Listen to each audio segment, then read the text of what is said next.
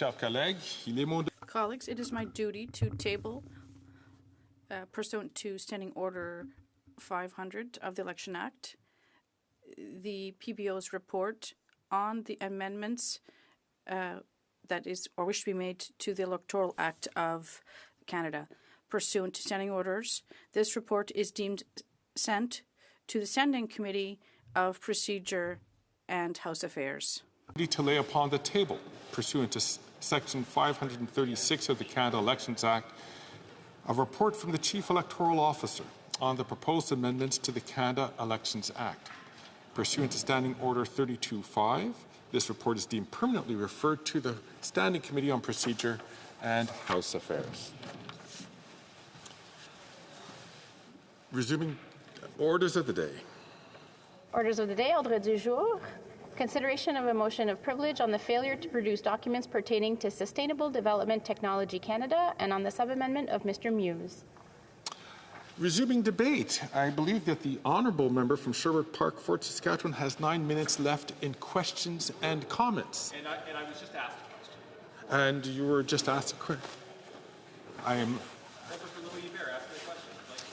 looking forward to the response from the member from Louis-Hébert. Well, thank you, Mr. Speaker. Right before we concluded on Friday, the member for Louis-Hébert asked me a question about the Conservatives' dollar-for-dollar rule, and it's a question I am very pleased to address because Conservatives believe we need to fix the budget, and that means that when a new spending commitment is made, we need to be able to identify where that money came from.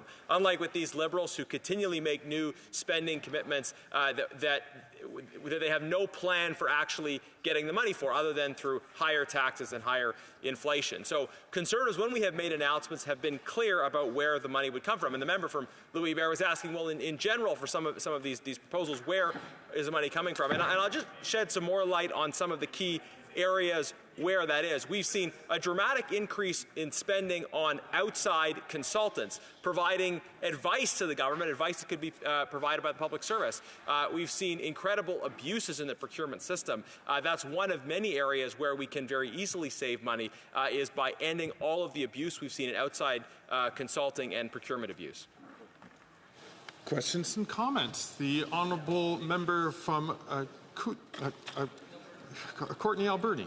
Well, Mr. Speaker, I'm really glad my colleague talked about outsourcing and highly paid consultants, something that the NDP has been deeply concerned about dating back to the Harper government, Mr. Speaker, where outsourcing doubled under the Harper government. It's actually quadrupled under the Liberal government.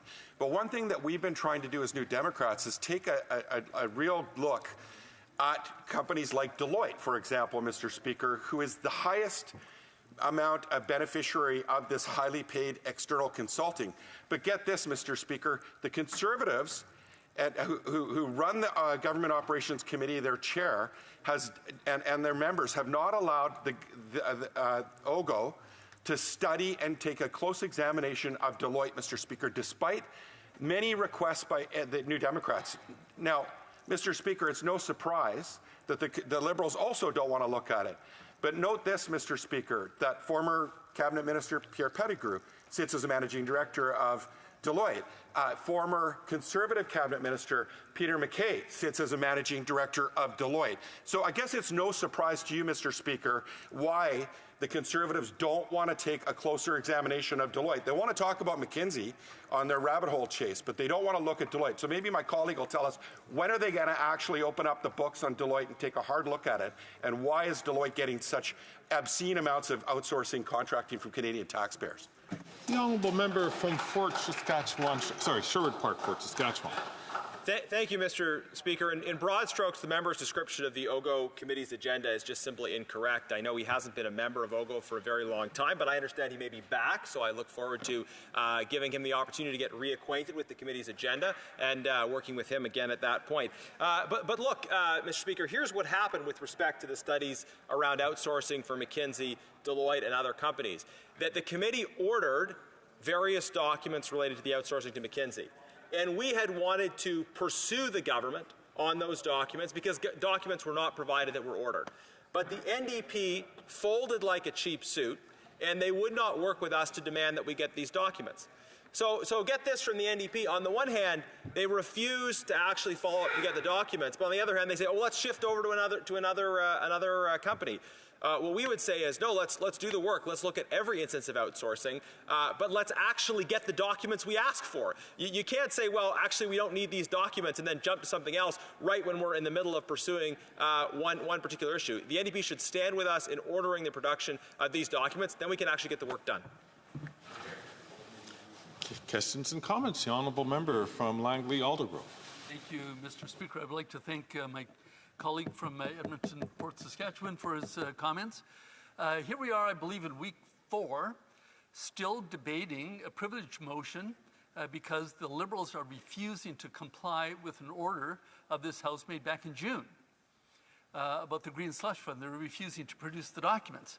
So my question to my colleague is, what are the opportunity costs here? What is being lost in this chamber when we could be debating important issues that are relevant to Canadians in this day and age about, for example, housing and our leader's recent announcement about cutting the GST on housing so that we can build more homes for Canadians. Thank you.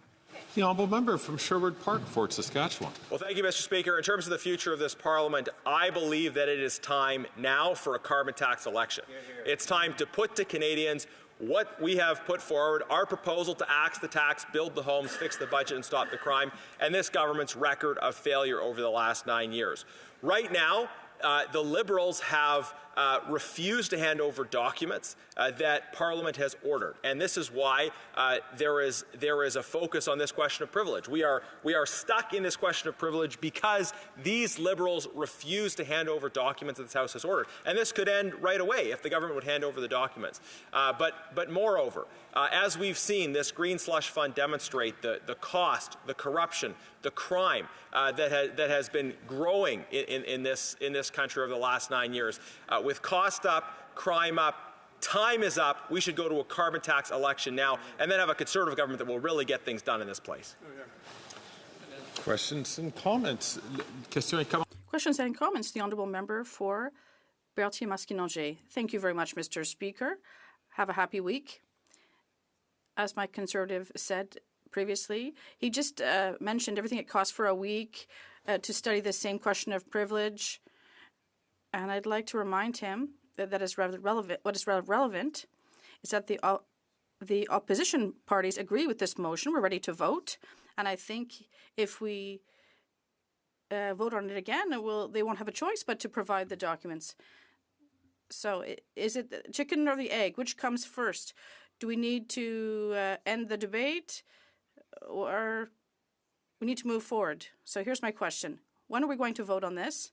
And if there's no answer on this, can you say how many speakers will be left on this so we can prepare ourselves mentally? The honourable member for Sherwood Park, Fort Saskatchewan. Let me seize on the idiom he used. He says, what's going to come first, the chicken or the egg, in terms of the study that's proposed at committee or getting these documents? What I would say is that you need the chicken to lay the egg. You need the documents first, and then you can do the study. If we send this to a committee without actually having the documents, the committee is severely limited in the work it can do. And look, it's an established principle that Parliament has a right to order the production of documents. We are prepared for this privilege question to end right away, today, in 5 minutes, if the government would hand over the documents. But for the committee to properly do its work, for the Public Accounts Committee and others who have been studying this issue, the government needs to be responsive and forthcoming in adhering to what Parliament has asked for. And of course, that means, in this case, documents that the law clerk can provide to the RCMP, and it also means allowing these committees to proceed with the work that they need to do. So it's very clear where we are right now. As soon as the government hands over these documents, we can proceed on to other business. It is the government that, by refusing to recognize the long, well-established privileges of Parliament, the principle of parliamentary sovereignty in our system of government, because this Liberal government has failed to recognize that principle. And by the way, Mr. Speaker, they failed to recognize it on a broad host of other cases as well. I think we can see how, starting with the Winnipeg Labs documents, and in many cases since, these Liberals have failed to show respect for this institution. A brief question from the honourable member from Winnipeg North.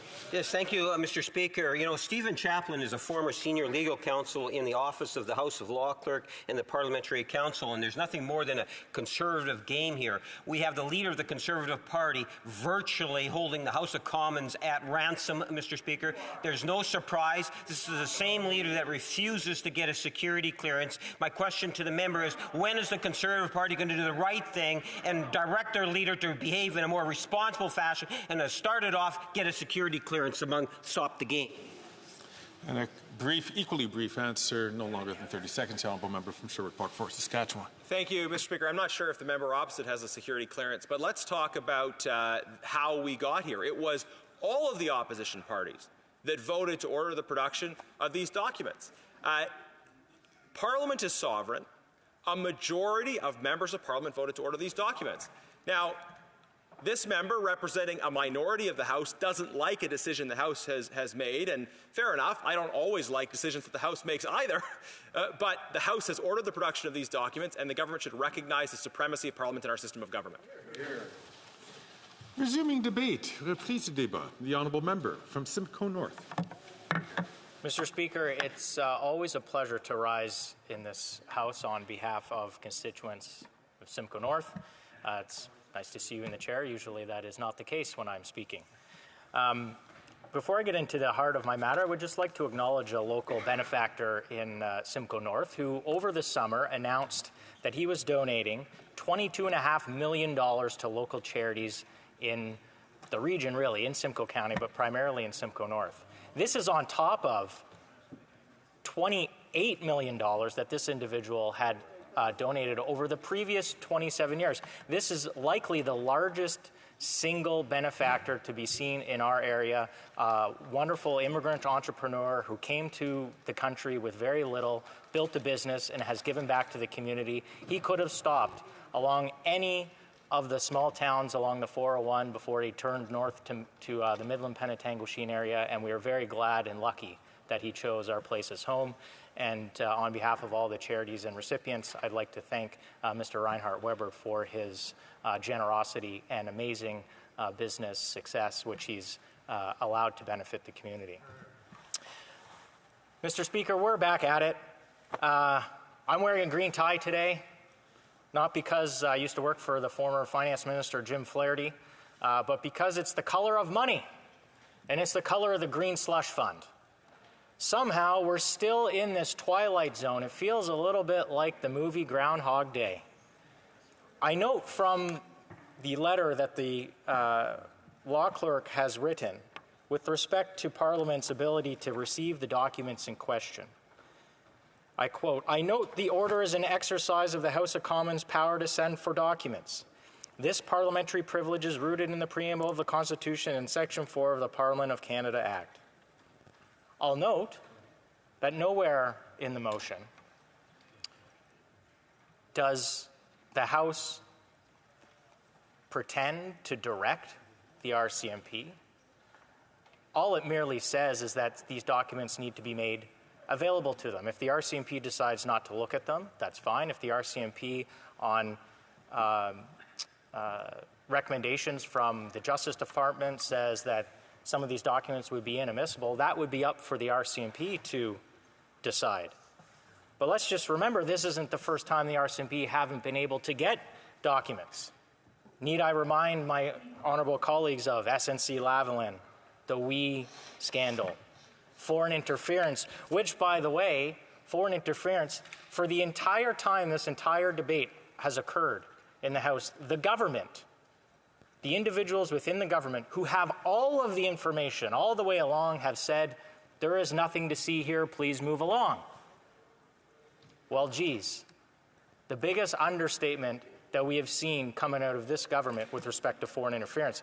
Lo and behold, explosive testimony at the public inquiry that this government didn't want to have.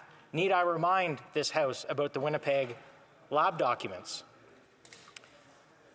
Mr. Speaker, this is a very serious matter. There are criminal code provisions related to breach of trust that ought to be explored by the RCMP. it's up to them to do so. But we want to make sure that they have the information under which to conduct an investigation if they choose to do so. But it raises a bigger question about the role of this House and the fact that the government, and members of the government in particular, seem to consider this chamber and Parliament and its committees a mere inconvenience. Go back to 2020 in the early days of the pandemic. What did this government try to do? Tried to introduce legislation to give itself unlimited taxing and spending powers without having Parliament sit for oversight. We have ministers who routinely ignore invitations to come to committee. They frustrated the WE scandal. In fact, they prorogued Parliament to avoid that scandal. They took your office to court, Mr. Speaker. All in the name of protecting charter rights. This is why they're apparently not giving the documents here. Well, what about the charter rights of the people who had their bank accounts frozen for what appears to be charges of public mischief? But here the government wants to protect the privacy rights of people who may have defrauded the Canadian taxpayer and the Canadian public of significant money. Now, let's go back to why. The Governor General has said there's $400 million from this fund that has been either or that has gone to ineligible recipients, including well over 100 specific instances of conflicts of interest. That alone should cause this entire place to stop until we figure out more, until we ensure that Canadian taxpayers will be taken care of. Now, I just saw last week one of the individuals who's at the heart of this scandal appear at Industry Committee. This individual said that she was under scrutiny because that she was a woman and from Quebec. At no point during the testimony did the words, "I'm sorry, I made a mistake, I should have been more clear or more precise about recusing myself from conflicts of interest." That is the definition of gaslighting, to try to shield yourself from scrutiny when you have been caught dead to rights by the Auditor General for misappropriating funds to companies in which this individual and other individuals on the board have a direct pecuniary financial interest. Now, I'm here, Mr. Speaker, as an individual, and I would like to think we can be collaborative. So I have an idea. I will work hard to convince my colleagues that maybe there's another way. Maybe there's another path to get back to the people's work. Of course, the government could produce the documents. But maybe there's another way. If the government recovers the $400 million, I will work hard to convince my colleagues that maybe we should move past this and get back to the people's work. But I don't think the government has shown any interest in recovering these funds. They were dragged kicking and screaming to do an internal investigation. When they had documents that showed specifically direct conflicts of interest, they waited until the Auditor General's report was done to ask some of these individuals to leave their posts. In fact, when it was known that there was problems with conflicts of interest with this particular fund, one of these individuals, one of these board members, was given a promotion. This person was promoted to the Infrastructure Bank of Canada board. I wonder if that individual had any personal connections to companies involved in the infrastructure space while they were there. It's a very relevant question to ask, but the fact that that person sat on that board for multiple months, even my understanding is I think it's even at a year after allegations surface of wrongful conduct, the government left this individual in that position. The government and other members in this House like to bring up scandals of the past. The one they like to bring up is Mike Duffy. And for the life of me, I don't understand why. The only scandal in Canadian history where the taxpayer was repaid. Like, really, $90,000 was repaid to the taxpayer for a wrongful conduct of a senator. And he was in the wrong. But the taxpayer was made whole. So how come this government isn't out trying to recover $400 million from people who shouldn't have gotten it?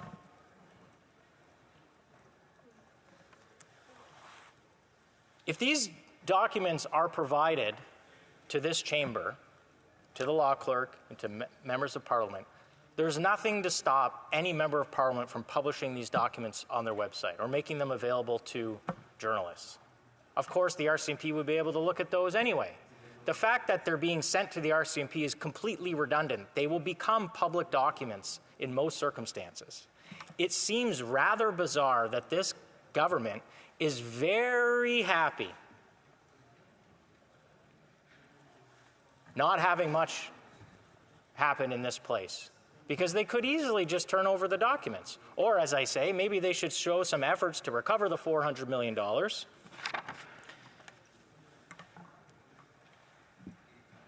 As I said before, there is nothing in this motion that directs the RCMP.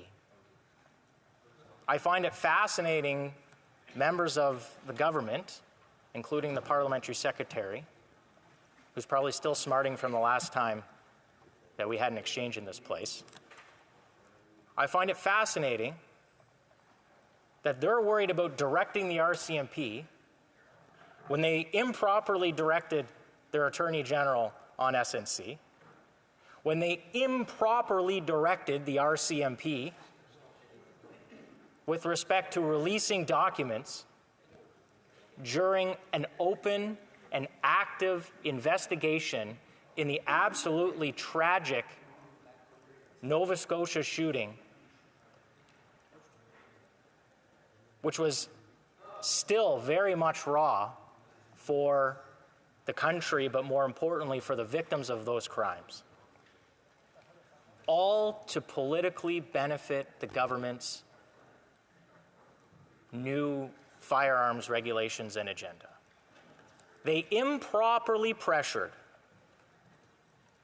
the commissioner of the RCMP to release details against protocols because it would help the government's agenda. I think if this government was really worried about directing the RCMP, they would read the motion, for one, and recognize that the words direct or encourage or anything close to that are not there. As I said before, if these documents are produced, the RCMP will be able to get them a multiple of avenues. The fact that they might be inadmissible at court has nothing to do with the motion. They think that they're protecting the charter rights. They think they're protecting the charter rights of people who may have committed crimes. Yeah. I love the comments from my honorable colleagues. Law and Order is a fantastic show. Even the new one that's filmed in Toronto, Mr. Speaker, maybe they should actually watch some of it to figure out how these investigations happen. But if the RCMP, if the RCMP has access to documents that might be inadmissible, they can at least put together a timeline of events. They can put together what has occurred. The fact that they're not interested in learning about the wrongdoings of board members they appointed tells you all you need to know, that when this government started appointing board members to this organization, their lobbyists and their friends, their eyes turned green as the color of my tie.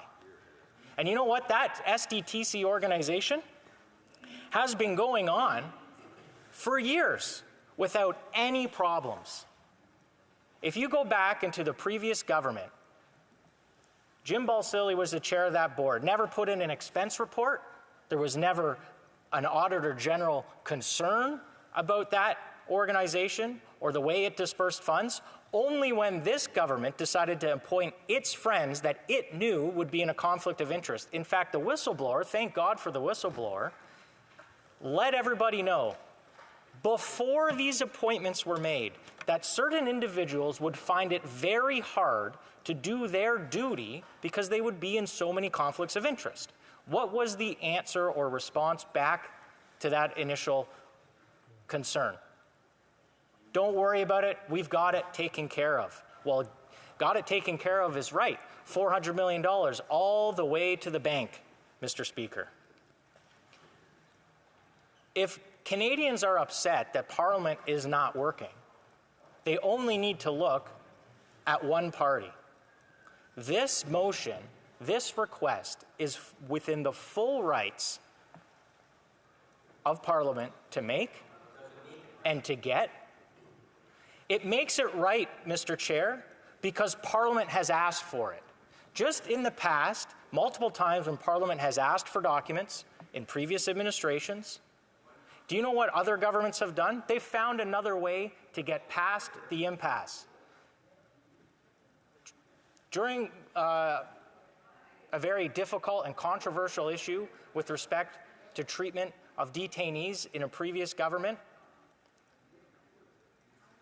the secret committee was struck in order to allow members of Parliament to see documents, sensitive documents related to national security. I do not see any creativity on that side of the House trying to find a path forward.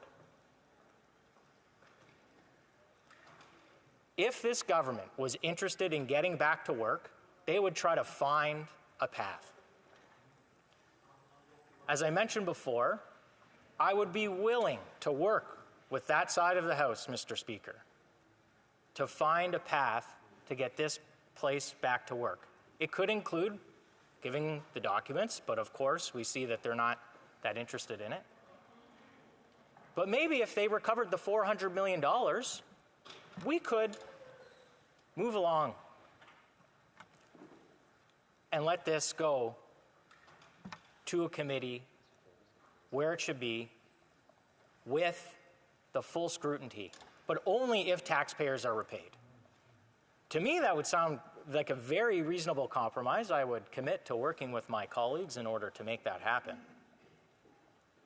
But at the very least, if they're unwilling or unable to even get a significant portion of those $400 million in funds returned, I think we might as well stay here for a very long time. I noted the question from my friend in the block to the previous speaker about how long might this go on. I think we should try to find a compromise, but it has to include either the release of the documents or a full accounting and repatriation of $400 million that should go back to the taxpayer. And the $400 million isn't a number that opposition party members have said was misappropriated or went to ineligible recipients. That's a number from the Auditor General. You can have no more credible source when looking at government spending than the Auditor General. By the way, Mr. Speaker, it wouldn't be the first time that this government does not accept the findings of the Auditor General. In a very rare case, the Auditor General produced a report on the CERB and wage subsidy audits that this government didn't even accept. It's like one of the first times in at least a decade where findings of the Auditor General were not accepted. But here, I don't hear that they're not accepting these findings. So it seems bizarre to me that they're not also trying to recover the $400 million for taxpayers. So I think, Mr. Chair, we've established Parliament has a right to these documents. Taxpayers have a right to be repaid. There needs to be transparency. And the RCMP, to the extent they wish to look at the documents, should be able to look at them. And the fact that the clerk might make them available to the RCMP or send them along, I don't think should concern anybody here, because once the documents are tabled, they're basically public anyway. So unless the government wants to come up with another way, I think we're going to be here for a little while. And you know what? I am fully confident that when we talk about the severity and the size of the grift in this circumstance, $400 million, it should bring this place to a halt. It should make a government think twice about how it's going to proceed. And the fact that multiple opposition parties support this motion should let everybody know that $400 million, this entire circumstance, is that important that this place is coming to a halt until we get the documents. So, Mr. Speaker, I'm pleased to answer any questions from my colleagues. Release the papers. I thank the honourable member from Simcoe North. Question et commentaires. Questions and comments. The honourable member from Kingston and the Islands. Thank you, Mr. Speaker. Thank you, Mr. Speaker. I found it interesting that the member encouraged this side of the House to watch Law and Order to understand law. I find it very alarming to come from somebody who studied and has a degree in law.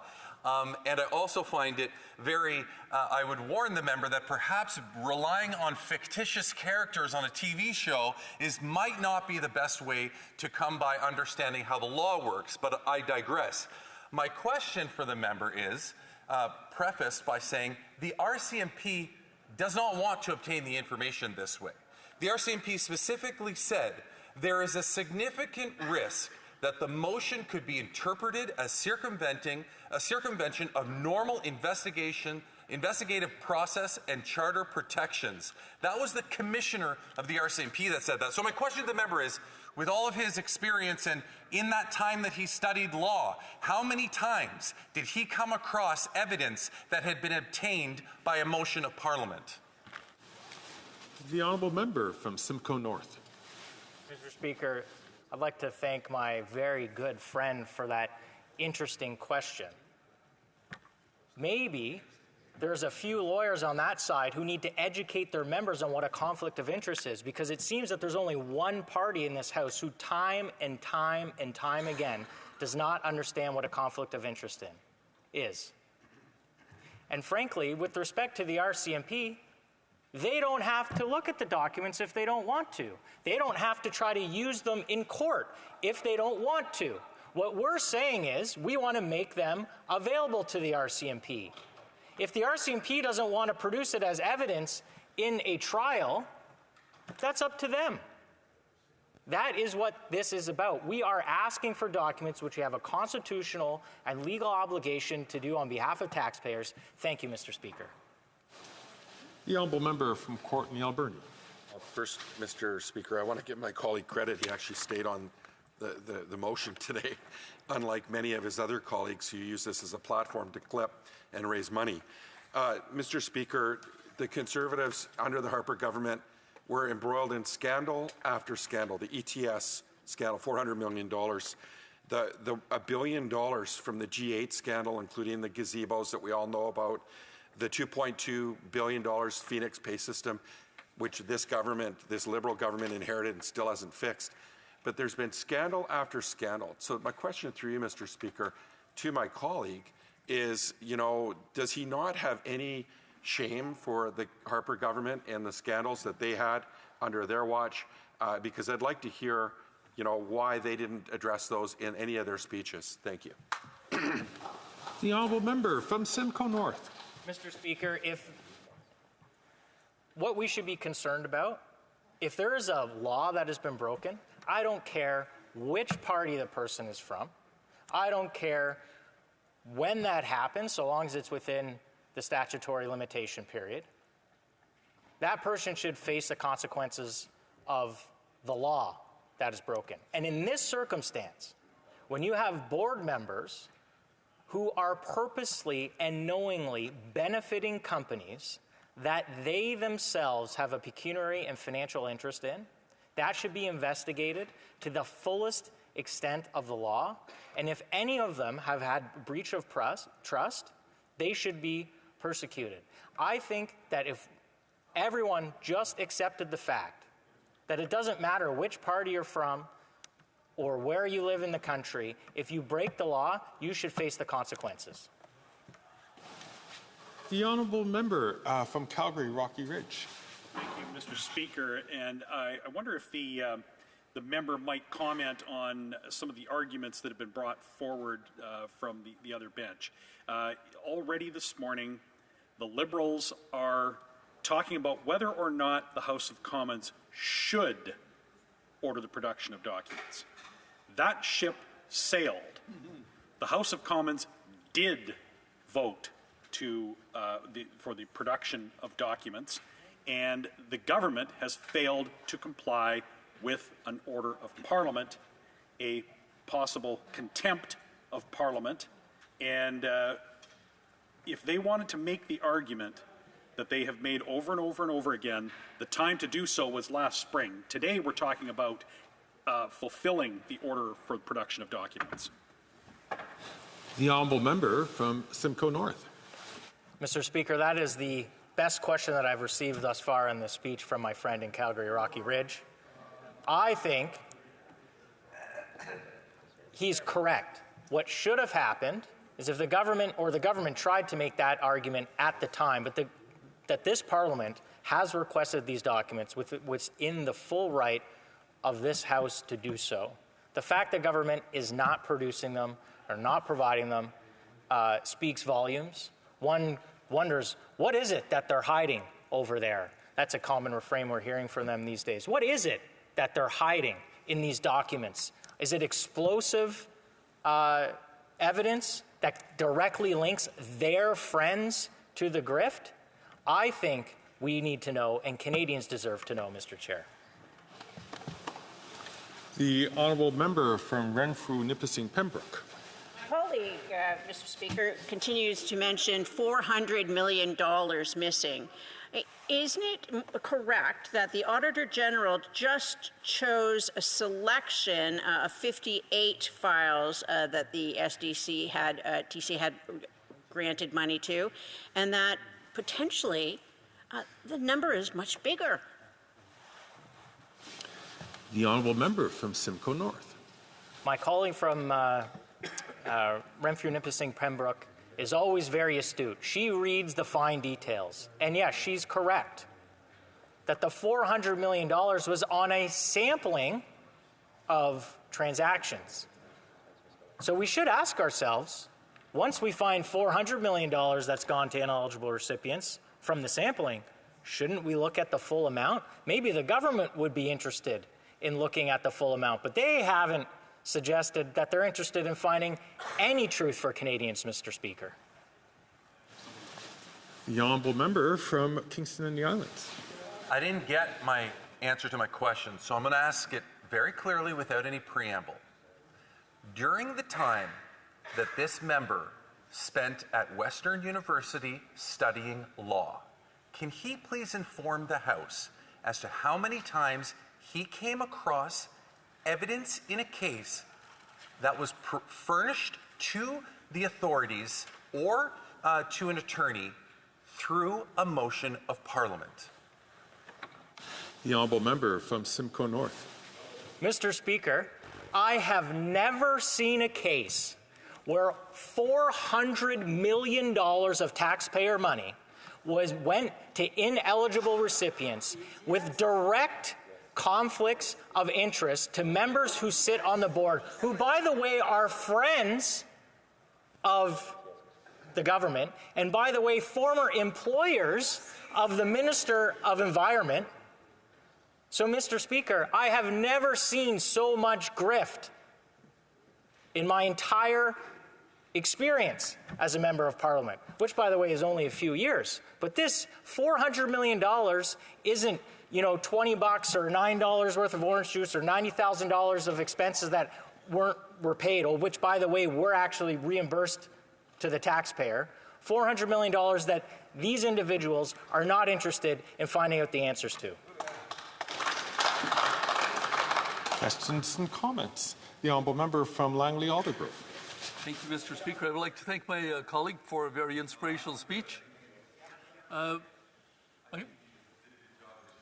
his comments... I'm going to stop the clock here for a second and just ask members on both sides, there was a time for questions and comments, and if we are fortunate, we might be able to get a question in, maybe another one, but please rise if you'd like to ask a question. The chair will recognize you as long as there is time to do so. The honourable member from Langley Aldergrove from 1 minute, please. Thank you.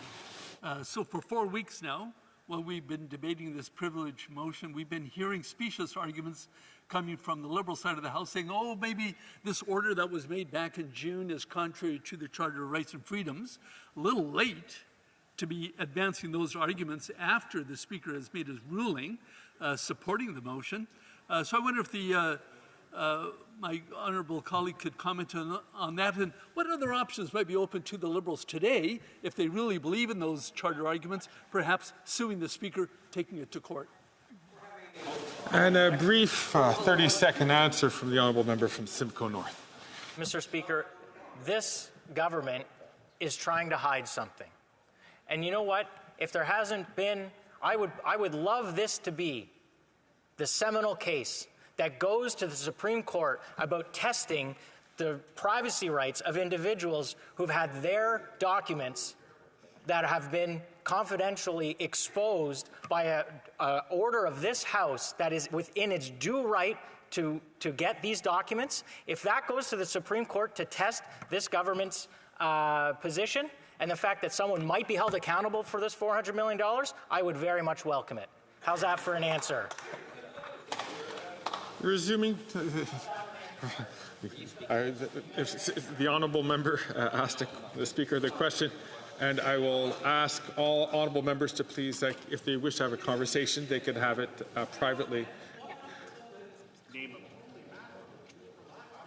The honourable member from Stormont Dundas, South Glengarry, now has the floor for resuming debate. The honourable member. Thank you, Mr. Speaker. I am proud to rise again in the House. It has now been over a month that the House of Commons has been paralysed. The government, the Liberals, are not able to advance a single piece of legislation in this House.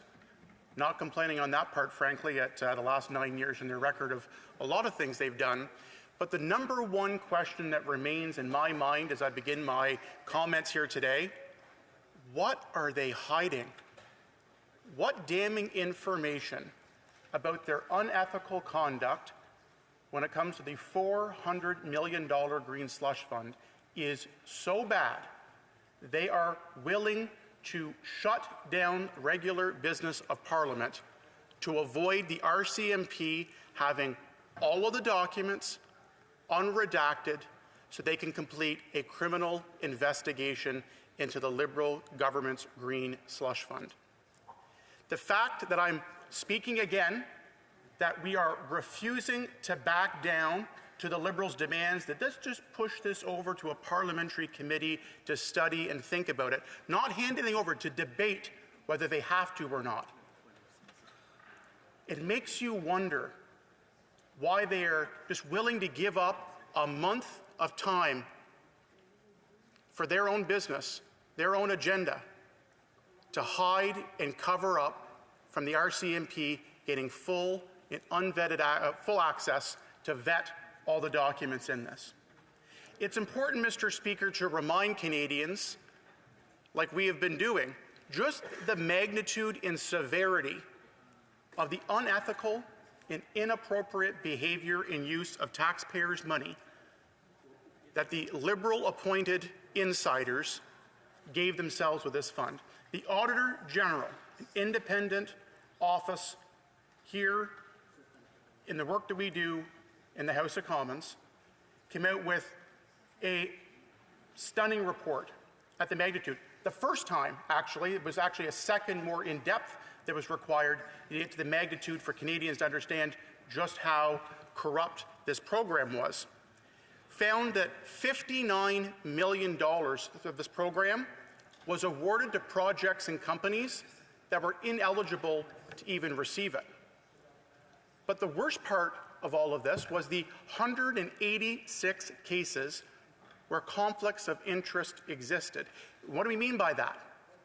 First of all, that comes to $330 million in funds, Mr. Speaker, that were awarded in cases where we had directors appointed by the Liberals on this Green Slush Fund Board that were approving either their own projects, they were not recusing themselves, they were giving themselves a project and another director project, another director, 186 times. And here's the thing. This is a problem of this Liberal government, propped up by the NDP, by the way, for several years since we've known about this behavior and corruption. This is a Liberal-induced problem. The program of SDTC's the acronym, has been a federal program that was actually created back in 2001 when Jean Chrétien was Prime Minister. The program operated under a Liberal government, under 9 years of a Conservative government, where the Auditor General found no such shoddy business and corruption. It was only in 2017 when they started to change over who the chair was and appointing their own members to the committee that these serious, serious problems in misuse of taxpayers' money started. The thing I find most insane, there's so many parts, I should say, that I find just asinine and insane when it comes to this issue and this scandal. But to be clear, the Liberals just brush this off and say, well, let's just take it to a committee and they'll think about it.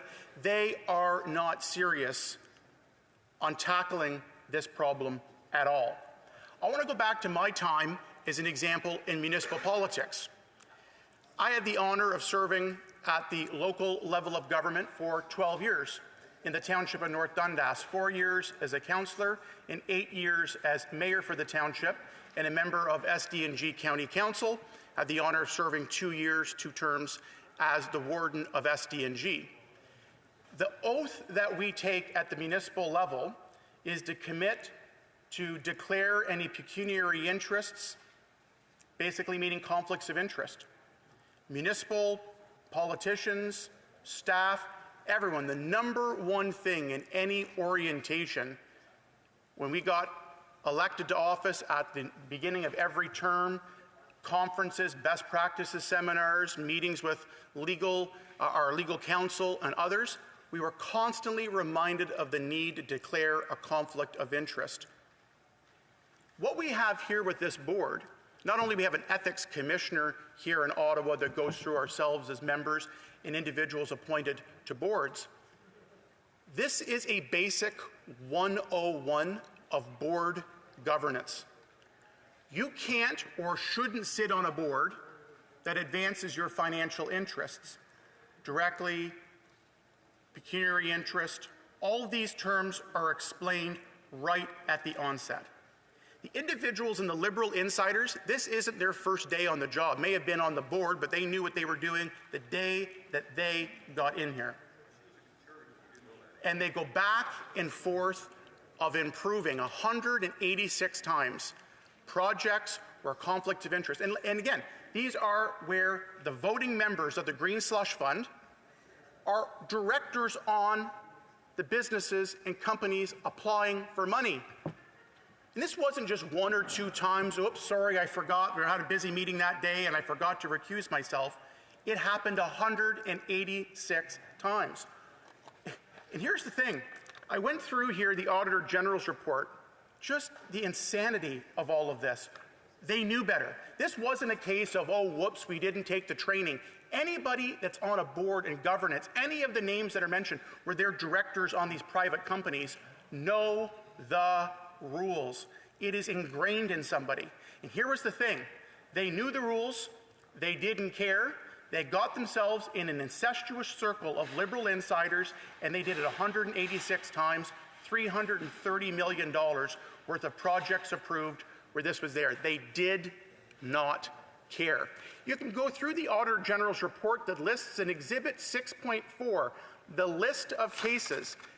There are on the page here multiple pages, and I had to shrink the font on this just to fit it all in on the few pages that I've got. Exhibit 6.4 goes through the 90 cases of conflict of interest. In this case, is part of it here, $76 million.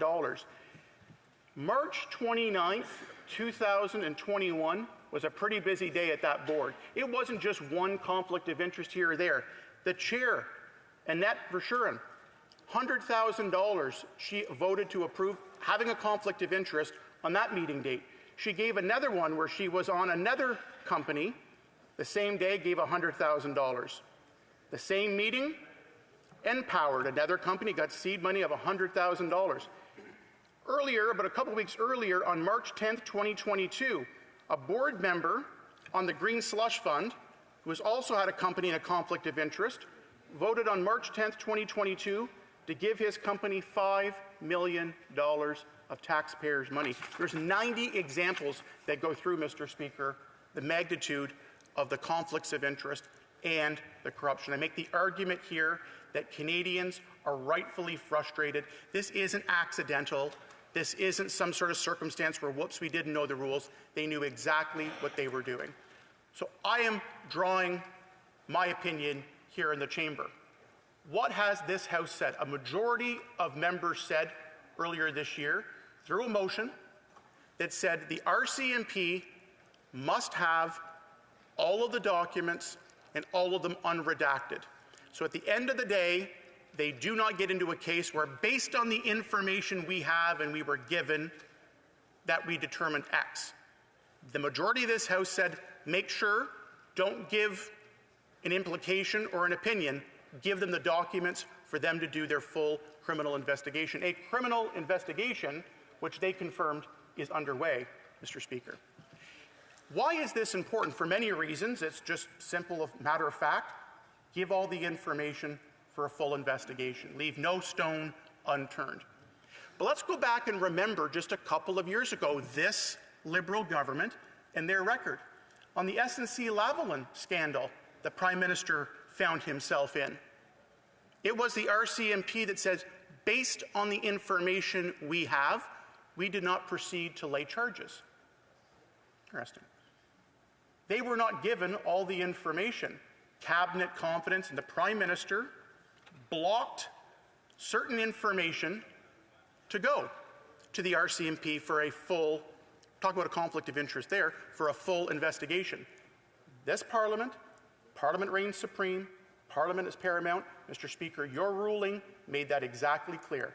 Parliament has the right to pass the motion and to have it enforced and have the government comply with it. And there should be no reason.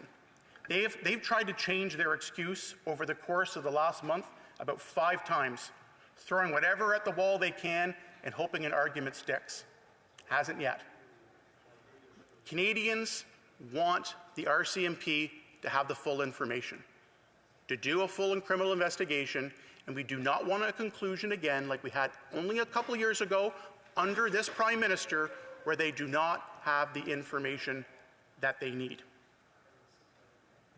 I think another part that's important here is actually talking about that past pattern of behavior, Mr. Speaker.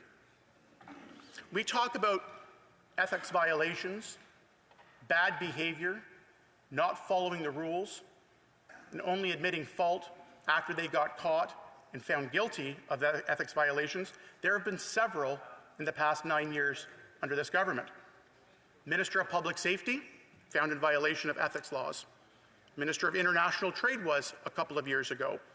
And it was just last week the Liberal-appointed CBC president was found guilty of breaking ethics laws and was fined just last week. And believe it or not, say it's not so. Who is the one that's leading the pack?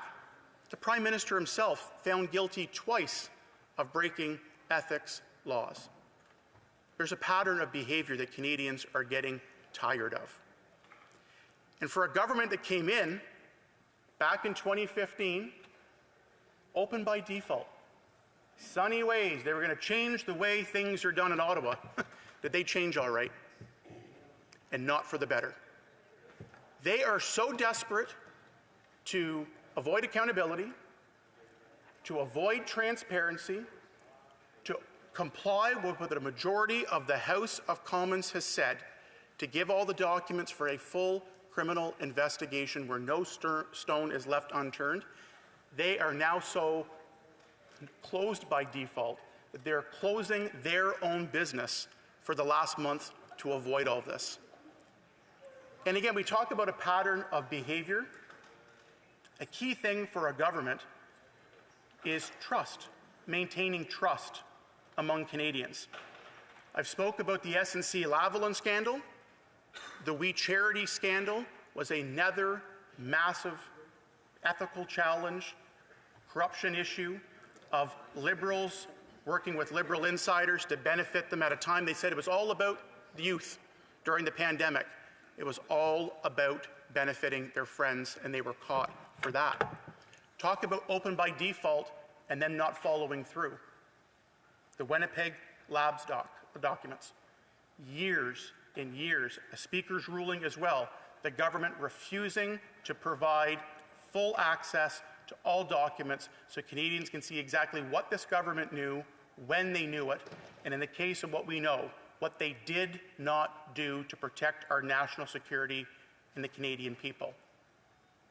Breaking trust, again, in a major way. And now we have, Mr. Speaker, last week we found out, as they advance to try to keep the NDP Liberal coalition alive, it is revealed now that the NDP were given special access to the Prime Minister's office and Privy Council office to change, or propose a bill to change Canada's elections laws. The bill is not about adding advance poll dates. It's not about closing loopholes and foreign interference, because gaps still exist. It was about moving back the election date, just by a week, which just happens to have many NDP and Liberal MPs that would lose out on their pension by a day, get their pension guaranteed because they know they're going to be defeated in the next election. It's on record, the NDP said this legislation was part of their deal to keep their coalition intact. And they wasn't going to keep them intact because Canadians want them to do that. The opposite. They're desperate to avoid Canadians having their say in a carbon tax election. But now we know why the deal was made. Not for advance polls, not for any of the other technical measures. It was to protect the pensions of soon-to-be defeated. I say that. And the member from Kingston and the Islands says, here's the interesting part, saying protecting my pension. That's right. I'm not here for my pension, Mr. Speaker. I'm here for Canadians. And here's what I'm going to say is, I don't want to back the election up by a week. I want to call the election now. So, ask all members. I'm sorry to interrupt the honourable member, but I'm going to ask the member from Kingston and the Island, please, to wait until we get to questions and comments in a few minutes, and we'll be more than able to ask a question of the honourable member. The honourable member from Stormont Dundas, South Glengarry. Intervention to bring some order in during my speech here. The interventions and the heckling does not bother. It reinforces just how tired and out of gas the Liberals are. They changed the date for the election to help me get my, absolutely ridiculous. They changed it to secure power and votes of the NDP to keep them in office and avoid having to go to an election. That is the fact, and they are sputtering trying to explain, and they're failing miserably at it. So those heckles don't discourage me. They reinforce the fact that they are desperately, desperately trying to change the channel from the numerous scandals that consume them. And I would be rattled too if I had to go to people in Kingston as a Liberal MP for the last 9 years and answer for the number of ethical violations that they have, of why they won't show $400 million corruption scandal and provide all the documents to the RCMP, and why they are so desperate that they'll work with the NDP to protect the pensions of soon-to-be defeated NDP and Liberal MPs. I'm very confident to go to the people of Stormont, Dundas, South Glengarry right now. I think what's disgusting is, again, the eroding trust. There's very little left after 9 years, and every week Canadians are growing sick and tired of the endless desperation of Liberal and NDP MPs. So I don't worry about anything else but having an election right now for Canadians to have their say, which they desperately, desperately want. And on the other side, they should be ashamed and embarrassed of what got exposed last week. They gave the NDP special secret access to meetings in advance of proposing a bill to change the election laws to keep themselves in power. They got caught, and they should be rightfully embarrassed and rattled about that. We go back at the end of the day, Mr. Speaker, this issue, again, the latest scandal of waste and mismanagement and corruption, happens because Liberals are terrible managers when it comes to the federal government.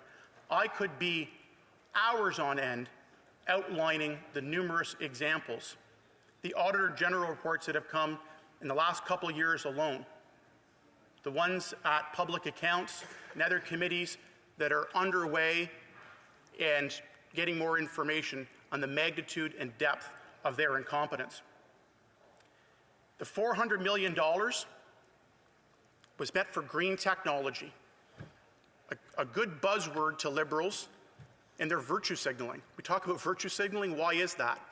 Because they say all the right things, they get A for announcements, but there is zero depth to the reality and their ability to deliver. The only thing they've delivered is 186 cases of conflict of interest totaling $330 million to Liberal insiders and giving $59 million to ineligible projects that didn't even meet it.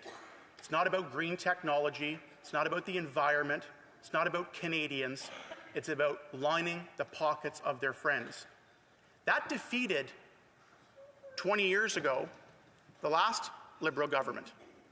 And it is going to be one of the many factors that defeats this one. They have doubled the amount in 9 years under this NDP Liberal government of going to $21 billion a year on consultants and outside contractors. We're seeing numerous cases, the Arrive Can $60 million, $400 million here, completely inappropriate use of taxpayers' money. And Mr. Speaker, as I wrap up my comments, I want Canadians to reflect on this. They've been made aware now, since whistleblowers came forward a couple of years ago, in this case, of the Green Slush Fund. If they took this issue seriously, they would not be shutting Parliament down for the last month to avoid accountability. They would not be dithering and delaying from just cooperating. And the money, if they're so serious about taxpayers' money and respecting it, how much money has been returned of the $400 million to date? $0. And that's why they have zero credibility left in this House. Thank you. Well done. Questions and comments? Question commentaire. The honourable member for St. John Rothsay. Mr. Speaker, good morning to my colleagues, and thank you to the member opposite for his input today. Mr. Speaker, I continue to be more and more frustrated. I come here week in and week out to do work on behalf of my beautiful riding of St. John Rothsay. We're not getting work done. None of us are getting work done. But I do want to hone in, Mr. Speaker, on the Leader of the Opposition. Everyone in this House and all Canadians, in fact, know that there's a need for leaders of the parties to get a security clearance. We all know that. We all recognize that. And in my riding and right across Canada, voices are getting louder and louder as to why the leader of the Conservative Party refuses to get his clearance. Does he have something to hide? And should the leader not come forth and be honest with Canadians as to why he's not getting a security clearance? Thank you. The honourable member for Stormont, Dundas, South Glengarry. I think the Liberals need to come clear. If the member's so interested in getting back to work and getting back to government business, provide all the documents as the House of Commons explicitly stated and as the Speaker said was appropriate and must be done. If he was so anxious to get back to work, maybe he could raise that at the next Liberal caucus meeting. I hear they've been pretty interesting the last couple of weeks. I think I have a point of order. The Honourable Parliamentary Secretary, Government House Leader. Yes, Mr. Speaker, I don't want the member to misrepresent what it is that the Speaker has actually indicated. The Speaker did not indicate it under the current motion that we are debating, that the production of order papers be provided, but rather that the issue go to the Standing Committee of House and Procedures and House Affairs. All right, I think we're just descending into debate here. I know the honourable member for Stormont, Dundas, South Glengarry is completing up his answer there. The House of Commons has the right to request those documents, as we did, and we have the right to have those. That is what the Speaker said. We're not interested in pushing this over for a committee to go somewhere and study it. They're trying to divert and distract from the issue. They should just provide the documents. To the matter at hand about on security clearance, the Leader of the Opposition has been very clear. Release the names for all Canadians to see and have the information. That's the way, that's what we deserve. The Prime Minister and the Liberal government found many ways, as with the inquiry that's going on. They have been evading transparency. Release the names for all Canadians to see. That's the simple answer. That's questions and comments. Question commentaire. The honourable member, I want to make sure I get it. I don't know why. North Island Powell River. Well, thank you, Mr. Speaker, and I know you often flip it around and make it Powell River and North Island, so I appreciate your consideration. So I thank the member for his interesting intervention in this House. And I know that as we are here doing the work of this place, we know that outside of this place, important things are happening in Canada. And I just want to say that it grieves my heart deeply to hear that Senator Murray Sinclair passed away today, 73 years of life that he committed to making sure that voices of residential school survivors were heard. As the granddaughter of a residential school survivor and as the spouse of a residential school survivor, I'm incredibly grateful to Senator Sinclair for his tremendous leadership and work, and I'm wondering if this member has any thoughts that he'd like to share with the family of Senator Sinclair on this very hard day. Honourable member for Stormont Dundas, South Glengarry. I appreciate my colleague for raising that today. I did hear just probably about an hour ago of the news of Murray Sinclair's passing, a wonderful Canadian, person who served in a gentleman who served in the Senate for a couple of years and has played instrumental roles in the efforts of our country when it comes to reconciliation, of advancing the awareness of the challenges facing Indigenous Canadians in this country. He was a calm, cool, and collected voice for millions of people, widely respected and rightfully so. I would echo what she has said in offering my condolences to his family during this difficult time, and may they take some comfort during a difficult time in knowing that he was an exceptional Canadian, one that made us proud and made a difference in this country. Questions and comments. The honourable member for Lanark, Frontenac, Kingston. Thank you, Mr. Speaker. Thank you for your consistency in getting my riding name right time after time after time. It's truly an impressive feat, and I appreciate it. I wanted to ask a question. There was a sort of a drive-by smear comment from the member for Kingston and the Islands a bit earlier in his questions and comments. So he essentially asserted the government is passing this legislation in order to protect people like my honourable colleague here. I just happen to note that in the last election, in the riding of Stormont Dundas Glengarry, the Conservative candidate, our colleague, won with 54% of the vote, the Liberals in second place at only 24%. So the obvious question is, does my colleague think there is any possibility under any circumstances that he would be facing a loss in the next election? And given that this is all about protecting those MPs who are in danger of losing their seats, in which caucuses do those MPs who are in danger of losing their seats, have almost 6 years, where do they live? Where do they sit? Good question. The honourable member for Stormont Dundas, South Glengarry. Well, we learned last week in the House and Procedural Affairs Committee that the NDP were given special secret briefings by the Prime Minister's office and Privy Council office, and they have said, in fact, for months now, this amendment, this bill C-65, was an important part about the changes to the Election Act. The reason why it was important was, to the member's point, of NDP and Liberal MPs, there are dozens that stand to lose their the election next year, whenever it may be called, or if it's called right now, and they're refusing to do that. It's a pension protection bill to secure the votes of the NDP for longer. I'm very confident, as I have been in 2019 and 2021, to have a pulse of what the good people of Stormont, Dundas, and South Glengarry think. I am looking forward to being on the ballot and asking for their support again.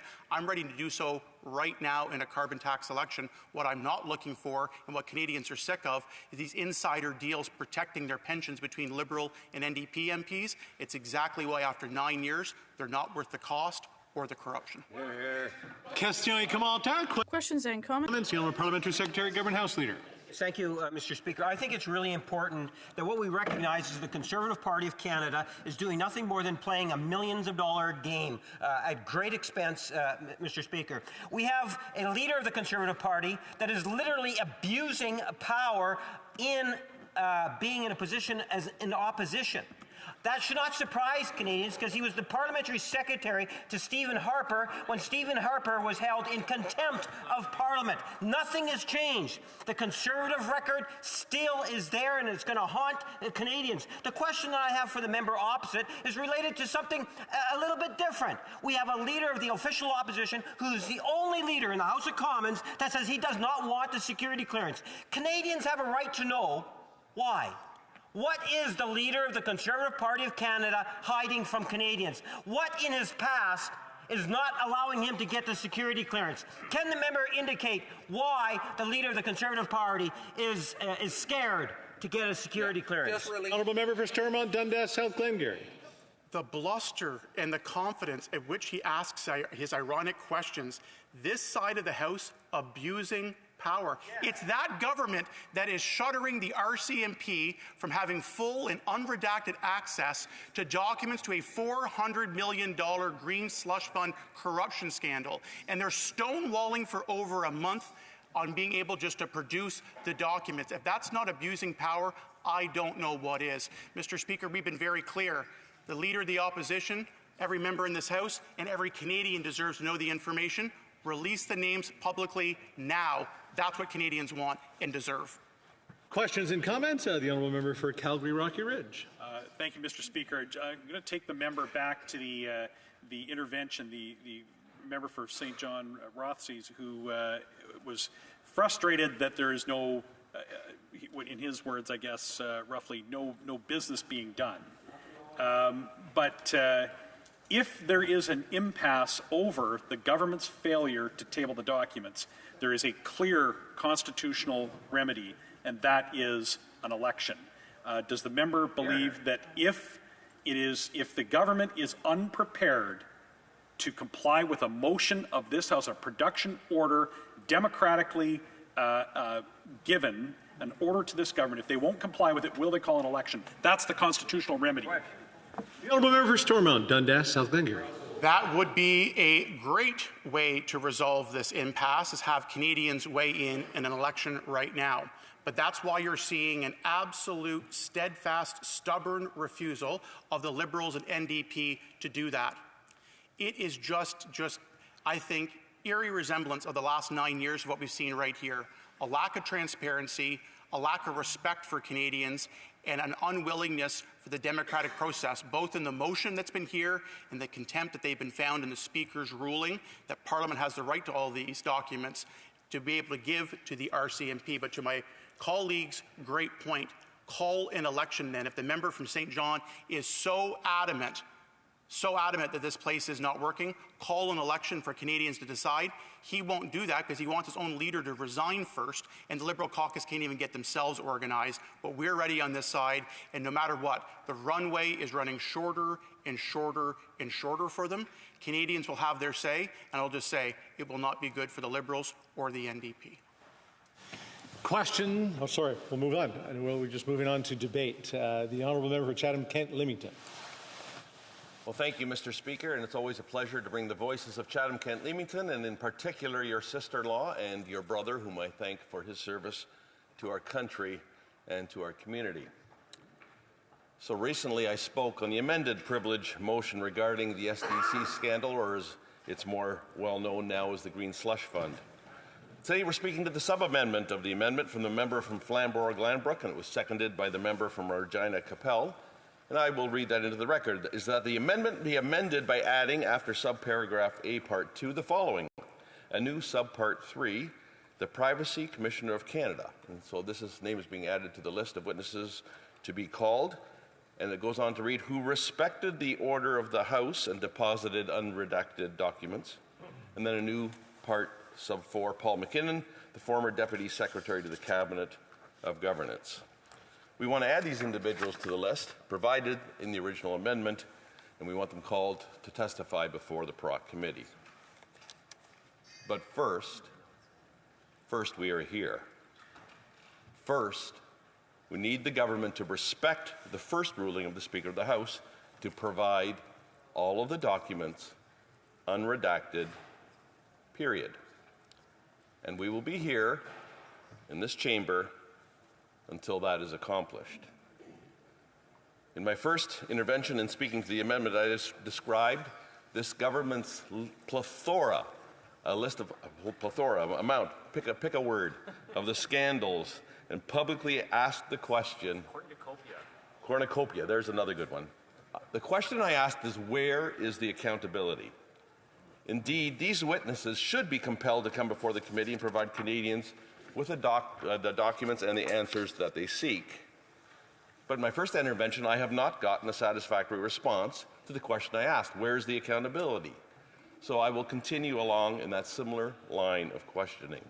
In the case of the Green Slush Fund, $400 million was paid out to Liberal insiders through, and this is the bigger mind-boggling number to me, through 186 cases of conflict of interest, and that came through a sampling by the Auditor General. So, I wonder how many families, Canadian families, could be fed on $400 million. It's hard to wrap one's head around a number so big and around so much corruption. According to another member's intervention in this place, $400 million is the equivalent to the annual tax filings of 22,000 Canadian families, all to go to fund Liberal insider corruption. According to a recent RBC study, the average Canadian family of four now spends $1,227 a month on food, or it's just under $15,000 a year. So the math would suggest that $400 million would feed over 27,000 families per year, or 108,843 families. Canadians, sorry. But now, please, Mr. Speaker, don't misunderstand me. The role of government is to create the fiscal and societal climate where powerful paychecks allow Canadians to feed themselves. It shouldn't have to be the role of government to directly feed Canadians. But you get my point. What I'm trying to do is make the numbers, these big numbers that it's so hard for many of us to wrap our heads around, make them relatable to exactly the size of the issue we're dealing with. The amount of the gross misuse of taxpayer money. And that is simply not acceptable, Mr. Speaker. And so I ask, where is the accountability? In speaking for 20 minutes 2 weeks ago, I didn't have enough time to go through the full list of scandals, corruptions, and conflict of interest. So I'll continue in that vein today. I did comment last time upon the Prime Minister's removal of the only Indigenous woman ever to serve as the Justice Minister and Attorney General for Canada, Jody Wilson-Raybould. She was removed because she wouldn't be pressured by him to thwart the rule of law in Canada to help the PM's friends at SNC-Lavalin. Minister Raybould lost her job because she stood up for what her oath of office required her to do. She was accountable, which is the principle that everyone is subject to the law, regardless of their relationship with the Prime Minister of Canada. I also spoke about one of several Bill Morneau scandals, including Bill C-27. When the bill was tabled in the House of Commons, the value of Morneau-Chappelle shares increased dramatically. Coincidentally, Minister Morneau held $21 million worth of shares. I did also mention the David Lametti scandal, yet another case of Liberal disregard for the rule of law in Canada. The former Attorney General cancelled the verdict of first-degree murder against Jacques Delisle, a former judge, even though all the legal experts were against this decision. And who can forget the Minister of Public Works, whose husband sat on Life Labs board as a director, while the company was awarded COVID testing contracts totaling $68.2 million. Mr. Speaker, what's the value of that in today's groceries? Well, it could feed 18,470 plus people. Again, I ask, where is the accountability? I mentioned Scott Bryson's attempt to benefit he and his husband's ties to Irving Shipyard by trying to block a shipyard contract in favor of Irving away from Davie. In the process, the Liberals and Mr. Bryson tried to frame multi-decorated Vice Admiral Mark Norman and charge him with breach of trust. He was exonerated of all those charges, but not before his military career was destroyed. The whole sordid affair, sir, was unconscionable. Where is the accountability, Mr. Speaker? Former Minister Navdeep Bains was also mentioned in my previous speech. with his telecom windfall. As Minister of Innovation, Science and Industry, he pledged the Liberal government support and that they would demand that the big three telecoms, Bell, Rogers, and TELUS, would lower their prices by 25%. Now, Mr. Baines sits as the Chief Corporate Affairs Officer at Rogers, receiving a multi-six-figure salary.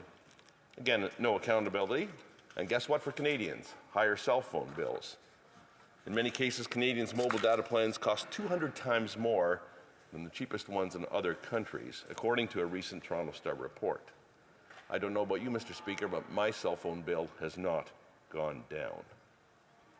And of course, no scandal chronicle would be complete without mention of the We Charity scandal and the Trudeau family bonanza paydays totaling $482,000. So doing the math, that amount would buy 128 Canadians groceries for a year.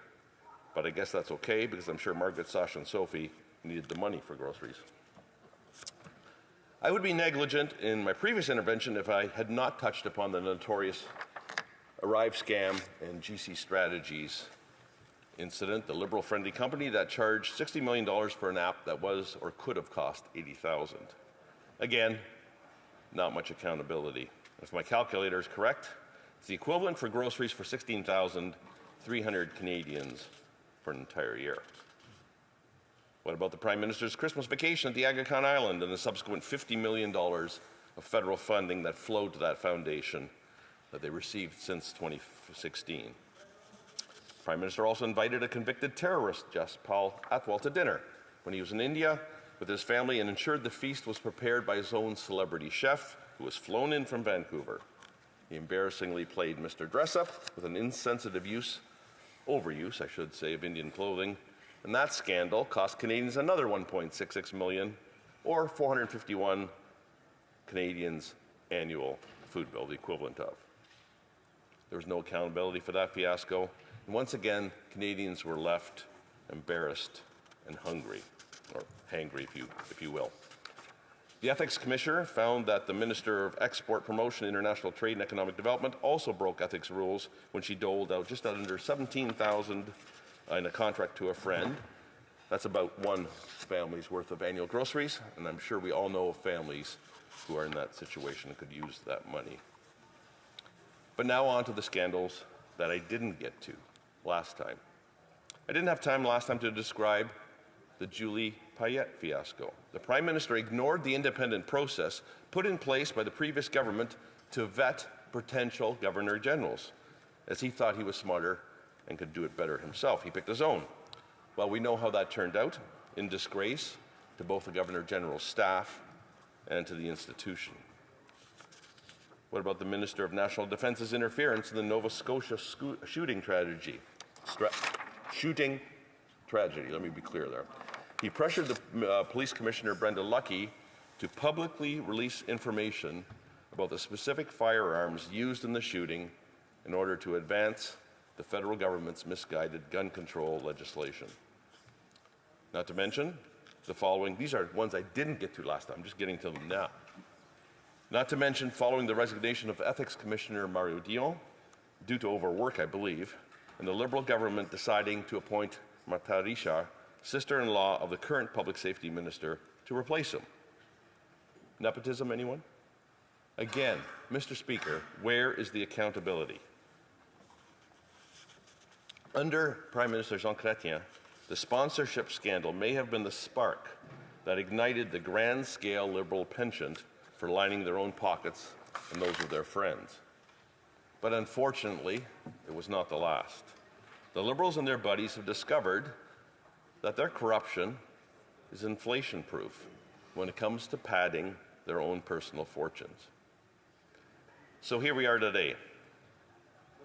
And after the documents for the SDC scandal for the Green Slush Fund are finally handed over, we will raise concerns over the member from Edmonton Centre's company receiving over $120 million in government grants and contracts, including when he was minister.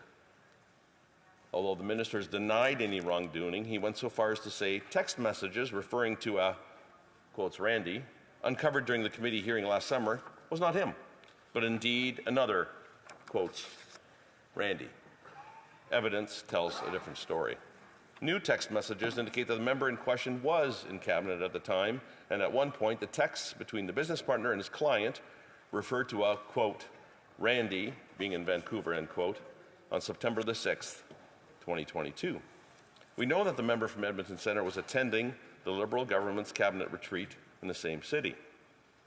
Furthermore, Global News reported that the minister's former business partner was texting a, quote, Randy, about deals involving a $500,000 payment. Subsequently, that same business partner admitted that he had lied to Global News about the identity of the, quotes, other Randy, confirming that it was indeed the member from Edmonton Centre that he referred to in those now infamous text messages. But the minister had the audacity to testify that the, quotes, Randy, referenced in those texts is not him, but another Randy, who has just happened to work at the company he had a 50% ownership stake in. At the committee hearing, his business partner did come clean and testified that, indeed, there's only one Randy who ever worked at the company that he was, and it was the minister himself. I guess he thought better than to stand by his original statement when he learned that Section 132 of the Criminal Code of Canada states that, quote, everyone who commits perjury is guilty of an indictable offense and liable to imprisonment for a term not exceeding 14 years, end quote. So where is going to be the accountability for the Minister of Employment, Workforce Development, and Official Languages? Where's the ministerial accountability? Where's ministerial integrity? Who can forget the Frank Baylis scandal? Frank Baylis left politics after only one term as an MP and was part of a consortium of companies that received $237 million to provide 10,000 ventilators in the spring of 2020. It sounds eerily similar to the situation of Navdeep Bains. When will Canadians find accountability restored again in their government? I will tell you, Mr. Speaker, it's when they elect a common sense Conservative government. That's when. And now, Mr. Speaker, questions are arising about whether taxpayers are going to be funding one of the companies that Mark Carney works for, days after he was announced as an advisor to the Prime Minister. As a former governor of the Bank of Canada and the Bank of England, on paper, he seems to be the perfect fit as a financial advisor to the PM. But unfortunately, it appears that he is cut from the same cloth when it comes to financial ethics or lack thereof. What should come as no surprise, a potential conflict of interest comes in for Mr. Carney and his company, Brookfield, that could involve billions of taxpayer dollars. Mr. Speaker, I'm moving on. I'm moving on from millions of dollars now, and now I'm going to talk about billions of taxpayer dollars. The Globe and Mail reported that the proposal floating around Bay Street and the halls of Parliament would see that Brookfield Asset Management create a $50 billion investment vehicle with $10 billion of that paid for by Canadian taxpayers. And you guessed it, Mr. Speaker, Mark Carney is the chair of the board for Brookfield, and he holds the title Head of Transition Investing at Brookfield. So, how much is $10 billion? How do we wrap our heads around understanding how much $10 billion? Well, it's the equivalent of 689,163 Canadian families' groceries for a year. And even that's a number too big that I can't fully fathom how that would impact Canadians if this were to come about. It is simply unacceptable that Carbon Tax Carney has been given the power by the PM to offer him advice on a company that he holds $1 million in stock options. Why is there no conflict of interest screen being applied? If the Prime Minister were to grant Brookfield's request, does that not beg the question, how much money would Mark Carney stand to personally profit? The Financial Post reported that Brookfield immediately began lobbying the government for this money after the Deputy Prime Minister created a task force in last spring's budget to redirect Canadian pension fund investments. This was, of course, led by former Governor of Bank of Canada, Stephen Poloz. What we don't know is, did Mark Carney personally put efforts into pushing this through, as he refused to register as a lobbyist? The Prime Minister protected carbon tax Carney by appointing him to a position where he does not have to declare his conflicts of interest. And every day, more and new questions emerge. As mentioned last September, Carney's close friend, who serves as the CEO of Telesat, received $2.1 billion in taxpayer loans, this is Daniel Goldberg, to build a broadband network that other firms could have delivered at a fraction of the cost to taxpayers. But despite Carney's glaring conflict of interest, both the NDP and Liberals decided to protect him from answering questions at the House of Commons committee. I asked my colleagues down the way here, why have the NDP sold their souls to their Liberal partners and then ripped up the deal, and now are saying we'll sell them on a case-by-case basis? Caught protecting their own again? I don't know, Mr. Speaker. Why can we not have transparency? The injustice never ends. The only way it will end is after the next election, when Canadians take back their paychecks from this corrupt government. So to summarize, Mr. Speaker, I've spoken to about 17 scandals that shows that the Prime Minister of Canada views this government and the government's treasury as his own personal slush fund and that of his cabinet and their close friends, all to be used to improve their personal fortunes. The lack of accountability starts with this Prime Minister, and this disease of corruption seems to pervade this cabinet. The member from Edmonton Centre followed the lead of this Prime Minister and his colleagues by stepping up to gorge himself at the illicit Liberal banquet table.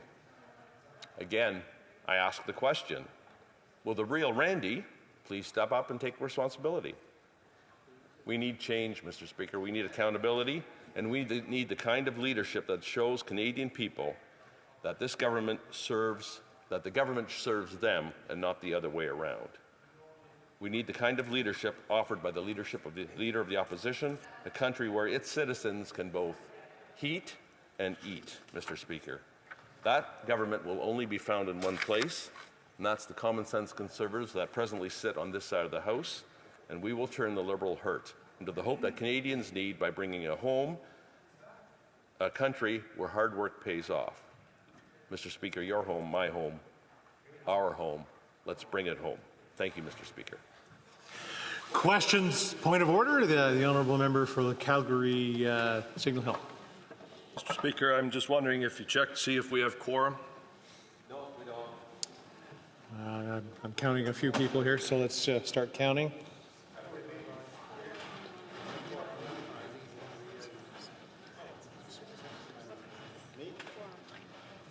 Online. Okay.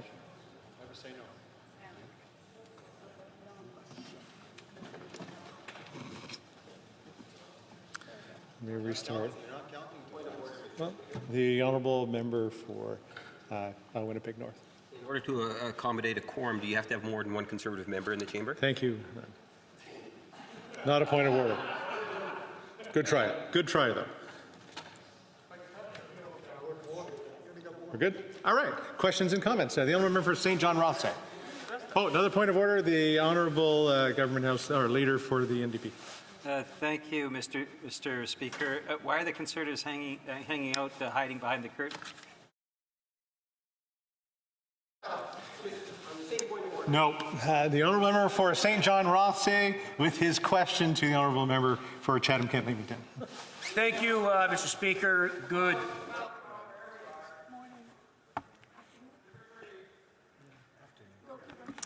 Thank you, Mr. Speaker. Good afternoon to my colleagues. Thank you to the member opposite.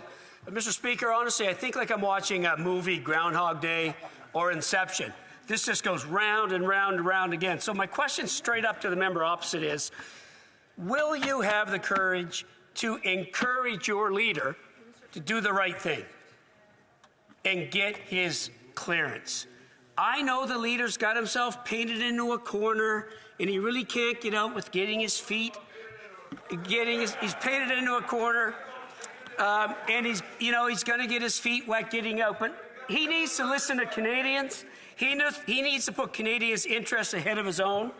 So my question straight up is, will the member opposite encourage his leader, the leader of the Conservative Party, to do the right thing and get his clearance and put this issue to bed once and for all? Thank you. Just a reminder to my friend that lives in the St. John Ross, which is right next door to West Nova, that to run it through the chair and not directly to the honourable member. The honourable member for Chatham-Kent-Leamington. Well, thank you, Mr. Speaker. And I actually just checked through my notes and I don't recall speaking about foreign interference. I thought I was talking about the generalized corruption that sits in this, but I don't actually mind addressing the question. Will I take on some responsibility here? Absolutely, sir. I am going to help and work very hard that the Leader of Opposition becomes the Prime Minister of Canada, where he will receive these briefings without any clearance at all. Absolutely. And if anyone thinks that the Leader of the Opposition has anything to hide, listen to his words. Release the names. That's what we're asking for. Release the names. Nothing to hide here, folks. And comments? The Honourable Member New Westminster Burnaby. Thank you very much, Mr. Speaker. The Conservatives have a proud record of hiding all of these facts. I mean, the NDP, of course, supports the motion. We wanted to get to the bottom of the SNC Lavalin scandal, the bottom of the We Charity scandal, and the bottom of this scandal. Conservatives didn't share that. In fact, during the Harper regime, Mr. Speaker, as you'll recall, the Harper government and Harper Conservatives systematically blocked every single parliamentary inquiry into misspending. And these were massive amounts, Mr. Speaker, $400 million in the ETS scandal, over $1 billion for the G8 scandal. My colleague from Courtney Alberni mentioned the $2.2 billion in the Phoenix Pay scandal. There's also the anti-terrorism funding that had no paper trail, over $3 billion. Massive amounts. Conservatives tried to shut down and succeeded with a majority government in shutting down any parliamentary inquiry into any of these massive misspending and corruption scandals under the Conservatives. Will the Conservatives now admit that they were wrong to do that? And will they apologize to Canadians for their massive misspending under the Harper regime? Hear, hear. The Honourable Member for Chatham-Kent-Leamington. Well, I want to thank my member down the way for the question. I wasn't here, actually. I'm part of the proud cohort of the 2019, and I'll head off a question from across the way that I don't need any help in the other legislation that's being debated and has come up in earlier interventions. I do look forward to having an election now. But more to the question that was asked, let's put that accountability back to the Canadian people. Anyone that has breached any ethics, corruption, conflict of interest should be held accountable. Period. End of story. I don't care where they come from in this House. End of story. Questions and comments? The Honourable Member for Yorkton Melville. Thank you so much, Mr. Speaker. And I really appreciated what my colleague had to say today. And he did express concerns about a number of different scenarios where this government has behaved as they are now with this Green Slush Fund. I wondered if he had anything he'd like to say to young Canadians who are struggling to make ends meet, going to school or trying to buy a home, all of these challenges that they're facing, and yet they are very concerned about our environment, and the Minister of the Environment is actually implicated in all of this, and here he is saying that he's the king of, the whole environmental scenario, and yet he's seeing Canadian tax dollars that could be used to help these young Canadians abused when they should be going to green opportunities that these young people want to see it spent on. The Honourable Member for Chatham-Kent-Leamington. I want to thank my colleague from Saskatchewan for an excellent question. It's actually why I tried to relate some of the terms in my intervention to what so many Canadians are struggling with, be it young or other, to what's the equivalent of the value of the money that's being corrupted away in the form of groceries. But absolutely, responsibility, especially responsibility to fiscal management of the taxpayer resources, needs to come back to this House.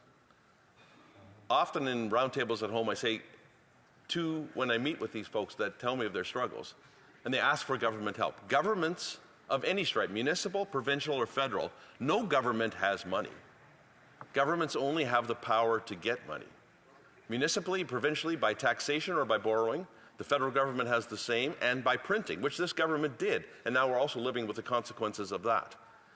But what young Canadians, what my own children and their families are looking for is responsibility in this stewarding their tax resources. The previous member from, I believe it was Colonial Lake Country, that actually related the $400 million from this corruption, to take it back to the subject here, to the equivalence of 22,000 Canadian families' tax filings. Canadians, young ones especially, are looking for accountability and responsibility and proper stewardship on those funds. Thanks for the question. Questions and comments? The Honourable Parliamentary Secretary, Government House Leader. Thank you, Mr. Speaker. You know, it's interesting. The NDP brought up the issue in terms of the number of Conservative Stephen Harper corruption. You know, I have a booklet, Stephen Harper, Serial Abuser of Power, Scandals and Corruption, and his current leaders actually mentioned in here, and was in fact a point man on many of those issues. But let's get back to today. What we're witnessing today is a multi-million-dollar game that's being played by the leader of the Conservative Party, because much like when his Prime Minister was held in contempt of court, you now have a leader of the official opposition having a power trip on abuse of legislative and common abuse of power, even when he's in the opposition benches. All one needs to do is understand in terms of the game that they're actually playing at great expense. Nothing has changed with this leader. The question that has been posed to the Conservatives, and they don't answer the question directly, is he plays a game in regards to putting the Conservative Party and his personal interests ahead of Canadians by not getting the security clearance. What is he hiding? What is in his background that is preventing him from doing the honourable thing, putting Canadians ahead of the Conservatives and get the security clearance? Why not? The Honourable Member for Chatham-Kent-Leamington. I want to thank the member from Winnipeg North for the question. He referenced that a game is being played. Let's end the game. Let's end the game. There's two ways that power resides on that side of the House. Let's end the game. Hand over the documents. This game is being ended. Or, if you don't want to do that, if you are afraid of foreign interference, let's go back to Canadians. Let's have an election. We are prepared to end the game and continue the work of Canadians in this place. We're prepared to go to the people and ask for their confidence to run the affairs of this country, to spend the money responsibly, to protect our country from foreign interference. Let's end the game. I'm all for it. Questions and comments? The Honourable Pitt Meadows, Maple Ridge. Thank you, Mr. Speaker. On the weekend, I talked to an individual, and he told me that he has all his life voted for the NDP, but he says that's changed. He is so frustrated with the NDP's support of the Liberals in government and all the scandals, all the mismanagement, and the impact it's having on their lives. And I'm wondering if the member could address that about the NDP supporting them, even with the Green Slush Fund, in not bringing down this government. Good question. In 30 seconds or so, the Honourable Member for Chatham-Kent-Leamington. Thank you, Mr. Speaker, and thank you to my colleague for asking the question. Yeah, I don't understand why a company that's in the fourth place of this Parliament wants to represent Canadians, wants to say that they are working for Canadians, and yet they have missed so much time in this chamber. They've missed 24 shifts while we're doing this. I cannot understand that, why on the one hand they're propping up a government, saying they're not going to prop it up, but they prop it up, yet they don't come to this chamber to bring this government down. I don't have an answer for you. I really don't. And I still remind everyone that to run things through the chair. Resuming debate, the Honourable Member for Lanark, Frontenac, Kingston. Thank you, Mr. Speaker. They applaud every time people get my writing name in the correct order. It's cause for spontaneous celebration. Mr. Speaker, I thought it might be helpful. This debate has been going on for some time. We've gone through, of course, an original motion, an amendment. Now we're dealing with a sub-amendment to that motion. And it all refers back to a previous motion, which was adopted on the 10th of June here in the House of Commons. I thought it might be helpful to go back and review the actual wording of those motions to make sure that we we all know what is being discussed. And so I thought I would just go through some of these things, if you don't mind. Back in June, here was the question that was before the House. The House considered the following. Move that the House order the government, Sustainable Development Technology Canada, or SDTC, and the Auditor General of Canada, each to deposit with the Law Clerk and Parliamentary Council within 14 days of the adoption of this order, the following documents, created or dated since January the 1st, 2017, which are in its or her possession, custody, or control. A, all files, documents, briefing notes, memoranda, emails, or any other correspondence exchanged among government officials regarding SDTC. B, contribution and funding agreements to which SDTC is a party. C, records detailing financial information of companies in which past or present directors or officers of SDTC had ownership, management, or other financial interests. D, SDTC conflict of interest declarations. E, minutes of SDTC's Board of Directors and Project Review Committee. And F, all briefing notes, memoranda, emails, or any other correspondence exchanged between SDTC directors and SDTC management, provided that, G, the Law Clerk and Parliamentary Council shall promptly thereafter notify the Speaker whether each entity produced documents as ordered, and the Speaker in turn shall forthwith inform the House of the notice of the Law Clerk and Parliamentary Council. But if the House stands adjourned, the Speaker shall lay the notice upon the table pursuant to Standing Order 32 sub 1.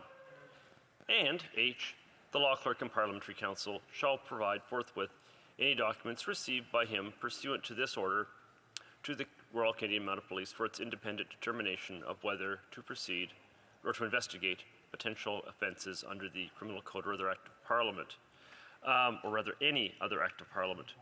Now, this was voted on in a somewhat amended format. I'll just read what the amendment was. It was made by the amendment was proposed by the Honourable Member for Montmagny, Lille, Kamouraska, Rivière-du-Loup, and was that the word of the motion be amended just slightly by changing 14 to 30 days to give the government more time to comply, and also by adding, quote, the word "and" at the end of paragraph F, and adding after paragraph F the following new paragraph. And in the case of the Auditor General of Canada, any other documents not described in paragraphs A to F, upon which she relied in preparing her report 6, titled Sustainable Development Technology Canada, end quote, which was laid on the table Tuesday, June 4th, 2024.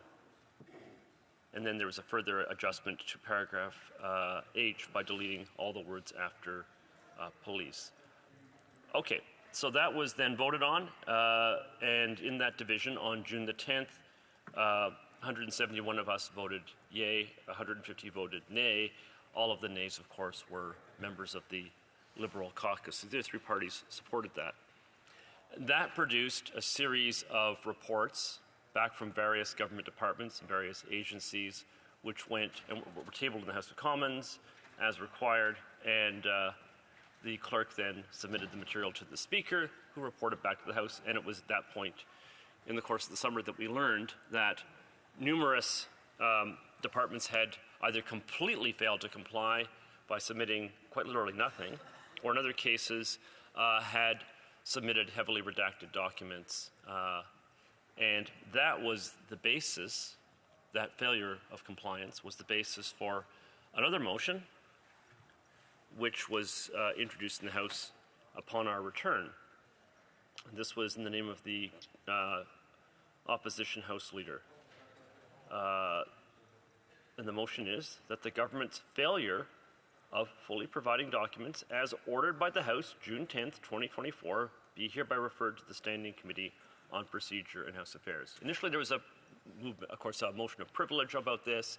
That led to the Speaker's ruling that this was a prima facie case of privilege, and also an injunction to us to refer it to the Procedure and House Affairs Committee. And based on that, this motion was put forward. This was subsequently amended to read as follows, quote, provided that it be an instruction to the committee, A, that the following witnesses be ordered to appear before the committee separately for 2 hours each. 1, Romanet 1, the Minister of Innovation, Science and Industry. Romanet 2, the Clerk of the Privy Council. Romanet 3, the Auditor General of Canada. Romanet 4, the Commissioner of the Royal Canadian Mounted Police. Romanet 5, the Deputy Minister of Innovation, Science and Economic Development, Canada. Number 6, the Law Clerk and Parliamentary Counsel of the House of Commons. Number 7, the Acting President of Sustainable Development Technology, Canada. Romanet 8, a panel consisting of the Board of Sustainable Development Technology, Canada, and B, that it report back to the House no later than Friday, November 22nd, 2024. I made previous remarks which were addressing this amendment. This was about 2 weeks ago.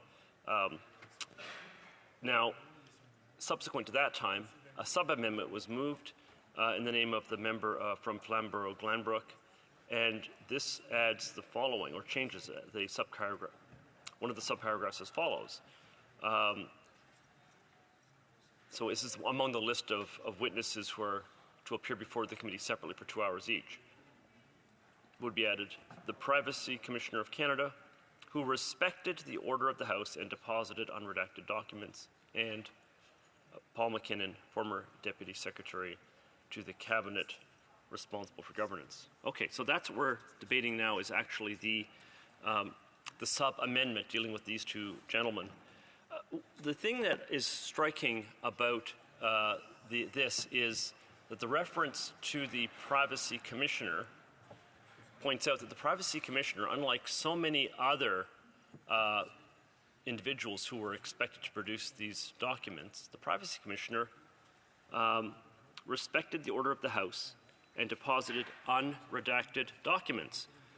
A striking fact, when you listen to what is being said on the far side of the House by the government members, they act as if it is a horrendous breach of privacy, of civil rights, of civil liberties, of charter rights, of the ways in which we conduct business, respectfully of individual rights here in Canada, to ask for such documents. They say darkly that we will be possibly damaging the ability to engage in criminal prosecution in the future if these documents are presented in this manner. The Privacy Commissioner did not think so.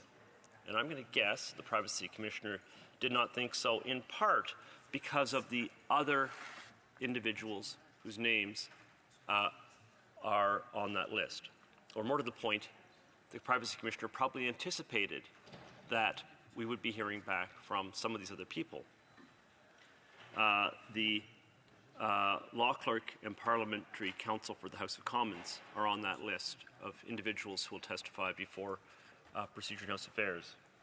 That individual will be able to shed light on the kinds of documents, without getting into the specifics, the kinds of documents that have been presented, the kinds of information that they reveal, and can point out where it looks like the redactions have had the effect of removing evidence that really could not be characterized in any conceivable way as triggering the rights for which the Liberal members have such a punctilious concern. The Commissioner of the Royal Canadian Mounted Police would likewise be able to shed some light on that as well. So it's knowing that both the individual in receipt of the documents, who is not going to be called forward as a prosecution witness and therefore can look at them objectively and without any danger with regard to future proceedings, court proceedings, his testimony, and also the testimony of the Commissioner of the RCMP, who can indicate exactly what kinds of concerns they need to have. Those are very significant safeguards. Now, in all fairness, their names hadn't been added to the list back when the Privacy Commissioner submitted full unredacted documents, but presumably the Privacy Commissioner was able to anticipate, as an intelligent individual in his position would do, that this would be the case. That should be no surprise, because the Privacy Commissioner himself, his name is Philippe Dufresne.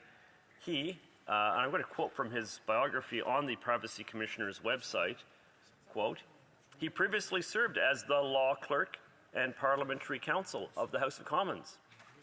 In this capacity, he was the chief legal officer of the House of Commons and led the office responsible for the provision of legal and legislative drafting services to the House of Commons, its Speaker, members and committees, the Board of Internal Economy, and the House Administration.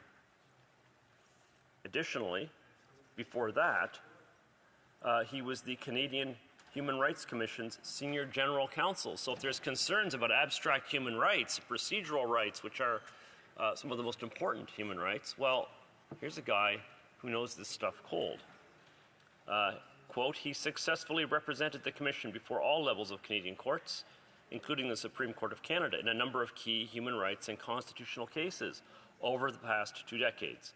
He has appeared before the Supreme Court on 15 occasions on issues ranging from accessibility and equal pay for work of equal value to the balancing of human rights and national security," end quote. So the Privacy Commissioner has far more expertise in this subject than any of the Liberal MPs I've seen addressing this question, and he felt safe releasing unredacted documents, understanding that these safeguards would be in place.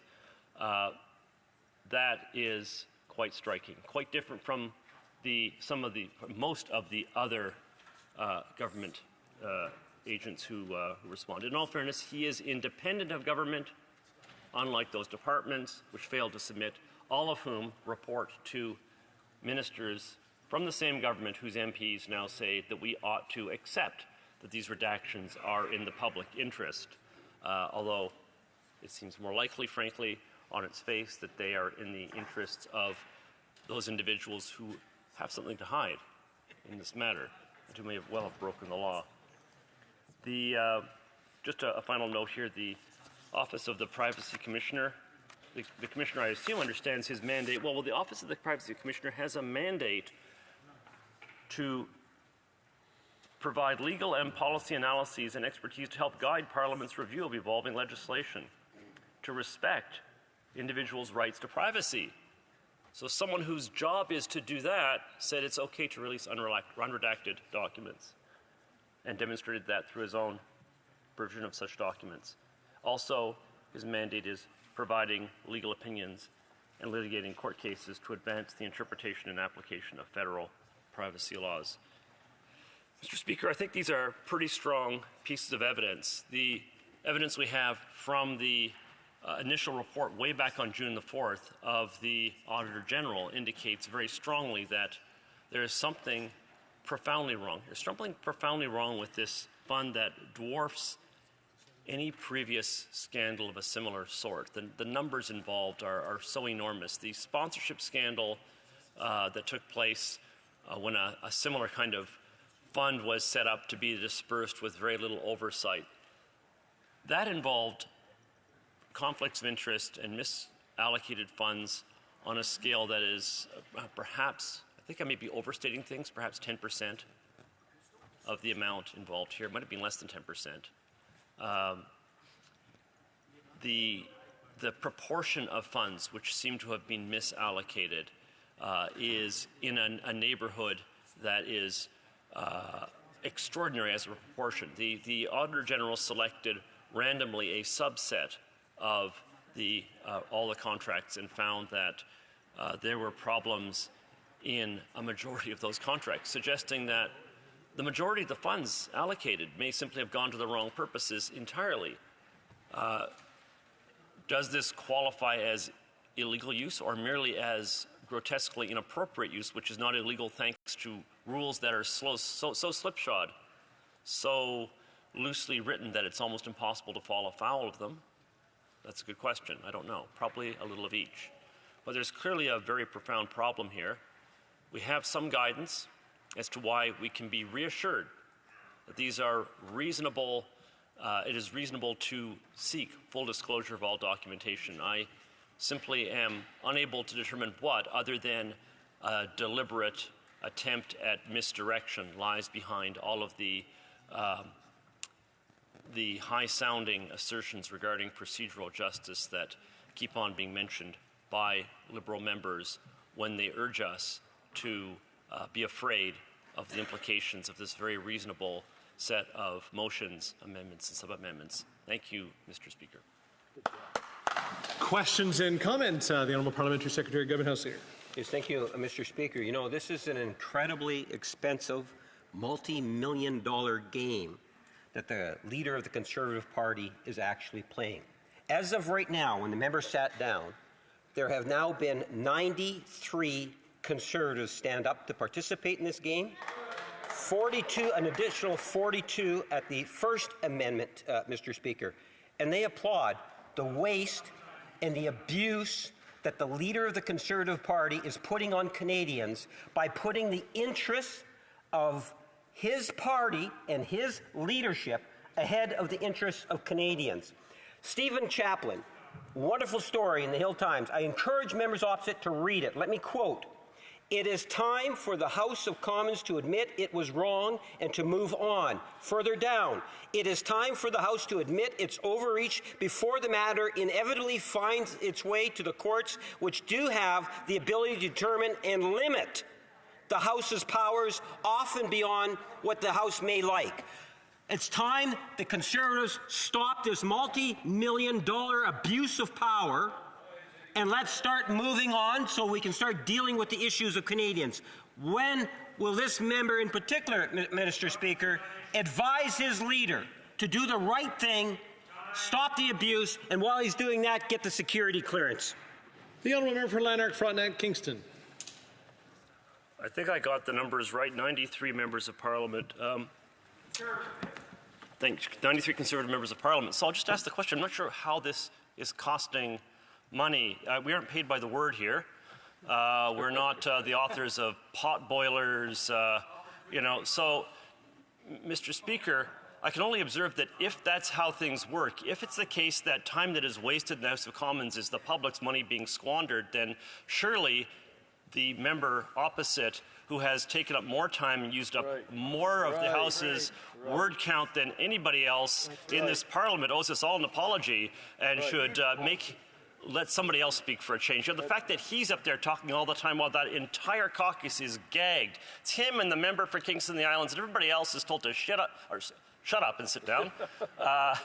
And it's no wonder their caucus is so upset with their leader. What abuse, what abuse of a caucus, what abuse of people who have the right under our parliamentary traditions to speak out freely. Well, none of that goes on. They can't even open their mouths. I'm told they can't even get up in their caucus to ask a question without submitting a request first. I can tell you in our caucus, which I chair, that does not happen. That's right. Questions and comments? And the Honourable Member, New Westminster, Burnaby. Thank you very much, Mr. Speaker. I appreciate the member. I've served with him for a number of years, and always appreciate his speeches. Of course, as you know, Mr. Speaker, the NDP supports the motion, and it was NDP MPs that got to the bottom of the We Charity scandal and also got to the bottom of the SNC Lavalin scandal. That's where New Democrats shine.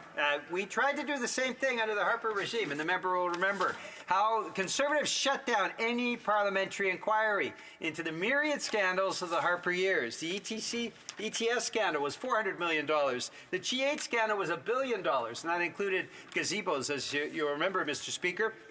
Phoenix Pay scandal, $2.2 billion. The anti-terrorism funding, where they simply lost the paper trail, $3.1 billion. Now, the member was here. He remembers how the Harper regime shut everything down. Does he now appreciate that that was wrong? And does he apologize on behalf of Conservatives for their years of scandals and corruption? Excellent question. Member for Lanark, Frontenac, Kingston. Well, thank you, Mr. Speaker. I likewise very much enjoy my colleagues' interventions. I in particular, I enjoyed them much more than the ones for the member from Winnipeg North Centre, if we're being honest about things. Although I don't get to enjoy them as frequently. But I do want to say, with regard to this, I was intimately involved in the Procedure and House Affairs hearings in 2011 into the purported contempt of Parliament of the then government, the then minority government headed by Stephen Harper. And there were a series of charges that were made against the government. One had to do with the procurement of jets. Another one had to do with an imaginary plan to set up for-profit prisons. This was the issue on which a vote of non-confidence was held. And it endorsed the report of a committee that never actually finished reporting. I know this because I was sitting in that committee debating the content of an eventual report when the bells rang, ending our debates, so that the vote could be held, concurring in the report we had not actually finished writing. So I think that's what he's referring to. I'll just tell you, Mr. Speaker, that ultimately, as the member from Winnipeg North Centre likes to point out, the government was found in contempt. What he doesn't mention is that in the subsequent election, they were elected with a majority, and his party was reduced to its lowest numbers since Confederation. Right. Questions and comments? The honourable member for Edmonton West. Thank you, Mr. Speaker. And my friend from Winnipeg North, even though he doesn't have a floor, finds the need to continue to speak, but I'll get on to it. One of the issues with the Green Slush Fund, the STDC, is the government will not turn over the documents Parliament has demanded. One of the things that we're looking for, and we've asked for repeatedly, in the contribution agreement between this government and Industry Canada and funding the STDC, the foundation, it states in the contribution agreement that any conflicts of interest, real or perceived, over the funding have to be reported to the minister. There's well over 150 conflicts that we know of, as pointed out by the Auditor General. We've asked repeatedly, even the head of STDC, were any of these conflicts reported to the minister? And all we've received back has been shrugs. We actually brought in the old minister, Navdeep Bains, into committee, and we're actually looking at a privilege issue because he's refusing to answer the questions. Well, these documents that Parliament's demanded, if they're turned over, will we actually get the answer of whether Liberal ministers were informed, as they're required to under the agreement, of these conflicts of interest? The honourable member for Lanark, Frontenac, Kingston. That's a good question. I mean, there's really two ways of slicing this. The implication is that these conflicts were reported to the ministers. The minister saw them and decided not to act, which is itself obviously outrageous. The other possibility, which I think is entirely possible, remembering always the dictum that one ought never to ascribe to malice that which can be explained by incompetence, and looking at the record of this government, is that it may very well be that, like the Prime Minister, the relevant minister simply never actually looked at his briefing book. Questions and comments? Question et commentaire. The honourable member for Calgary, Rocky Ridge. Thank you, Mr. Speaker. I'm glad I caught your eye in time there. I wonder if the member might spend a moment on talking about remedies for those that think that this House should merely move on to other business. I don't care for the government bills that are potentially going to be debated, but some would say that we must get on to other business. However, the remedy for what one might think of as paralysis in the House would be to dissolve the House and go straight to an election and let Canadians pronounce on what agenda should be pursued in this House of Commons. Does he have any comments on that as a specific remedy to the impasse if the government is unwilling to fulfill its obligation and table the documents? The honourable member for Lanark, Frontenac, Kingston. Well, of course, my colleague is quite right. We could, and we probably should go to an election. The House of Commons has a kind of tenuous confidence in the government right now, so it would seem. Confidence that should be understood as used in the parliamentary sense does not mean robust confidence. It means is unwilling to trigger an election. Certainly in this party, we're willing to go to an election. We would very much like to do so.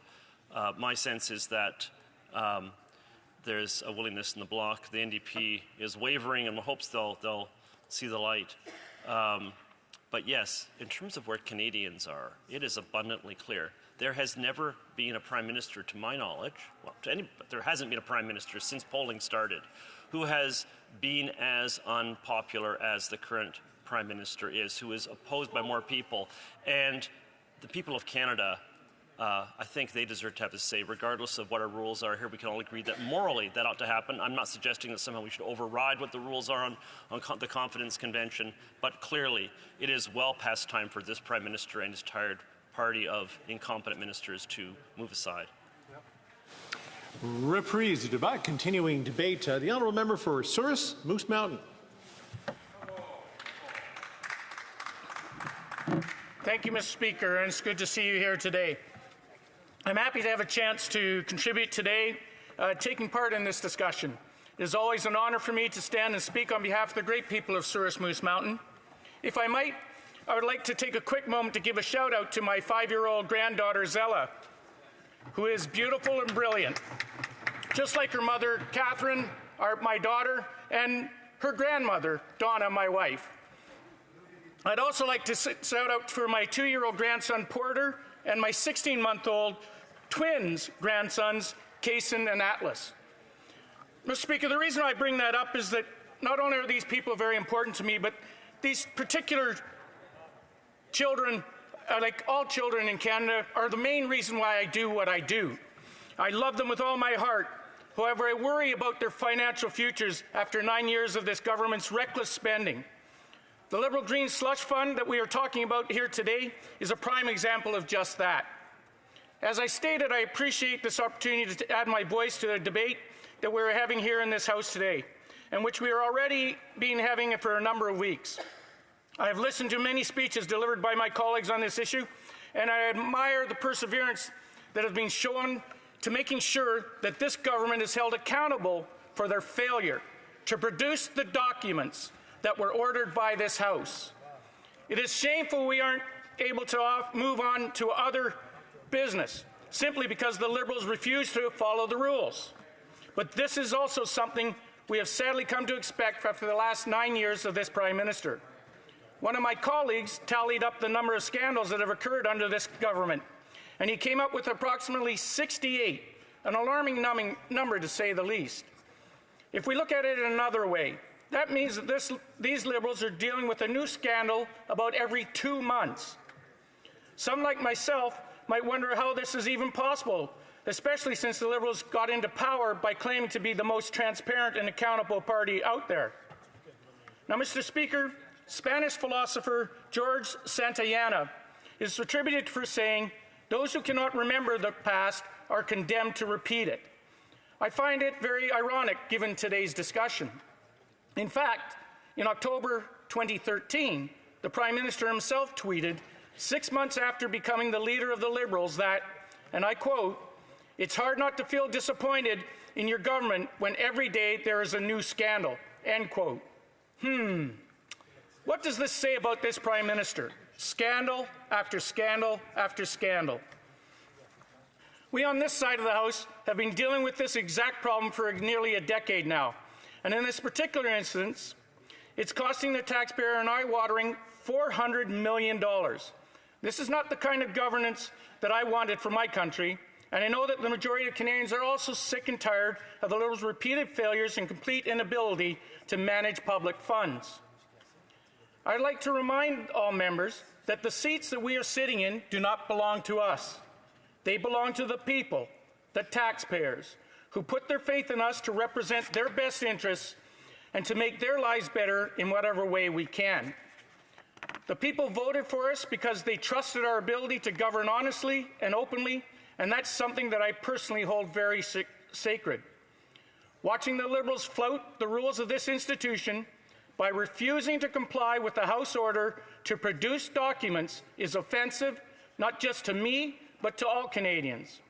It is a slap in the face of democracy, and it insults the very people who put MPs in this position of privilege, here in this House of Commons chamber, in the very first place. Mr. Speaker, the overarching theme that appears to encompass this Prime Minister's time in office over the last 9 years is rules for thee, but not for me. What the public sees with this government is hypocrisy at every turn. How are Canadians meant to trust a government when its leaders continually says one thing but does another? Prime Minister tells Canadians they need to cut down their emissions. And what does he do? He flies in a private jet, taking dozens of trips a month, and likely has one of the largest carbon footprints of anyone in this country. The Prime Minister said the budget will balance itself, yet it has now spent more than the past 9 years than all other previous Prime Ministers combined. The Prime Minister said that he would maintain an open and transparent government when he got elected, yet the second the We Charity scandal hit the headlines, he prorogued Parliament to avoid accountability. Time and time again, the Liberals fail to practice what they've preached, and they refuse to be held accountable for these failings. The fact of the matter is that the rules of this place and now its functions are written out in black and white. I believe all MPs have a copy of Bosch and Gagne's practice and procedures in their office, and this information is also available on the internet. We can all access it on our computers or on our phones, so there's really no reason why these procedures wouldn't and couldn't be followed when they are so clear and readily available. When it comes to the right to order for the production of documents, Bosch and Gagnon, 3rd edition, 2017, states the following on pages 984 to 986. Quote, the standing orders do not delimit the power to order the production of papers and records. The result is a broad, absolute power that on the surface appears to be without restriction. There is no limit on the types of papers likely to be requested. The only prerequisite is that the papers exist in hard copy or electronic format and that they are located in Canada. It continues on to say, no statute or practice diminishes the fullness of that power rooted in House privileges unless there is an explicit legal provision to that effect, or unless the House adopts a specific resolution limiting the power. The House has never set a limit on this power to order the production of papers and records." End quote. This is not the first time that this section of the Practice and Procedures Manual has been quoted during this particular debate. And that's because it's so essential to how our country's government functions, or doesn't function in this case. The House of Commons has, without question, the right to order papers to be produced by the government, and it has done so in the appropriate way, by following the appropriate rules. The Liberals have failed to do their jobs and have broken those rules, yet again showcasing their disregard for the institution of Parliament and eroding public trust at the same time. Mr. Speaker, one of the roles that have been very fortunate to have had during my time as Member of Parliament was to be the chair of the Standing Committee of Government Operations and Estimates, otherwise known as OGO. I took that job very seriously because I knew that there was great trust being put in me to uphold the rules and to follow the procedures that have been set out and established by my predecessors and my followers. This was the job I was given, and I like to think that I did it well and to the best of my ability. It wasn't difficult for me to follow the rules, Mr. Speaker. I had some incredible support from the House of Commons committee staff, including the clerk and the analysts, so there was no reason why I was unable to follow the letter of the law with their help and guidance. We have the same support here in the House of Commons, and I thank all the clerks and all the experts in this place who work so hard to make sure we can do our jobs properly for Canadians. With all of these great minds coming together, as well as the ease of access to how now with the technology that we have, one would think that it would be easy to know and comply with the rules of Parliament. Yet the Liberals still can't seem to figure it out. Canadians expect that at the very least, their elected officials are the type of people who follow the rules and respect the institution of Parliament. This is why they elected us, and upholding these rules and institutions is one of the most basic functions of this role. What Canadians don't want to see are members of the Parliament who are stalling the business of this country because they are desperately trying to cover up their $400 million scandal. But that's exactly what's happening when they turn into CPAC these days. It's a disappointing yet not surprising that the Liberals are doing anything they can to dodge accountability for their mistakes. Mr. Speaker, what must be in these documents that they do not want Canadians to see? Begs to make us wonder. Mr. Speaker, as you know, Sustainable Development Technology Canada, also known as SDTC, is the organization that has been the center of our debate since September. The initial purpose of SDTC was to outlined on their website is as follows, and I quote, SDTC finances and supports the development and demonstration of clean technologies which provide solutions on issues of climate change, clean air, water quality, and soil, and which deliver economic, environmental, and health benefits to Canadians.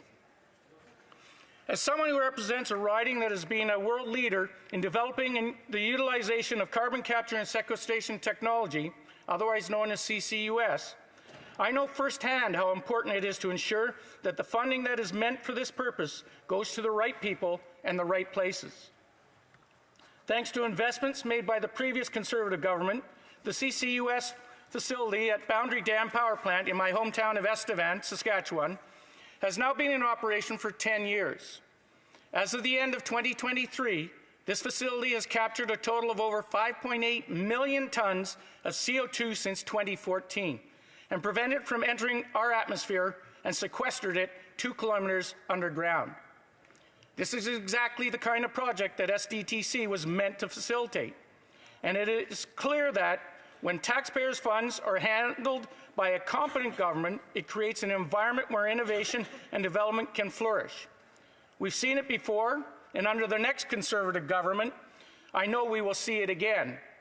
Sadly, the reason why we are having this debate today is because taxpayer funds at SDTC were abused to the tune of that whopping $400 million, not a penny of which has been paid back.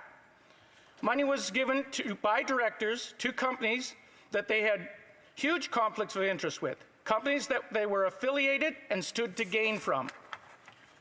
Mr. Speaker, I come from a rural riding that has historically relied on the development of this country's abundant natural resources. The biggest industries in my constituency are agriculture and energy.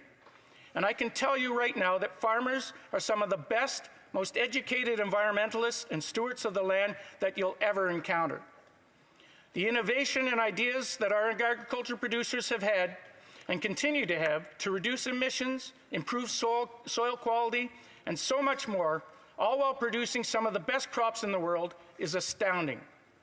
I can only imagine what these producers could have done with the $400 million that this government misappropriated through SDTC. And they should be ashamed of themselves by trying to cover up such a gross and egregious misuse of taxpayers' dollars. Mr. Speaker, where did that money go? And in whose pockets? One might ask that question. Now, I'd like to focus on that figure for a moment because I think that the amount of $400 million is difficult for the average person to really visualize. In times past, families, governments would count their nickels and dimes, and over time, that was turned into dollars and cents, and then into hundreds and thousands, and then into millions and billions.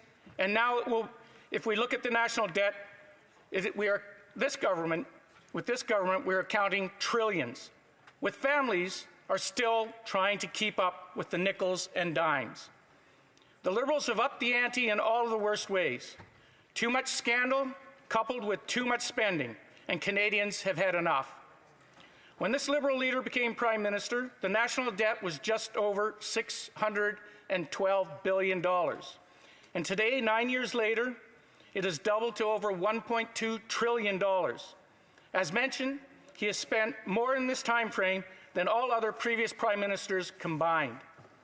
As I stated before, I can only imagine the difference that $400 million would have made to the people in my riding if that money had been spent responsibly and constructively instead of being used for our Liberal Green slush fund. I know the town of Cornack, which has been absolutely devastated by this government's so-called just transition, would have benefited massively with just a small chunk of that money. They stand to lose up to 67% of the town's population by 2030 because this government's policies and lack of support over the last 9 years. Their local representatives have pleaded with the Liberals for more funding and more boots-on-the-ground assistance, but they have been virtually getting nothing. They have even come all the way to Ottawa on multiple occasions to state their case before this government and the other House about the need for greater support from their government. Instead of getting funding that might save their country, what do the people of Coronach see? They see rich Liberals getting even richer through corrupt and illegal means. They see a government that refuses to be accountable to the people who elected it. They see $400 million going to people who did nothing to earn it but to rub shoulders with the right people in the right places. The system was blatantly abused, and the attempt to cover up this abuse by refusing to produce the ordered documents is almost just as bad. Mr. Speaker, according to the Auditor General's report, there were 186 conflicts of interest in the grants that were delivered by SDTC, amounting to roughly $334 million that was given to projects in which board members of SDTC had a conflict of interest. And for those following at home, such that the numbers add up, there was $58 million given to projects where their terms were not even insured. These board members, I will remind you, were appointed by the Prime Minister and by Mr. Baines, the then Minister of Innovation, Science and Industry. They handpicked these individuals and approved them for this job. These board members then felt it was appropriate to make funding decisions that benefited themselves. This is extremely concerning, and I will expand a little on why that is. Excuse me for a second.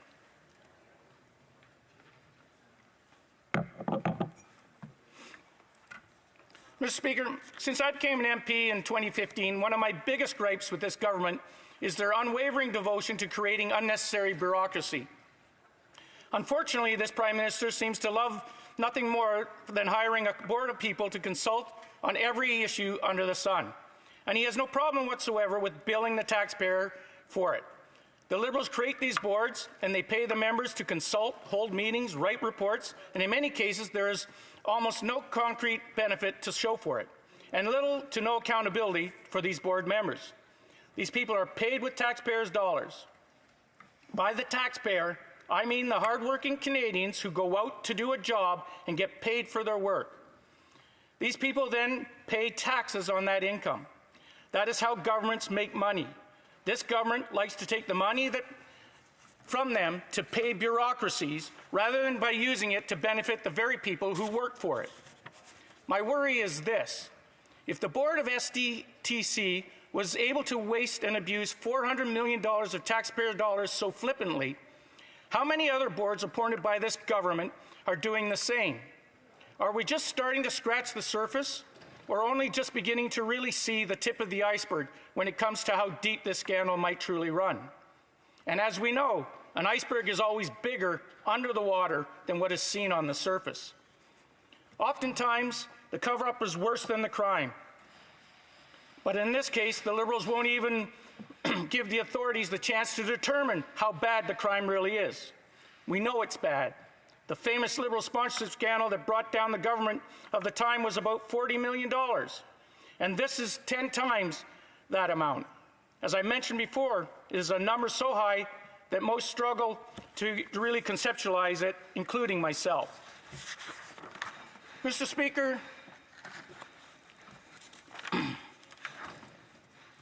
the $400 million scandal we are debating here today is not the Prime Minister's first. Far from it. In fact, I am sure that we all remember the wheat charity scandal, which was a whopping $600 million that the Prime Minister gave to his friends and Liberal insiders. We obviously didn't learn his lesson then, and we're likely he won't learn anything from this situation either. We also had the ArriveCan app, otherwise known as Arrive Scam, since it cost the taxpayers $56 million for something that could have been created for a few $1,000s. I'm sure my constituents who can't afford groceries would have loved a piece of that wasted $56 million, but I digress. There was also the SNC-Lavalin scandal, where the Prime Minister unethically and inappropriately interfered with our country's justice system by pressuring one of the cabinet pressuring one of the cabinet ministers to do something against her greater judgment. That's a prime example of how he has absolutely zero regard for the rule of law of this country, and shows that he truly does not believe that he can do whatever, or that believes that he can do whatever he wants without consequences. Mr. Speaker, Madam Speaker, I'd like to wrap up my remarks by reminding my colleagues that Remembrance Day is soon approaching. As the son of a veteran, as someone who was raised to have the utmost respect for the men and women who have fought for this country, we need a government that does better. Our veterans fought for you and I to be able to live peacefully and safely in this country that upholds the rule of law above all else. And the least we can do as parliamentarians is reflect that value here in this House. I call on the Prime Minister and his Liberals to stop the cover-up, produce the documents so that we can get back to work that truly matters. Or better yet, just call a carbon tax election. Great speech. Questions and comments. The Honourable Parliamentary Secretary of the Government House Leader. Yes, thank you, Madam Speaker. It is very important that we all recognize that what we're witnessing is, in fact, nothing more than a Conservative Party tactic that's being directed by the leader of the Conservative Party.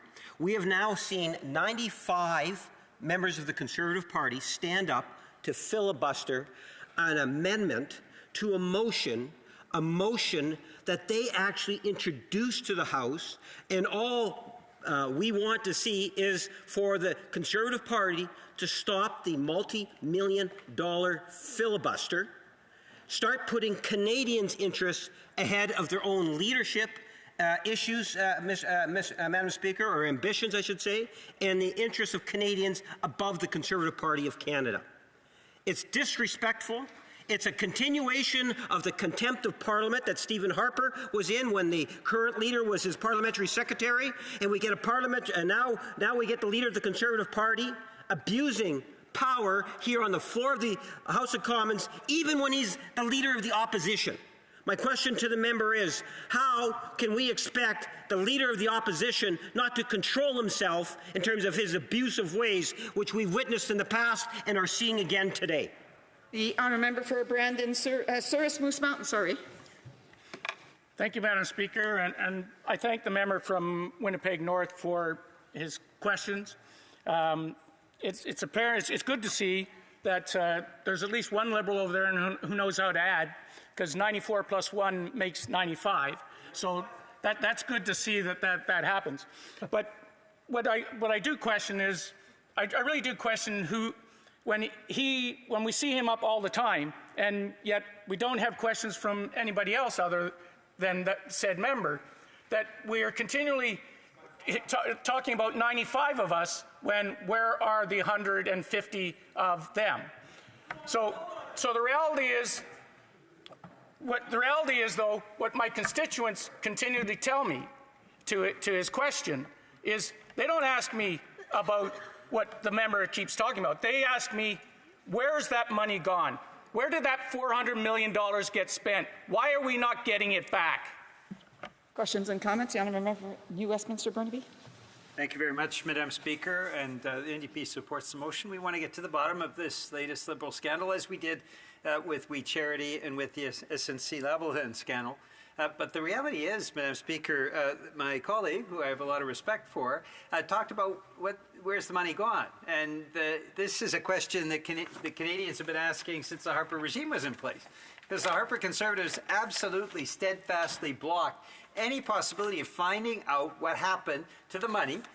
The various Conservative scandals, the ATS scandal, $400 million, the G8 scandal, we remember the gazebos, $1 billion, the Phoenix Pay scandal, $2.2 billion, the anti-terrorism funding, where they simply lost the paper trail, $3.1 billion. All of these Conservative scandals, all of these Conservative corruption, in every single case, the Harper regime shut down any transparency, any answers for Canadians. And so my question to my colleague, who I have a lot of respect for, is simply this. Where did all that money go under the Harper regime, and why have Conservatives never apologized for that misspending and that corruption? The honourable member for Souris Moose Mountain. Thank you, Madam Speaker, and I thank the member for his question. Over the years, in my 9 years that I've been here, I've watched the member here in the House, and he brings a lot of experience because he was here before my time. And the Harper era was before my time. And so he's asking me to respond on questions that I wasn't here for. However, with that said, it's been 10 years almost, Madam Speaker, 10 years that this NDP Liberal government has been here. The only reason why this Liberal government has been here for the last 5 years is because they've been propped up by the NDP.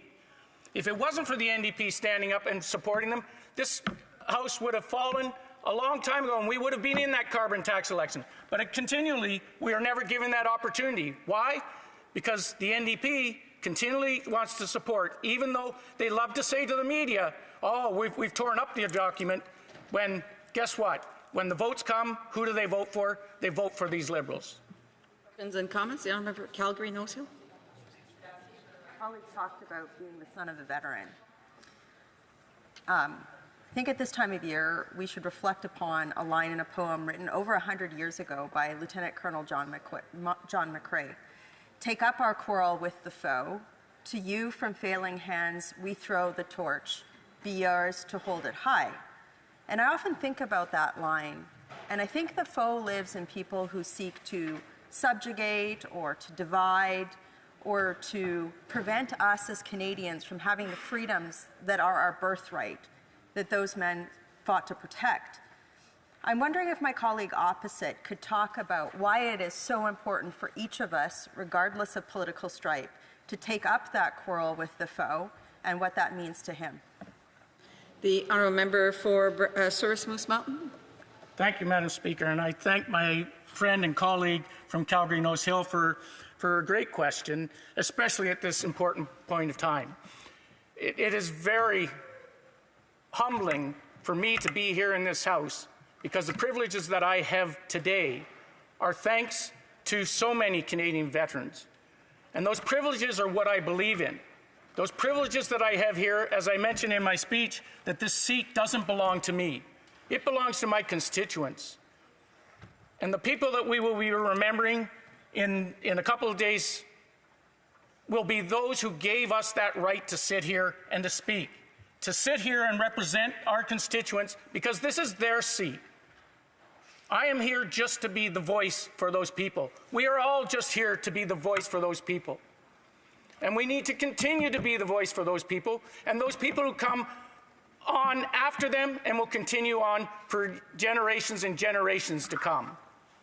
Questions and comments? The Honourable Parliamentary Secretary of the Government House Leader. Yes, thank you, Madam Speaker. I'm wondering if I may, just to express what I believe a vast majority of Canadians are in fact concerned about. You have the leader of the Conservative Party of Canada who wants to be the Prime Minister but refuses to get the security clearance. It begs the question as to why, and it's a legitimate question, Madam Speaker. What is it that the leader of the Conservative Party is so scared of? Is there something personal in his background that he does not want Canadians to know, Madam Speaker? That is a legitimate question, and I believe that Canadians have a right to know why it is he is the only leader in the House of Commons. The Greens, the Blocs, the NDP, the Liberals, we all have it. But the leader of the Conservative Party has chosen not to get it. Does he believe Canadians have a right to know why not? The Honourable Member for Souris Moose Mountain.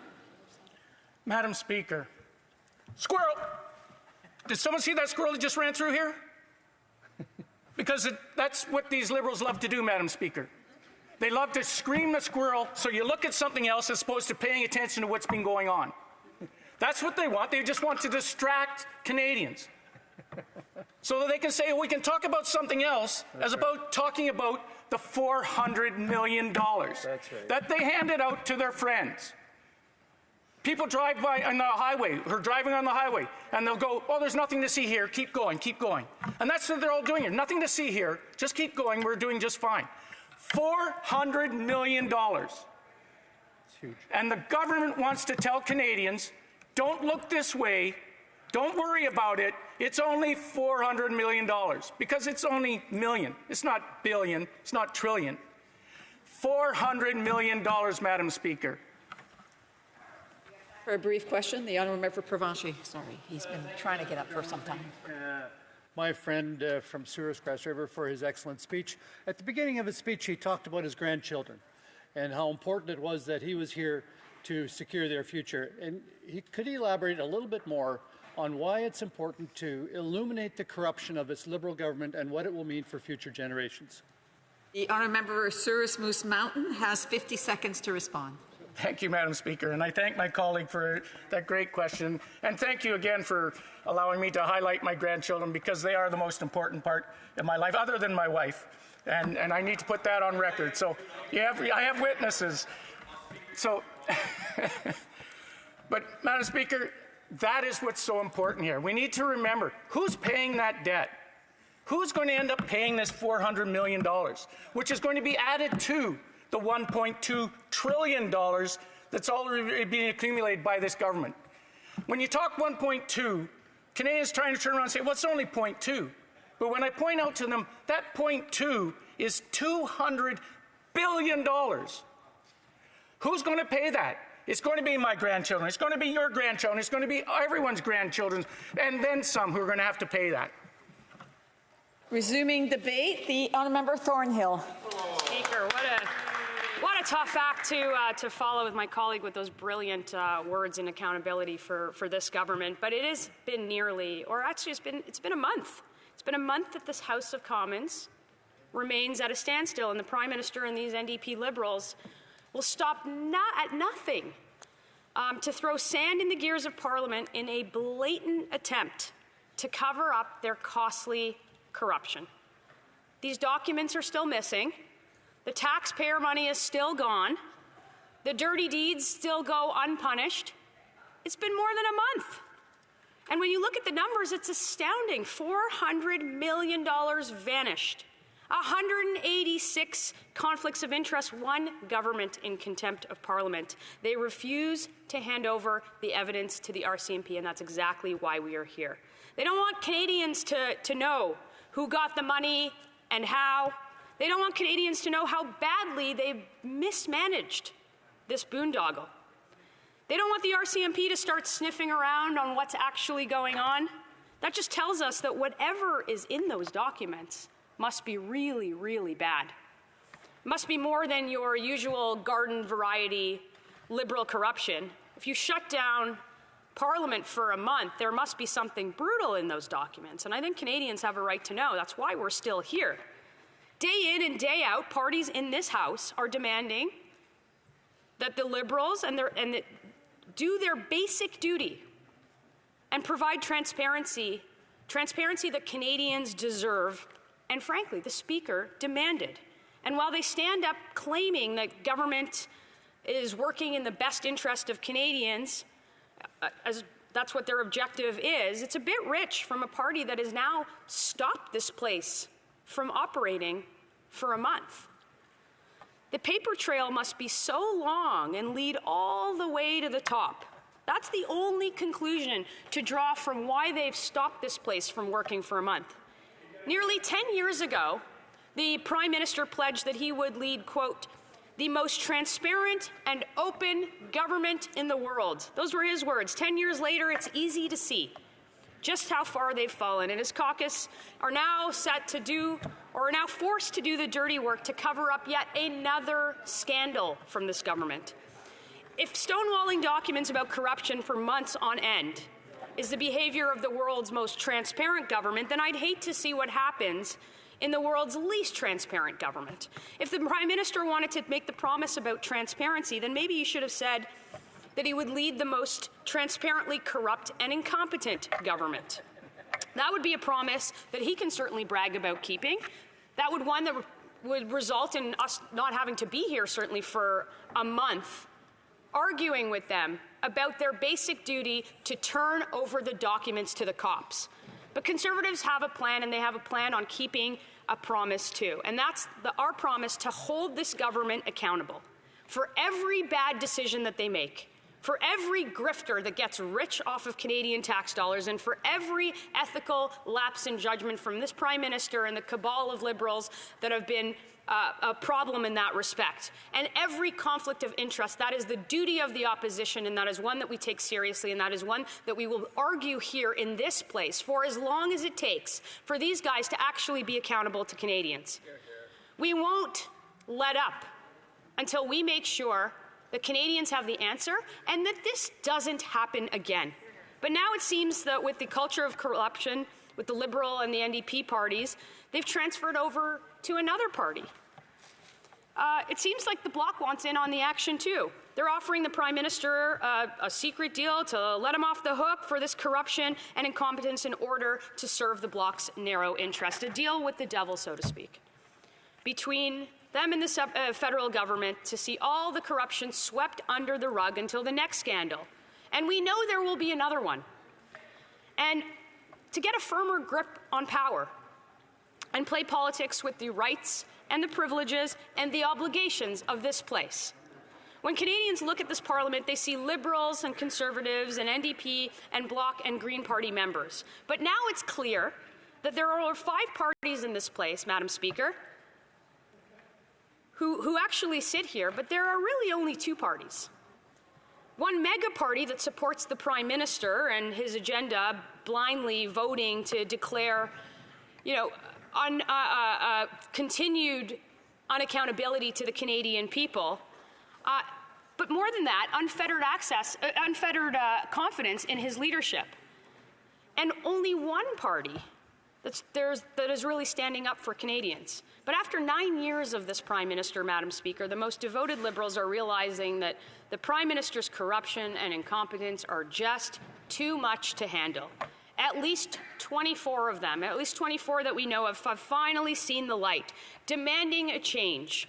Because the writing is on the wall. They feel it in their own constituencies with people that used to be excited to see them. They are fed up with everything that this Prime Minister has become, everything that he has become that he said that he wouldn't do. They see record high inflation and home prices. They see out of control government spending. They just see how out of reach life has become in Canada. They, like all of us, like almost every Canadian, have lost confidence in this Prime Minister. And really, Mr. Speaker, who can blame them? It's now evident that they'll do anything to stay in power. Even a humiliating U-turn that we saw last week on immigration when they set these sky-high targets and then had to reverse themselves. Even throwing around unfounded conspiratorial accusations like you just heard from questioning right before me, the leader of the opposition and foreign governments. The tinfoil hats over there must be real tight. Even turning the trite and frankly ridiculous fear-mongering about individual rights, things like abortion in this country that every Canadian now sees through. It's the same old strategy, Madam Speaker. Divide and conquer. Divide this country into smaller and smaller pieces so it's easier to keep a grip on power and make sure that everybody forgets how miserable this Prime Minister has made their life. Canadians are tired of this. They're tired of the division, and they're tired of being labeled as some kind of other. They're tired of being told that north is south and up is down and wrong is right. And certainly they are tired of a government that cares more about itself than Canadians. That's what this whole saga is about. It's not just Canadians. It's not just the Prime Minister who's not in it for Canadians. He's in it for himself and for his friends. As long as he has to cling to the job for a bit longer, to ship some more money off to Liberal insiders, he'll do whatever it takes to stay in power, and they will do whatever it takes to argue in this place not to do their duty and hand over the documents to the RCMP like the Speaker ordered them to. Look at everything happening outside of this place. Violent crime is up 30%. Crimes with firearms have doubled in this country since the Prime Minister came to power.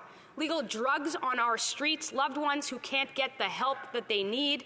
Car theft in my home region of York Region is up 300% in just 3 years. And there are members of the Liberal caucus who are celebrating an hourly drop in auto theft patterns, and they're patting themselves on the back for it. You don't need to celebrate a 20% decrease in auto theft when it increased 300% under your watch. That's not success. It is a victory lap on failure. And that is exactly what they are doing. The average home price in that same region is $1.3 million, a runaway deficit spending from a finance minister who still misses her targets. Canadians already struggling to make ends meet and afford a place to live are staring down the barrel of even more tax hikes and price increases. And we see it day after day, month after month, year after year, after 9 years of these guys. What we just found out is platforms like Spotify are raising subscription fees. The finance minister already told everybody in this House and every Canadian that she would cut Disney Plus, and I guess she's going to have to tell them to cut Spotify too. That's the latest of the tone-deaf, condescending suggestions from a finance minister who has somebody else pulling the strings at her own department. That's not to mention the serious allegation of election interference from foreign states and the Prime Minister's dangerous complicity in it, or the instability and the insanity happening on the other side of the world in the Middle East, or the out-of-control anti-Semitism on our streets. And we can't talk about any of that in this place. We can't fix any of those things because the government is focused on running out the clock while they try to cover up for their own mismanagement, their own scandal-ridden government. That's what this debate is about. It's about making sure that we no longer let this Prime Minister use his office as a platform to enrich his friends and his own self-interest at the taxpayer expense. There's an easy fix to all of this, and it can happen in mere minutes. The government just needs to release the documents. Give them to the cops. All of them. That's all. We can put this to bed today. Not at a committee, not in its redacted form, just the full documents. If they truly had nothing to hide, then they shouldn't be scared of anything. They certainly shouldn't be scared of turning those documents over. There's no reason why that release cannot happen except for this own government's own obstinance in this place. And you can tell by the arguments that they're making that they are desperate to avoid accountability, blathering on about their endless nonsense about the Charter, which they have used to trample on the rights of Canadians when it suits them, blathering on about committees so that it dies, this issue dies a slow death under the guise of transparency, and so on and so on. Madam Speaker, I will say this, the Charter was created to protect Canadians from their government. It was not created to protect this government from Canadians, this government from accountability, these Liberals from the people that actually voted them in here. And equally, if there are allegations and there is wrongdoing, you don't call a committee. You call the RCMP, the people with the power to prosecute the corruption and get Canadians their money back. Get every single Canadian their taxpayers and get every single Canadian the accountability to see what their government is doing with their money. That is the least that they can do in this place now after a month of arguing this motion. That's what's come after 9 years of this Liberal government. We need the Mounties to now come in and sort things out because the Prime Minister is obviously not able to sort things out by himself, or that more likely that he's covering up something. He's out of his depth on this in every single way. Like when it comes to representing Canada on the world stage, he allows the nation to be humiliated and embarrassed time and time and again, whether it's a stirring rendition of Bohemian Rhapsody or allowing our country to become a playground for hostile foreign governments, or when it comes to managing our economy. It's a shocker. It is a shocker that the guy who says that the economy grows out from the heart believes that the budget will balance itself and doesn't think about monetary policy and couldn't grow the economy, balance the budget, control inflation rates or interest rates in any way. Not just for this generation, but for generations to come. Or even when it comes to just doing basic things. His government couldn't even make a simple app work. It took them months, and he sent They sent 10,000 people inadvertently, unjustified, to a quarantine. That app should have never existed, didn't need it. It could have been built in a weekend if we needed it at all. And certainly there's corruption in that case itself. And it is no wonder that his caucus and his party are revolting against the Prime Minister. Even in former fortresses like downtown Montreal and downtown Toronto, where they've just repudiated 9 years of this Prime Minister by electing members from other parties. But one thing the Prime Minister excels at, and we should give him some credit, he excels at shipping off other people's money to line the pockets of Liberal insiders. Pet projects, money to massive corporations, while Canadians go hungry and lose sight of the country that we all once knew and loved. $12 million to Loblaws, $26 million to Costco, over $100 million to McKinsey, $107 million to GC Strategy. That's the two-person company that's run out of a basement in Ottawa. $900 million to the Wheat Charity, $50 million to MasterCard, billions of dollars of bloated bureaucracies like to Bombardier, and of course to the CBC. And no one can forgive or forget the $100 million that the government has shipped to UNRWA, an agency founded to employ terrorists and participated in the October 7th massacre, and is now trying to argue that it is legally immune from being responsible in doing so. And again, while Canadians go dumpster diving because they can't afford the price of food, Mr. Speaker, we will put an end to all of this. We will put an end to the corporate welfare that lines the pockets of Liberal insiders doing nothing to create jobs or prosperity in this country. We will immediately stop funding UNRWA and start funding our own NATO allies instead. And we will, of course, defund the CBC. They're like without question. But on maybe the CBC first. Simply put, we will give Canadians back control of their money, of their wallets, of their lives, something that this government has refused to do time and time again. It is why we are here after almost a month of arguing why this government will not turn over documents that you yourself, Mr. Speaker, have told them to turn over, why they will cower from accountability for the people, for their taxpayers to know where their money went, who it enriched, what's in those documents. Mr. Speaker, if they had nothing to hide, they would turn these documents over today. They would turn them over today, and we can end this, and we can get back to Parliament and fix the things that they have broken in this country after 9 years. Cut taxes, build homes, fix the budget, stop crime. There is any number of issues that they have screwed up over 9 years, and we can get back to business if they just turned over those documents to the RCMP exactly like you told them to. We're going to take a break from this question of privilege to move on to statements by members as well as to question period. The honourable member will have 3 minutes and 25 seconds left to continue her intervention. Statements by members. Déclaration de député. L'honorable The honourable member for Winnipeg South Centre. Mr. Speaker, it is with a heavy heart that I rise today and pay tribute to Murray Sinclair. Mr. Speaker, Murray Sinclair strengthened the fabric of this country in ways that few others have. I had the true honor of working closely with him while at Canadian Heritage. As a young staffer, I was in awe of him.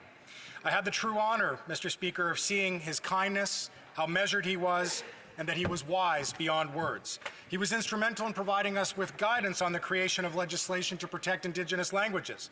I've never seen a public figure so universally revered as him. Senator Sinclair is nothing short of a national hero. Most notably, his work leading the National Commission on Truth and Reconciliation changed the trajectory of this country in the most important of ways. His work to help heal and propel Canada forward will serve us well for decades to come. As a member of Parliament from Manitoba, it is with particular pride and gratitude that I say to Senator Sinclair, thank you for helping us to find the best versions of ourselves in service of this beautiful country. Thank you, Mr. Speaker.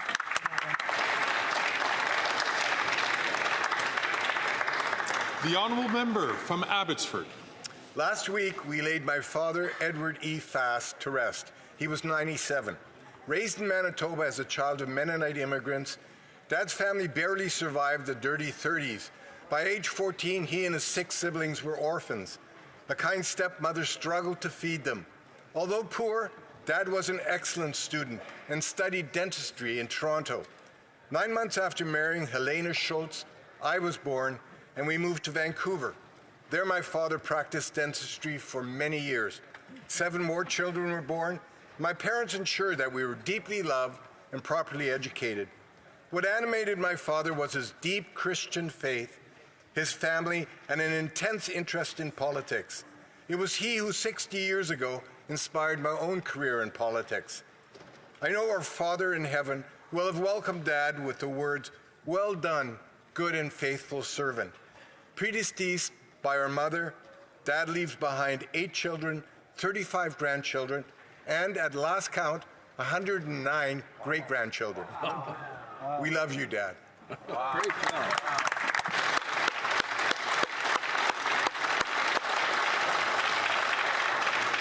The honourable member from Brampton South. Mr. Speaker, November is Diabetes Awareness Month. Every 3 minutes, one person in this country is diagnosed with diabetes. I want to recognize organizations like Diabetes Canada, Breakthrough, T1D, Diabetes Action Canada, CDA, NIDA, CINA, Diabetes Quebec, and all the researchers, advocates, and volunteers who are doing great work for diabetes in Canada. This month is a time to raise awareness for diabetes. I encourage all parliamentarians to attend Kids for a Cure reception happening tonight at Parliament Hill. The kids are here today from across Canada to raise awareness on diabetes. Also this week, on November 8th, I will be hosting the 4th annual World Diabetes Day flag raising ceremony in my city of Brampton. I encourage everyone to join me there. I'm so proud of the work our government has done to pass the Pharmacare Act so that Canadians living with diabetes will have access to diabetes medication. Just as this House stood united behind my bill C-237 to create a national framework for diabetes, by working together, we can defeat diabetes. The honourable member for Beauport, Côte de Beaupré, Ile d'Orléans, Charlevoix. There's sad news.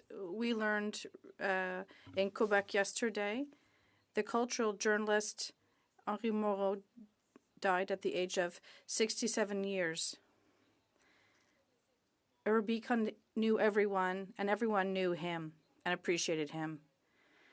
He was a natural communicator, and he always added prestige to our cultural events.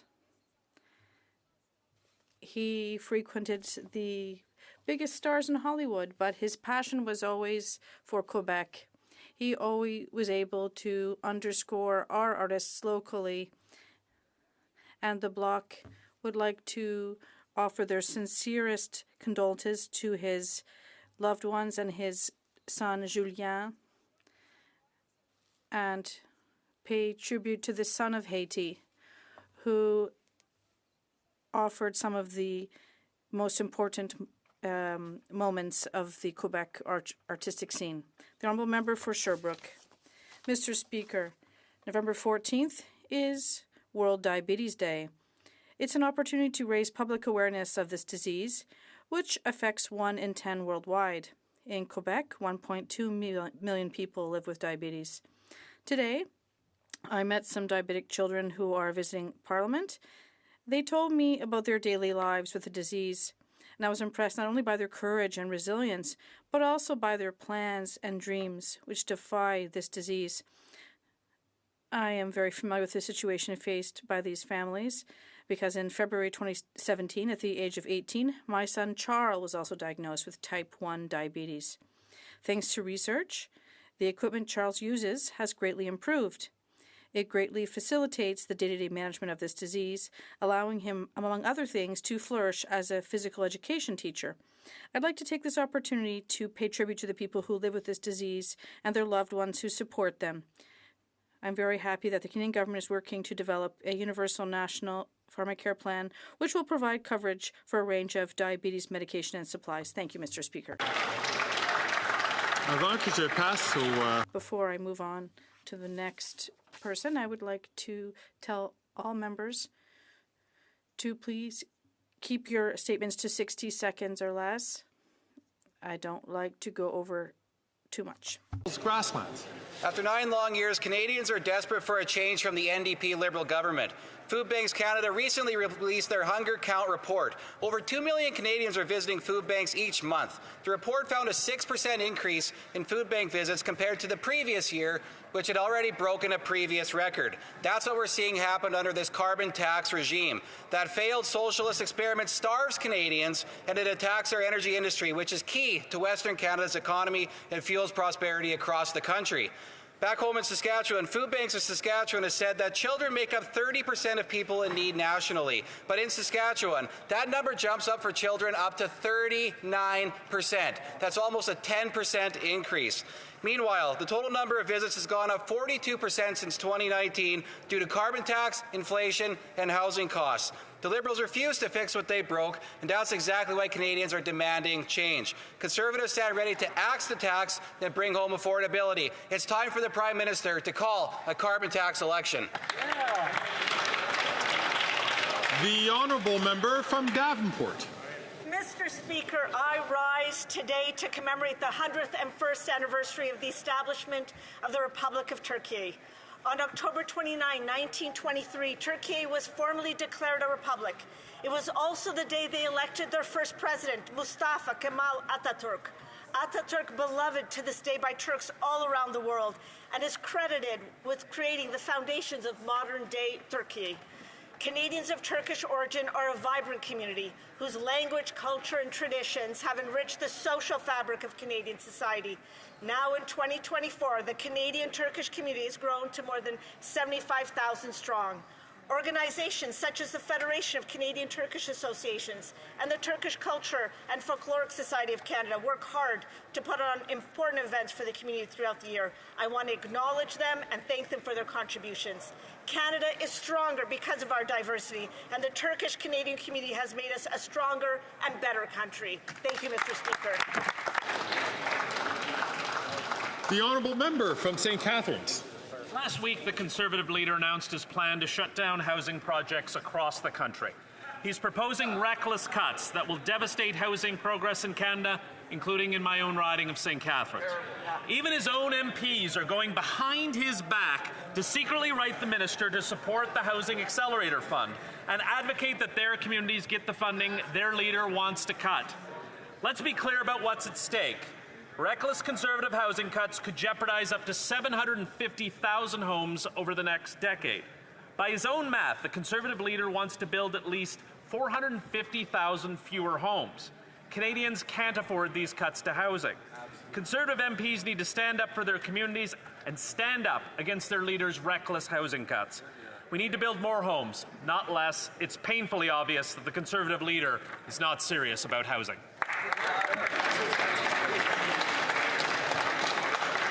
The honourable member from Calgary Nose Hill. Mr. Speaker, last year a report from an international tax watchdog accused Brookfield of dodging taxes around the world, stating that there is an apparent pattern of aggressive tax avoidance consistent across Brookfield's global operations. So it's no coincidence that last week Brookfield, a megacorp chaired by senior Liberal economic advisor Mark Carbon Tax Carney, announced it's moving its headquarters from Toronto to Wall Street. Reports say Brookfield pays a measly average tax rate of 6.1%, but the average Canadian family pays a whopping 45% of their average household income in taxes.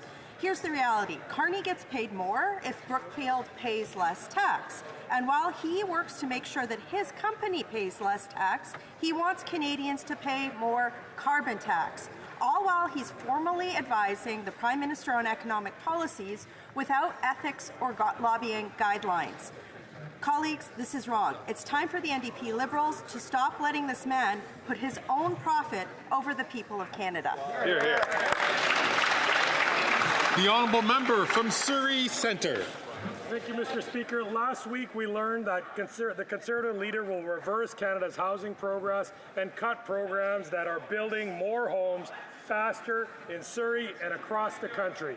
And it's not just his own MPs that disagree with his reckless housing cuts. Mayors across the country, including former Conservative MPs, are sounding the alarm over the cuts. The Housing Accelerator Fund invests in housing in Surrey and every local community across Canada. But the Conservative leader wants to shut these housing projects down. Interest rates are down. Housing starts are up. Housing permits are up. We need to build on this progress, not take it backwards to the days when the Conservative leader was Harper's former failed housing minister. He failed to build more homes back then, and he wants to reverse housing progress now. Canadians can't afford these Conservative housing cuts. We need more homes, and we won't let the Conservative leader stand in our way. Thank you, Mr. Speaker. The honourable member from Miramichi Grand Lake. Mr. Speaker, after 9 years of this NDP Liberal costly coalition, there is only one person keeping the Prime Minister in power. That is the leader of the NDP. Remember the NDP leader's big stunt when he told Canadians he ripped up the coalition deal with the Liberals. It was just a scam on the poor voters of Elmwood Transcona right before a by-election. The NDP leader said, and I quote, "The fact is, the Liberals are too weak, too selfish, and too beholden to corporate interests to fight for Canadians." While the NDP leader supports the punishing carbon tax, voting for it over 24 times, Canadians visit food banks in record-smashing numbers. Every day the Prime Minister stays in power, it is because of the leader of the NDP who lacks the courage to do elsewhere. It is time for the Prime Minister to call a carbon tax election now so Canadians can make the choice. That's right, here.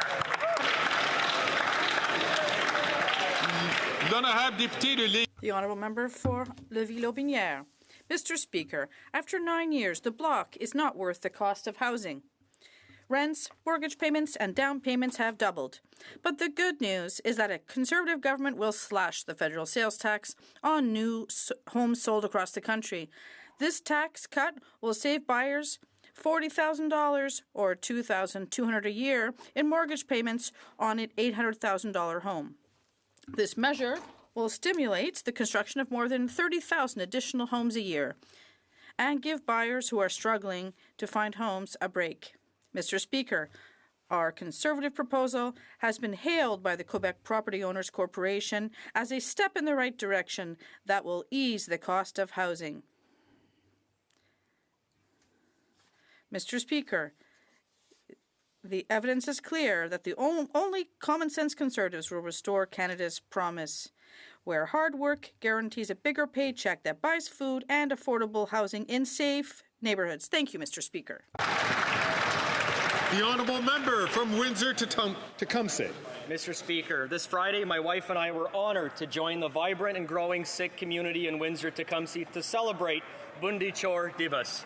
We prayed together, lit clay lamps, rolled roti in the kitchen, and shared langar. The news from the RCMP that foreign agents of the Government of India participated in serious crimes on Canadian soil against Sikh Canadians has shaken my community, just as it has shaken all Canadians from coast to coast to coast. To think for even 1 second that a member of my community could be targeted or killed for their religious or political beliefs by an agent working on behalf of a foreign government is abhorrent. An attack on one Canadian is an attack on all Canadians and our shared values of democracy and freedom. Mr. Speaker, it is past time for the leader of the Conservative Party to join all opposition leaders in getting his security clearance. It is past time to put the nation ahead of himself. There is nothing more important than protecting Canadians.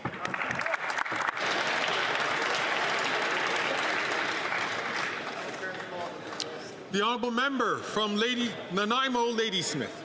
Thank you, Mr. Speaker. In Nanaimo, Ladysmith, we are fortunate to have individuals and organizations championing the rights of those living with disabilities. One such group is the Self-Advocates of Nanaimo, providing a platform for people with diverse abilities to have a voice and to join together in advocacy, mentorship, education, and community building. It was such an honor to meet with self-advocates Miranda, Barbara, Pat, Crystal, CJ, Nick, and Ryan, as well as the advisory and outreach supporters Gwen and Cheyenne. These incredible self-advocates shared with me important stories of strength, as well as that of unacceptable challenges. People living with disabilities need and deserve enough to live with dignity and respect. Up to $200 a month is nowhere near enough. The applications necessary for supports need to be free and accessible, and housing is in dire need. To the self-advocates of Nanaimo, I hear you and I stand with you. Hear, hear, hear, hear. The Honourable Member for Drummond. Quebec culture shone brightly last night, all dressed up in our finest for the annual High Mass of Music and Entertainment, i.e. the ADISQ Gala.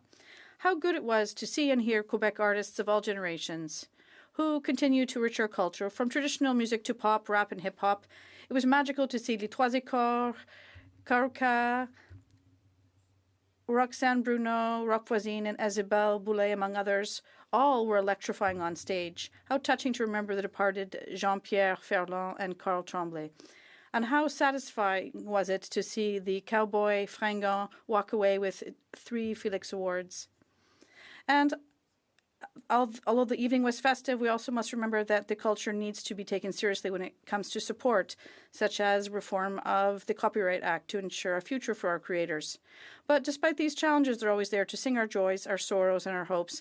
Thanks to Quebec artists, the show is far from over. Thank you.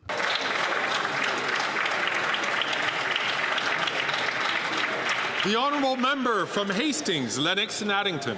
After 9 years of NDP Liberals, they are not worth the cost of homes and housing. The sad reality is that this government is focused on building deficits, not homes, and young Canadians are paying the price. Over half of Canadians under 35 say they want to own a home, and that same amount are saying this government's economic mismanagement is making that dream impossible. Common sense Conservatives will axe the tax on new homes sold. On an $800,000 home, this tax cut will save homebuyers $2,200 a month in mortgage payments. The response to this plan has been impressive. The Canadian Real Estate Association said a positive move toward lowering building costs, increasing housing supplies, and making home ownership more attainable for Canadians. And Habitat for Humanity concluded that it would reduce costs, passing on savings to Habitat homeowners. Mr. Speaker, it is only the Conservatives that have united industry, advocates, and Canadians on housing, and it is only Conservatives that will build the houses and bring young Canadians home.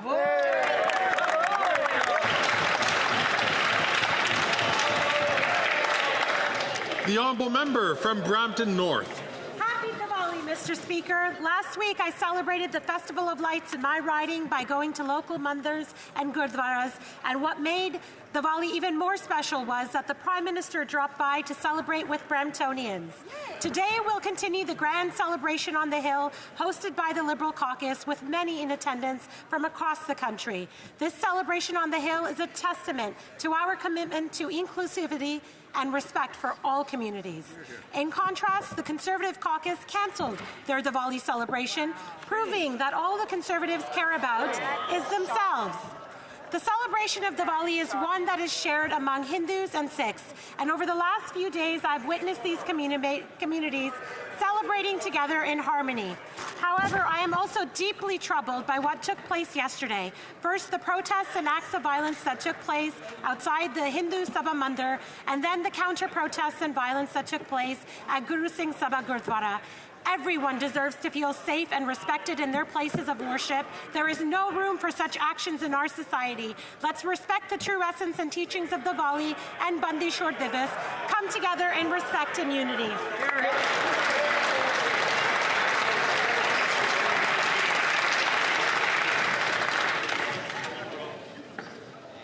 Oral questions. Questions orales. The Honourable Member from Regina Capel. After 9 years to this NDP Liberal Prime Minister's economic vandalism, over 2 million Canadians are visiting a food bank in a single month, housing costs have doubled, and inflation continues to eat away at Canadians' paychecks. His massive deficits and tax hikes are causing extreme damage to the Canadian economy. For 8 out of the last 9 quarters, Canadian per-person GDP is down. This is a made-in-Canada, per-person GDP recession. That means Canadian workers work harder but bring home less. So will the Prime Minister stop his economic vandalism and cancel his job-killing, paycheck-shrinking tax hikes? Yes. The Honourable Minister for Indigenous Services. Thank you, Mr. Speaker. This morning we heard the sad news of the passing of the Honourable Murray Sinclair. Let me take a moment before we begin today to say a few words about him. As a former judge, senator, and chair of the Truth and Reconciliation Commission, Murray was determined to help Canada reckon with its colonial realities and bring healing to this country. He was a visionary and a leader, and his kind and fierce commitment to truth has pushed Canada forward in profound and lasting ways. Our hearts and minds are with his family, and Canada is a much better place for his service.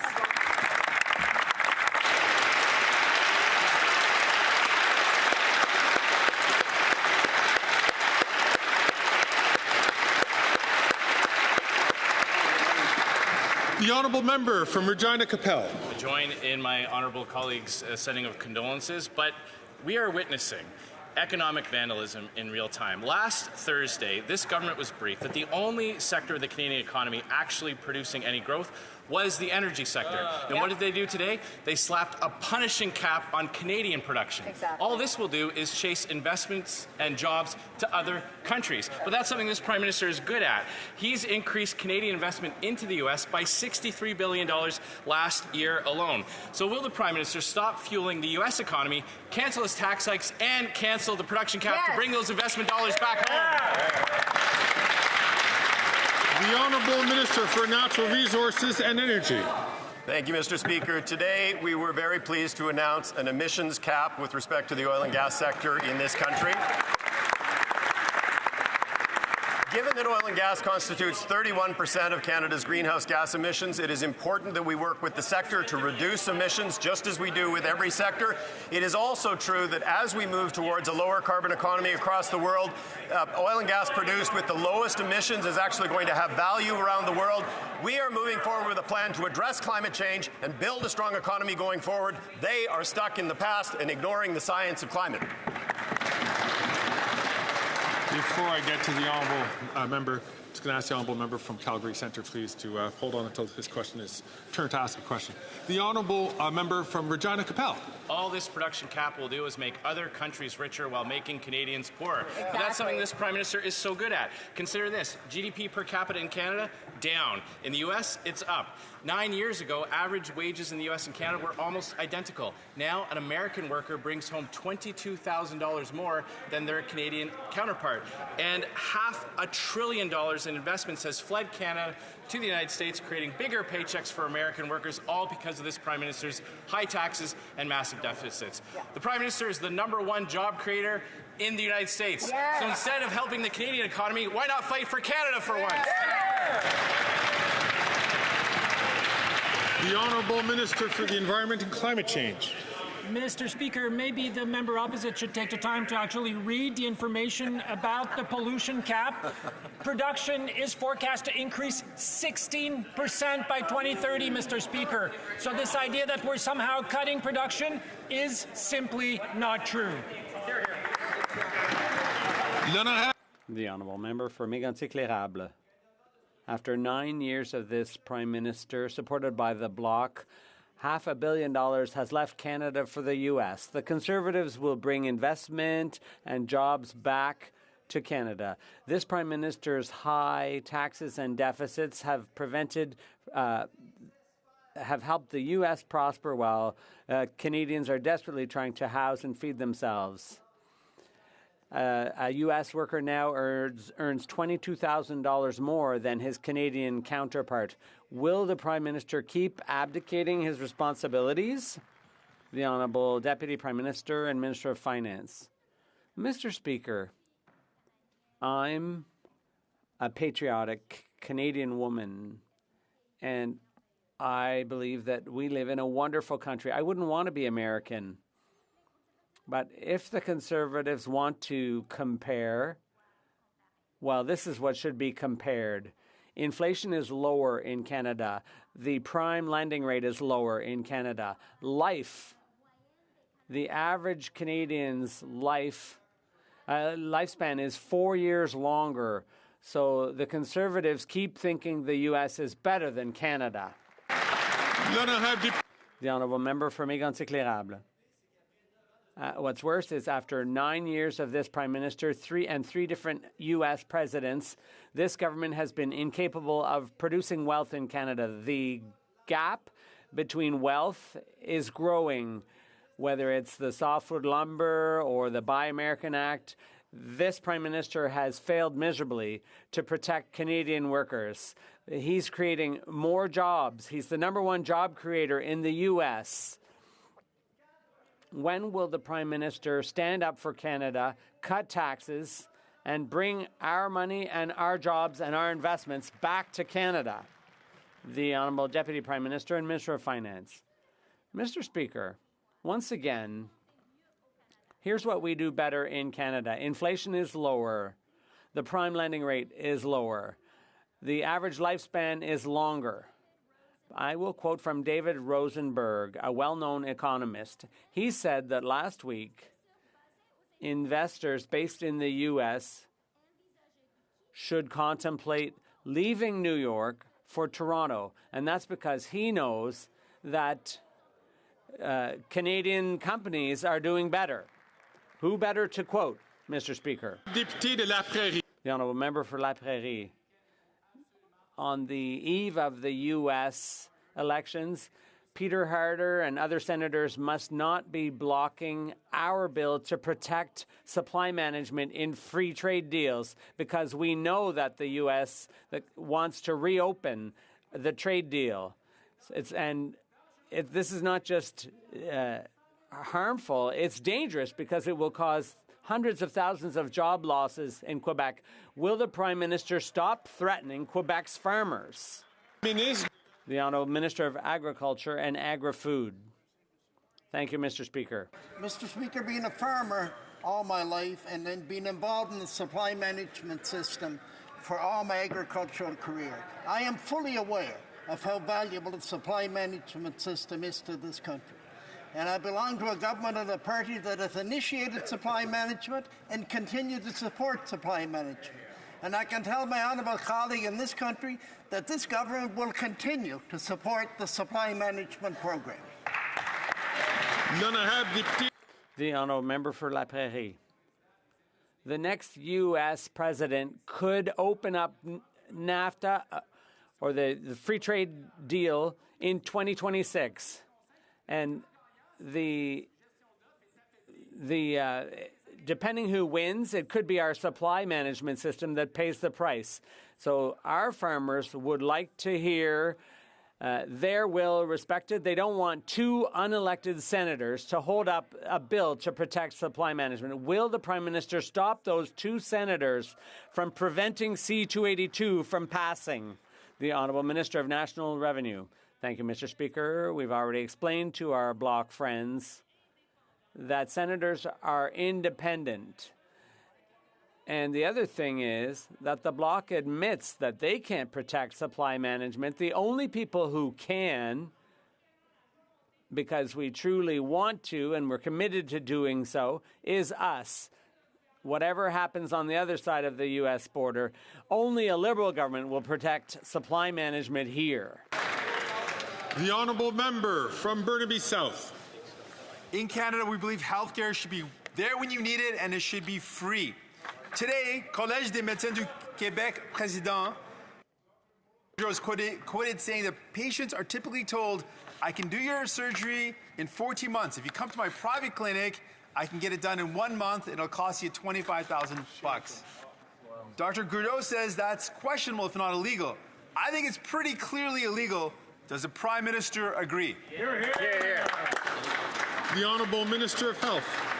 public, universal, available for all, and most of all, making sure that the patient doesn't pay.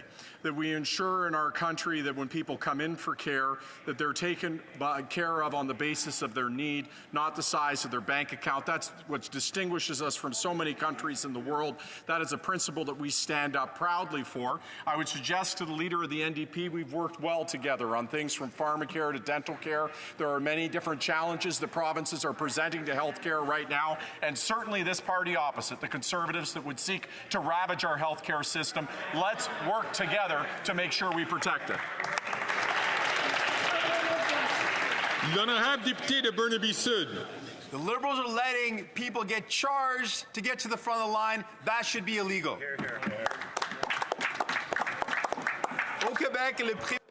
In Quebec, the private sector is taking up more and more of a role in healthcare.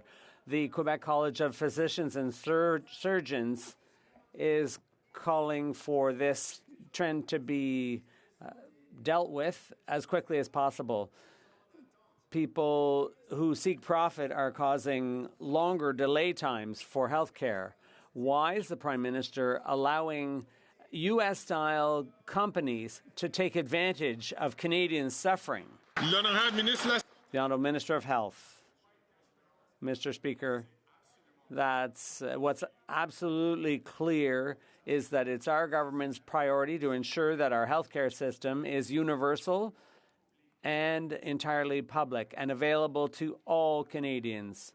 We've made a lot of headway with dental care and pharmacare, but I think there's a lot of work that can still be done, that should still be done. But on the other side, the Conservative Party wants to cut. They want to make huge cuts to funding for health care, and that's totally unacceptable, Mr. Speaker. The honourable member from Dufferin-Caledon.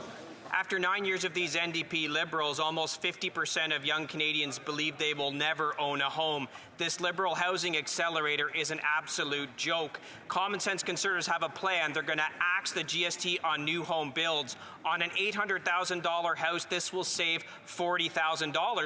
And the Conservative leader has now written to the premiers of every province asking them to match this tax cut. When will these NDP Liberals finally get it through their heads? They're funding bureaucracies, axe the tax on new builds so young people can buy a house.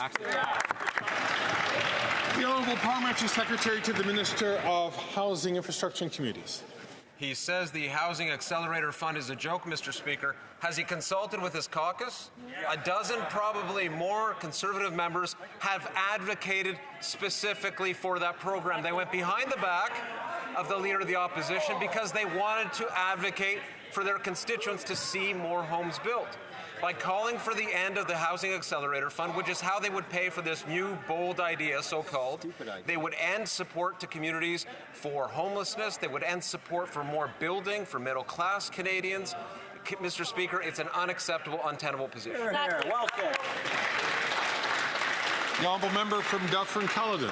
Oh man, here's what Liberal housing advisor Mike P. Moffat said about the Liberal Housing Accelerator. Can anyone in the federal government tell me why Toronto deserves $471 million in housing accelerator funds to massively hike development taxes?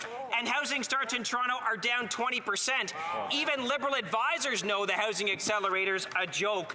Will these NDP Liberals finally realize they're funding bureaucracies, tripling development charges, and not getting any houses built for young Canadians? The Honourable Parliamentary Secretary to the Minister of Housing, Infrastructure and Communities. Young Canadians, he talks about home building in Canada, Mr. Speaker. They have 6 homes to point to when they were in office. Wow. That's the sum total of their work when they were in office, when the Leader of the Opposition held the so-called role of Minister of Housing. He wasn't a minister at all, Mr. Speaker. In fact, if you look at the 190,000 number that they talk about during their time in office, that was home builders who did that, Mr. Speaker. It was not them. They know nothing about getting homes built. They know only about cuts. They would only make cuts to communities. It's not an acceptable position, Mr. Chair. The honourable member from Parry Sound, Muskoka. After 9 years of this NDP Liberal government, we know they're not worth the cost of housing. So bad is their record, in fact, that 80% of young Canadians believe that home ownership is only for the very rich. Conservatives will axe the federal sales tax on new homes sold under $1 million, saving Canadians up to $50,000 or $2,200 a year in mortgage payments. The Conservative leader has written premiers asking them to match our Conservative plan to axe the tax on housing, saving Canadians thousands more. This means real relief for young Canadians desperately trying to buy a home. Will the NDP Liberals axe the tax on housing so young Canadians can finally buy a home? The Honourable Parliamentary Secretary to the Minister of Housing. Mr. Speaker, I worked with the Honourable Member on the House of Commons committee that's responsible for housing. He almost always brings up good points, except today there's a credibility issue at stake, Mr. Speaker. When he was Mayor of Huntsville, prior to becoming Member of Parliament, he increased development charges, which we agree are an impediment to home building. They are a tax on home building. How much did he increase development charges, Mr. Speaker? Not by 2 or 3%, Mr. Speaker, but by 16%, Mr. Speaker. They can't speak about these issues. They have no credibility on the matter.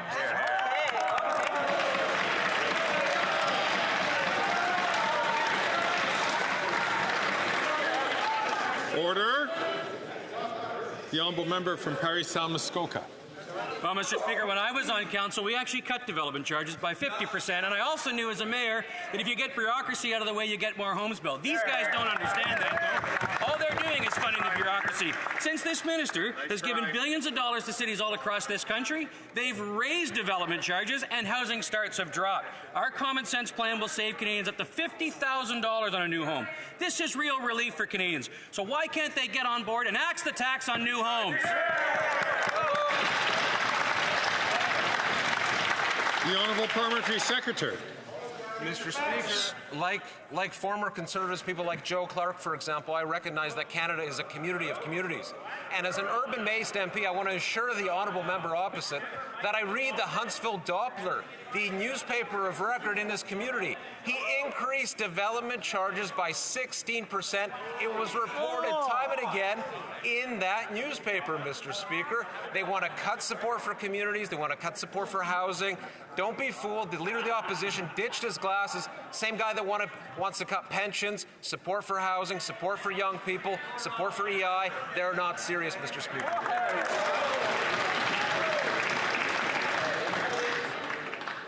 L'honorable député de Bellechasse. The Honourable Member for Bellechasse-les-Etchemins-Lévis. Mr. Speaker, after 9 years, the Bloc Liberal Coalition has discouraged young people from owning their own home. They've doubled rents, mortgage payments, and down payments. As we speak, 80% of Canadians think home ownership is only for the very rich.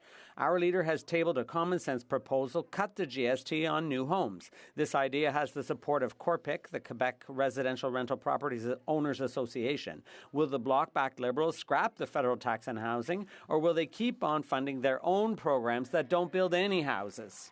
The Honourable Minister for the Economic Development Agency.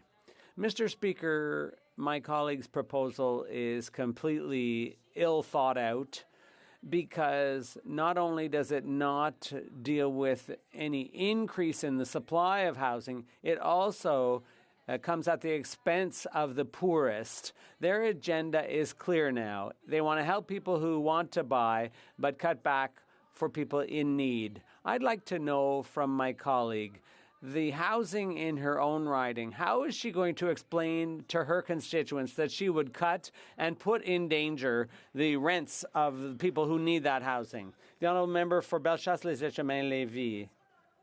She can ask questions when she's in opposition. Mr. Speaker, the Conservative leader's proposal to scrap the GST on houses under $1 million would give young people the hope of being able to buy a home and maybe start a family. With this GST cut, some 30,000 new homes could be built. For an $800,000 home, for example, the GST savings would be $40,000. What's keeping this Liberal bloc government from showing a little compassion and common sense by going ahead with our proposal?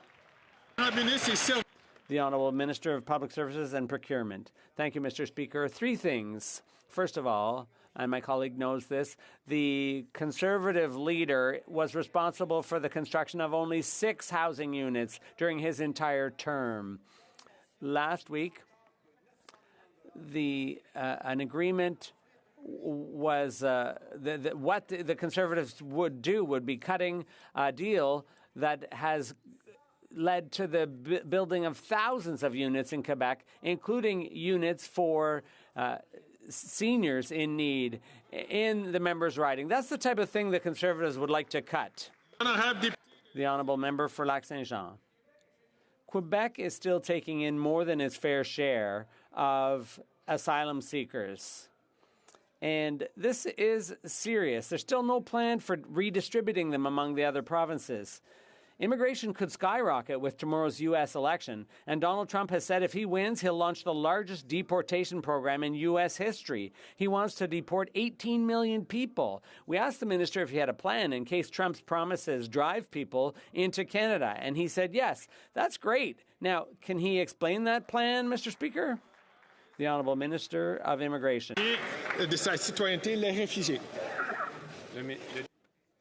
The member knows full well that for a number of months we've been reducing the number of asylum seekers arriving by 29% in Quebec. And this is the type of thing we can do by working together with Quebec in order to have a well-managed border with the U.S. And we will continue to do that regardless of who's the president tomorrow. But it's maybe premature to be talking about that. The honourable member for Lac-Saint-Jean. Mr. Speaker, to govern is to plan, and the Immigration Department has proven at every conceivable opportunity that they're not very good at it.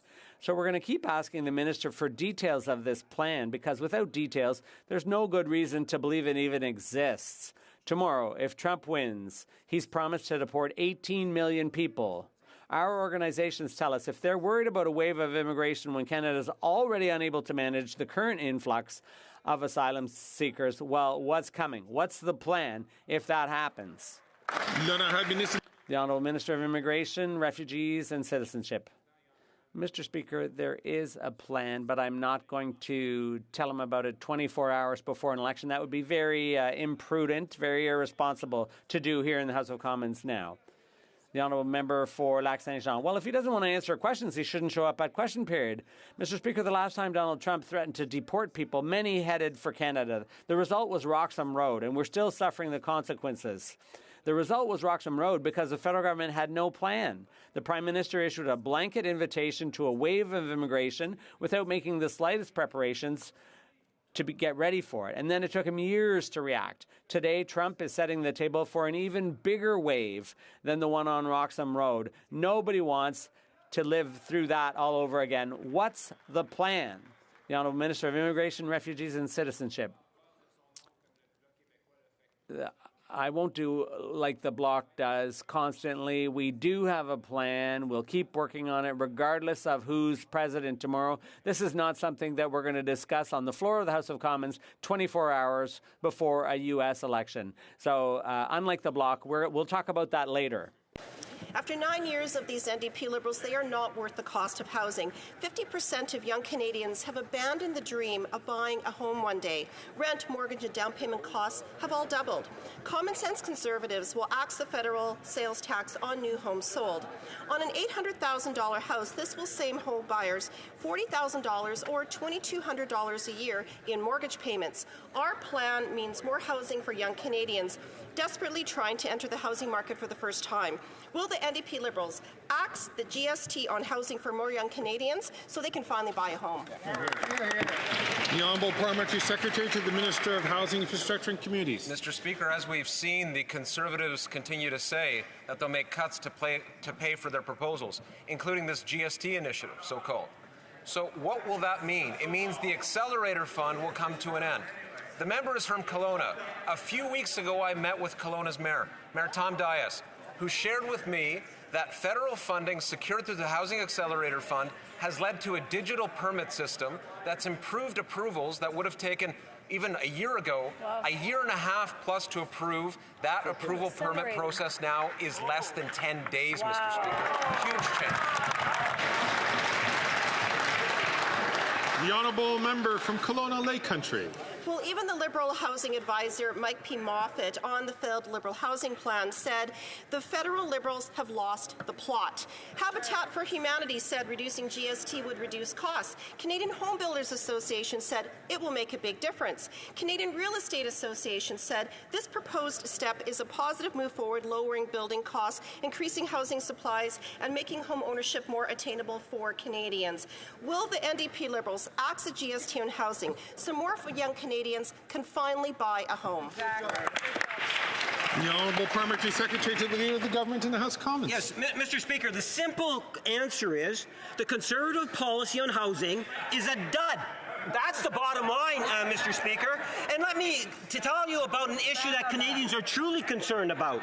You have the leader of the Conservative Party that continues to refuse to get a security clearance. I believe Canadians have a right to know why it is that the Conservative leader refuses to get it. What is he hiding? Is there something about his past that Canadians should know about? It's time the leader step up and be honest with Canadians.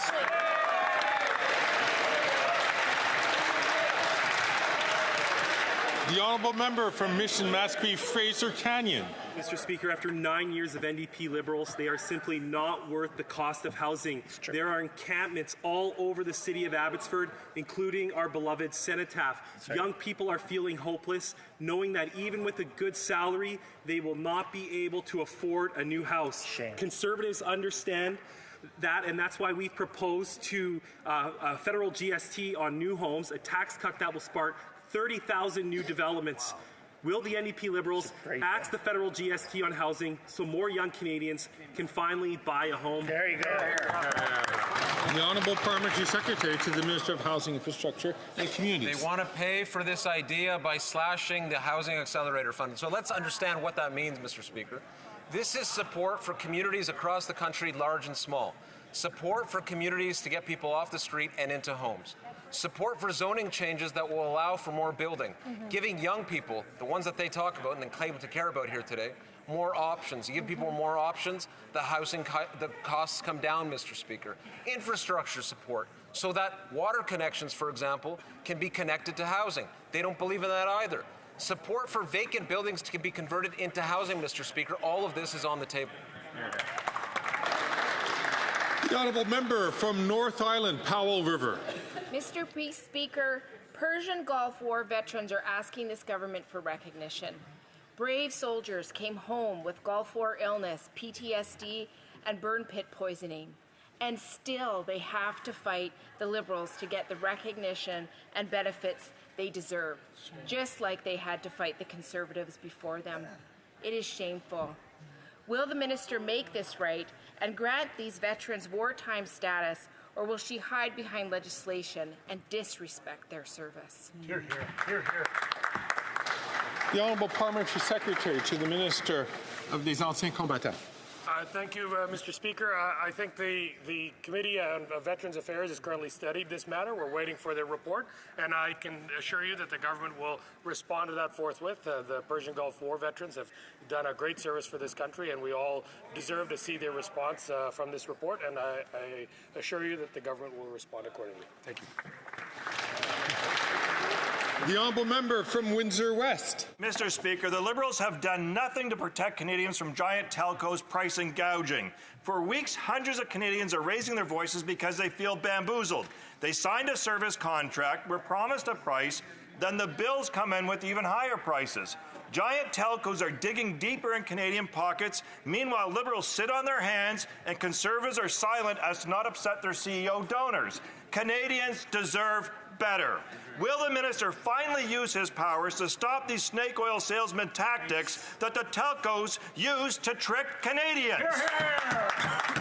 The Honourable Parliamentary Secretary to the Minister of Innovation. Well, thank you, Mr. Speaker. We expect all telecommunication companies to clearly communicate contract terms and pricing changes to its customers. The minister has spoken directly with Rogers on this important issue.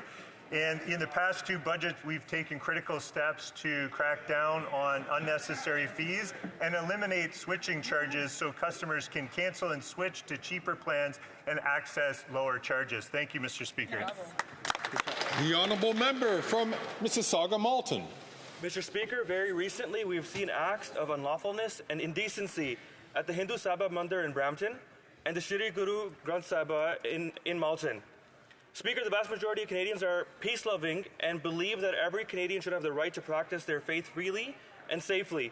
We've also heard from the RCMP that foreign elements are seeking to destabilize the harmony in our communities to provide evidence for their own rhetoric. These actions must be condemned. Can the Minister please comment on these incidents and tell Canadians what the government is doing to keep them safe? Thank you. The Honourable Minister for Diversity, Inclusion and People with Disabilities. Mr. Speaker, we strongly condemn acts of violence, hate that took place outside Hindu Sabha Mandir and Guru Singh Sabha Gurdwara. These acts need to stop.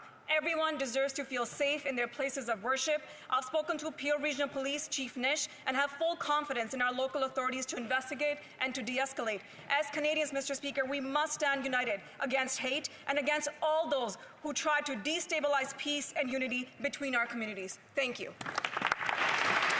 The Honourable Member from Bay of Quinte. Mr. Speaker, after 9 years of this Liberal NDP government, Canada has become the caboose to America's high-flying economic engine. The GDP per capita has become so stark that the average American worker is now making $22,000 more than the Canadian worker. Why? Well, because Americans don't pay a carbon tax. They don't have high fly-raising capital gains taxes. And they don't have soft trade policies. So when will this Prime Minister finally admit that his high taxes, soft trade policies have derailed Canadian prosperity, or is he content in keeping Canadian workers riding in the back in the caboose? Good question. The Honourable Deputy Prime Minister and Minister of Finance. Mr. Speaker, the Conservatives may have an inferiority complex vis-a-vis the United States, but I sure don't. Let me tell you what's better in Canada. Inflation is lower. Interest rates are lower.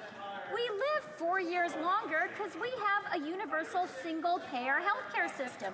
And you know what? Investors are noticing the Canadian advantage. Here's what David Rosenberg said last week. U.S.-based investors should strongly consider moving from New York to Toronto because returns here are better, too. The Honourable Member from Bay of Quinte. Amazing, Mr. Speaker, because the Liberal candidate Mark Carney moved his company to New York. But let me tell you what's actually happening in the Canadian economy. 90,000 jobs have been lost since 2015 in the softwood lumber industry. 90,000 jobs, 40,000 of them in BC alone. The last Prime Minister figured the softwood lumber deal in 79 days. It's been 9 years and 3 U.S. presidents. How many jobs have to be chopped before this Prime Minister figures out that high taxes and a weak, soft spine won't bring jobs back and paychecks to Canadians and across the softwood lumber industry? The Honourable Deputy Prime Minister and Minister of Finance. Mr. Speaker, we will take no lessons from these weak Conservatives when it comes to standing up for the Canadian national interest. And that's because we remember the 232 steel and aluminum interests that the U.S. imposed on us. And when we did that, we retaliated. We had the guts to do that. And you know what the Conservatives said? They urged us to back down. They said that retaliation was dumb. They would sell Canadian interests out again in a minute. We will never do that. The Honourable Member for Chicoutimi-Le-Fjord. Mr. Speaker, after 9 years and 3 American presidents, this Prime Minister has failed to renegotiate the softwood lumber agreement. He failed where the previous Conservative Prime Minister succeeded. And that just 90 days after being elected. After the closing of the sawmill in Maniwaki and in Mauricie, we now learned that another sawmill is about to close its doors in Quebec. Why are the Liberals continuing to abandon forestry workers? The Honourable Minister of Exports and International Development, Trade. Thank you, Mr. Speaker. I want to thank the honourable member for that question. As he well knows, softwood lumber, the forestry industry, is really important in creating thousands and thousands of jobs across this country. We've been working very hard with the forestry industry. But what I've also learned from the sector is that they're really looking to expand into new markets. And I'm very pleased that our government, the Trade Commissioner Service, is really helping them to access new markets while at the same time working to continue to try to get a deal with the United States. Thanks so much. The Honourable Member for Chicoutimi-Le Mr. Speaker, I'll say it again, 3 American presidents. And 9 years later, this Liberal Prime Minister has still not managed to renegotiate a softwood lumber agreement. That's pure incompetence and a clear lack of leadership. 3 sawmills have closed their doors in just a few months. The most recent in Saint-Ludger-de-Millau. It's a village of 600 people. 100 of those people are about to lose their jobs. When will there be elections so that our leader can succeed where this Prime Minister has lamentably failed? The Honourable Minister for International Trade. What I would say to those wonderful workers and the sector that they belong to, they contribute tremendously not only to the economy of Quebec, but certainly to the economy of Canada. But I do have a question for the member opposite, and that is for his leader. And why is the leader not going to get his security clearance so that he can protect Canadians? That's right. The Honourable Member for Repentigny. The Environment Minister's announcement today is extremely disappointing. It's been 2 years since he presented his intention to regulate a cap on GHG emissions in the oil and gas sector. And you can understand our impatience, but there's nothing in the minister's announcement which will reduce oil production. Quite the contrary. He says that it's going to go up by 16%. No effort required for big oil.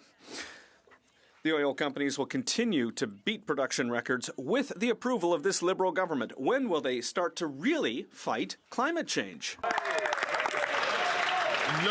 The Honourable Minister of the Environment and Climate Change. Mr. Speaker, I don't know what to say. The Bloc Québécois has been encouraging us to interfere in provincial jurisdictions.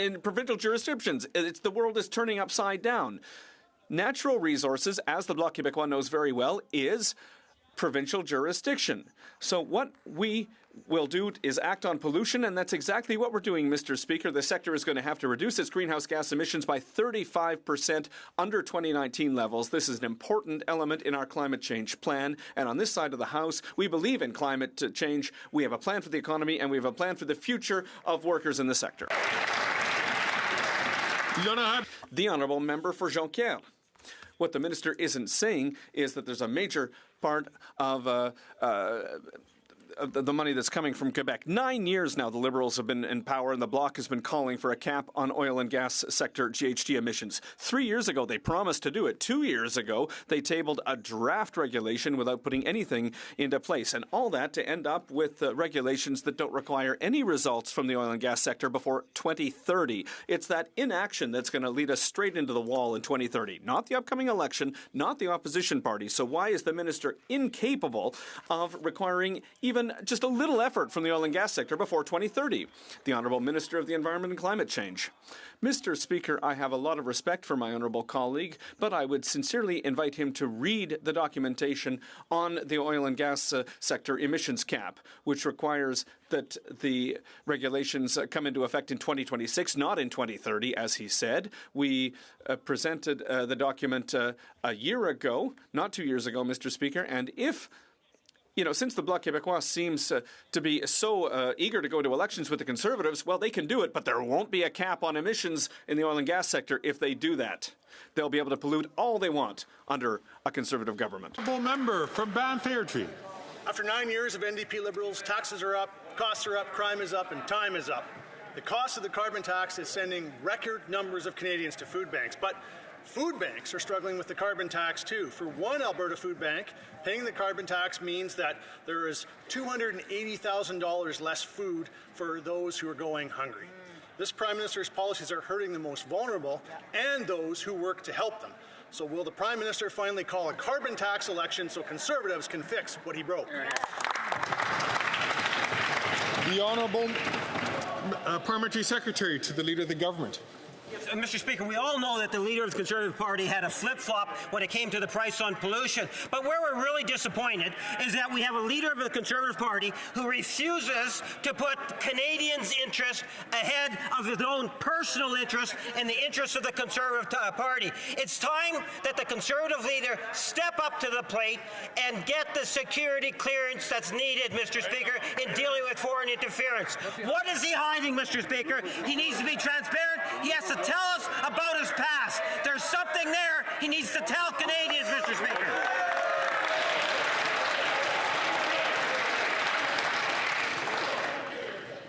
The honourable member from Banff Airdrie. What an insult that is to Canadians who are going hungry. Yeah. And that's not only that, but it's Veterans Week, and there's far too many of the heroes who bravely served Canada who now cannot count on sitting down to their next meal.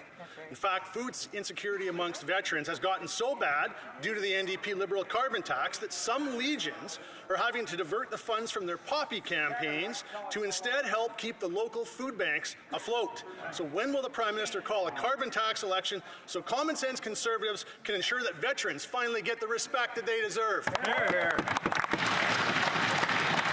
The Honourable Parliamentary Secretary to the Leader of the Government in the House of Commons. Yes, Mr. Speaker, let me tell you what an insult is. When you have the leader of the Conservative Party continuing to focus his attention on his personal interests and the interests of the Conservative Party, Mr. Speaker. Let's be clear. The leader of the Conservative Party is hiding something. There's something about his past that he does not want Canadians to know. Mr. Speaker, there is an obligation for the leader of the Conservative Party to come clean and tell Canadians what it is that he's hiding. Why won't he get that security clearance?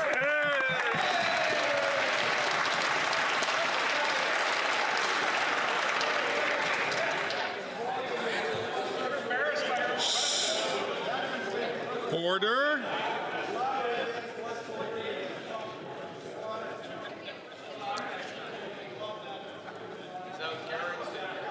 Order.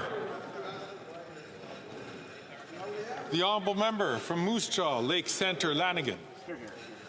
Mr. Speaker, costs are up, crime is up, and time is up.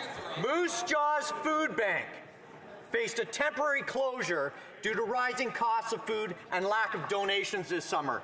It used to be people facing temporary hardship were the ones that used the food bank. Now, it's people with good jobs being forced to use the food bank because the cost of everything has gone up. Mr. Speaker, when will this Prime Minister call a carbon tax election so people can put something under the tree and on their table this Christmas? The Honourable Parliamentary Secretary to the Minister of Innovation. Well, I'm glad to hear the member opposite use the word security again.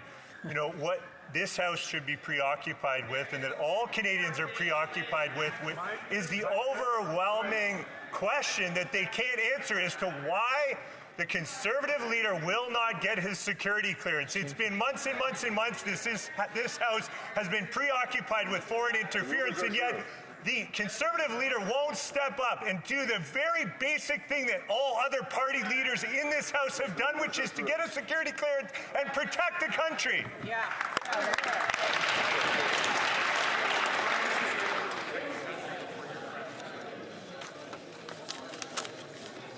The honourable member from Coquitlam, Port Coquitlam. Thank you, Mr. Speaker. Mr. Speaker, our kids need help. The internet is not a safe place for them right now. We need to hold online platforms accountable and put the safety of our children first by passing the Online Harms Act. Unfortunately, we can't debate this bill because all business in the House is stalled in a Conservative delay tactic. Amanda Todd's mother, Carol, one of my constituents, recently spoke to the Globe and Mail calling for us to debate and pass Bill C-63. Can the Minister of Justice and Attorney General explain why parents across the country, including Carol, are urging us to pass the online... The Honourable Minister of Justice and Attorney General. Mr. Speaker, I want to thank Carol Todd for her courage. Carol's daughter, Amanda, tragically died by suicide 12 years ago after being victimized online. Now Carol is calling on every parliamentarian to take action and pass the Online Harms Act. To quote Carol, she said, "The filibuster that is happening right now and holding everything up is frustrating. It's just wasting time. I've waited 12 years for this. Conservatives have shown they will not prioritize children or protecting them. But I put it to the Bloc and the NDP that they have the power right now to stop this filibuster, protect kids, and pass this bill. Will they?"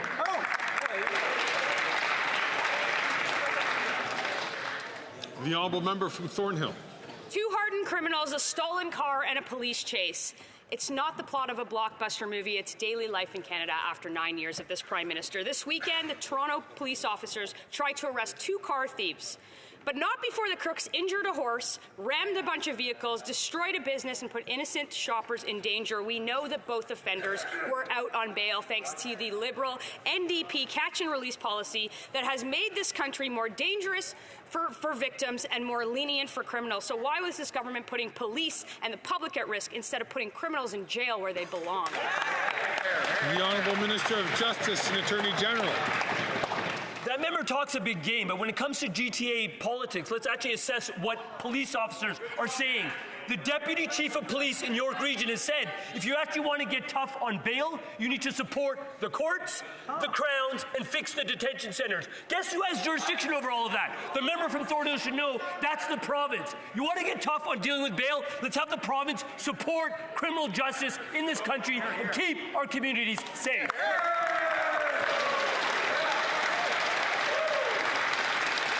No, members are very passionate about many issues. I'm going to ask the member from Kamloops, Thompson, Caribou, as well as the member from Sarnia, Lambton, please, not to take the mic unless recognized by the chair. The honourable member from Thornhill.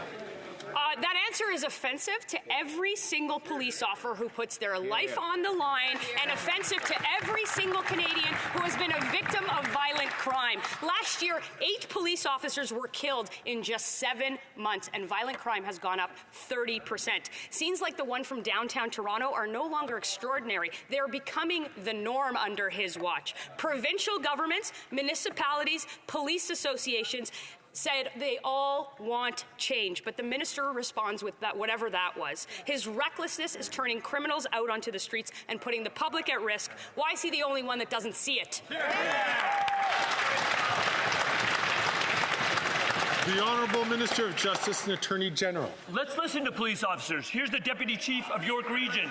There's just not simply enough court space to hold contested bail hearings. Let's listen to the National Police Federation, who pointed out, newsflash, that when you have JPs with no legal training, sometimes there may be some issues with their rendering of decisions and keeping our community safe. Where do they train JPs legally before they appoint them? Nova Scotia. Maybe that's a lesson that Doug Ford could take. If she needs it in a 3-word slogan, here it is. Talk to the Premier.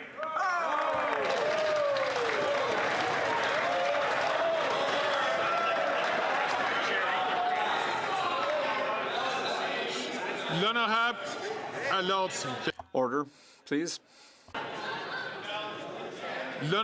The honourable member for Charlebourg, Haute-Saint-Charles. Philippe Léger in the Journal de Montréal said that police's concerns about gangs in Montreal is scary. The Montreal Police Service says that Montreal is becoming like Marseille in France, a place where the authorities are losing control. Mr. Léger said that if the criminal world has changed, our laws need to change as well, starting with mandatory minimum sentences for all criminals who are recruiting young people to commit crimes. Does the Prime Minister agree, or will he continue to stand with criminals?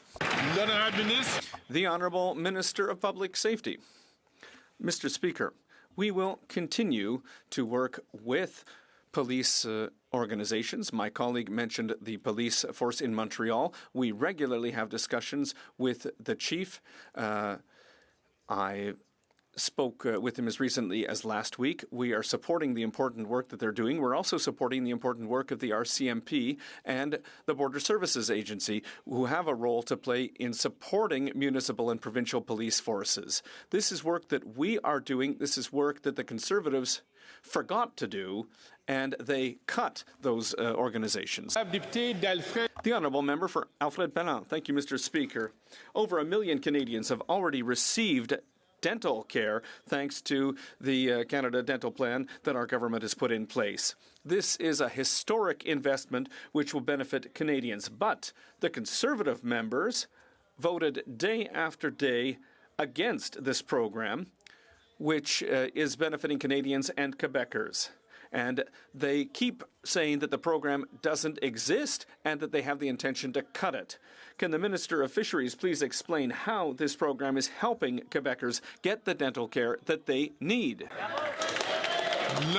The Honourable Minister of Fisheries and Oceans and the Canadian Coast Guard.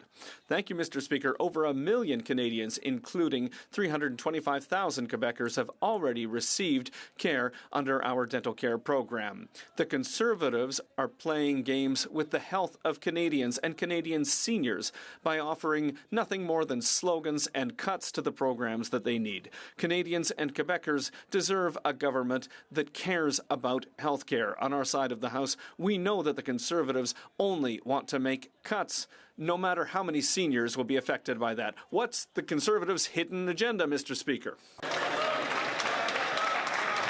The honourable member from Hamilton Centre. This morning, the BC Maritime Employers Association imposed a bad faith lockout on over 700 ILW Local 514 workers at BC ports. This blatant attempt to manipulate this Liberal government into undermining workers' rights is an outrageous assault on free collective bargaining. So, will this Liberal minister categorically reject any intervention that would force these port workers to give up their collective bargaining rights, or will he bow to the employer? Yes. Honourable Minister of Labour and for Seniors.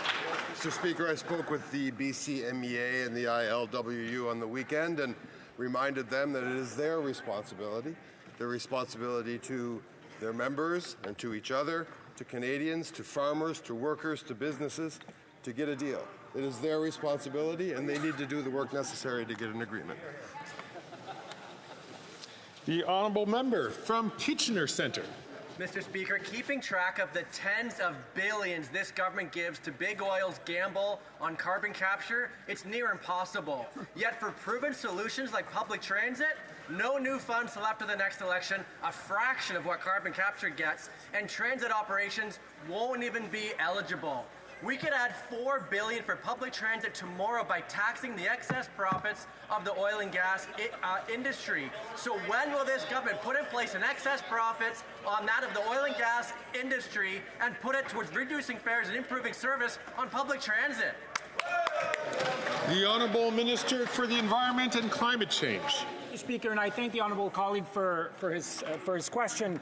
First, the federal government is investing historic amounts in public transit, Mr. Speaker. $30 billion. There are more than 400 kilometres of subway lines being built in Canada right now because of federal investment. Second, we're the only country in the G20. No other country in the G20 has phased out subsidies to fossil fuels. We're the only ones that have done that, despite a commitment made under the previous government to do that, on which they did absolutely nothing, Mr. Speaker. We're there to help Canadians with transit, but we're also there to fight climate change. Je voudrais signaler. I'd like to order, please. I'd like to point out to members that present in the gallery is Ian Lafrenière, Minister responsible for relations with First Nations and Inuit for the province of Quebec.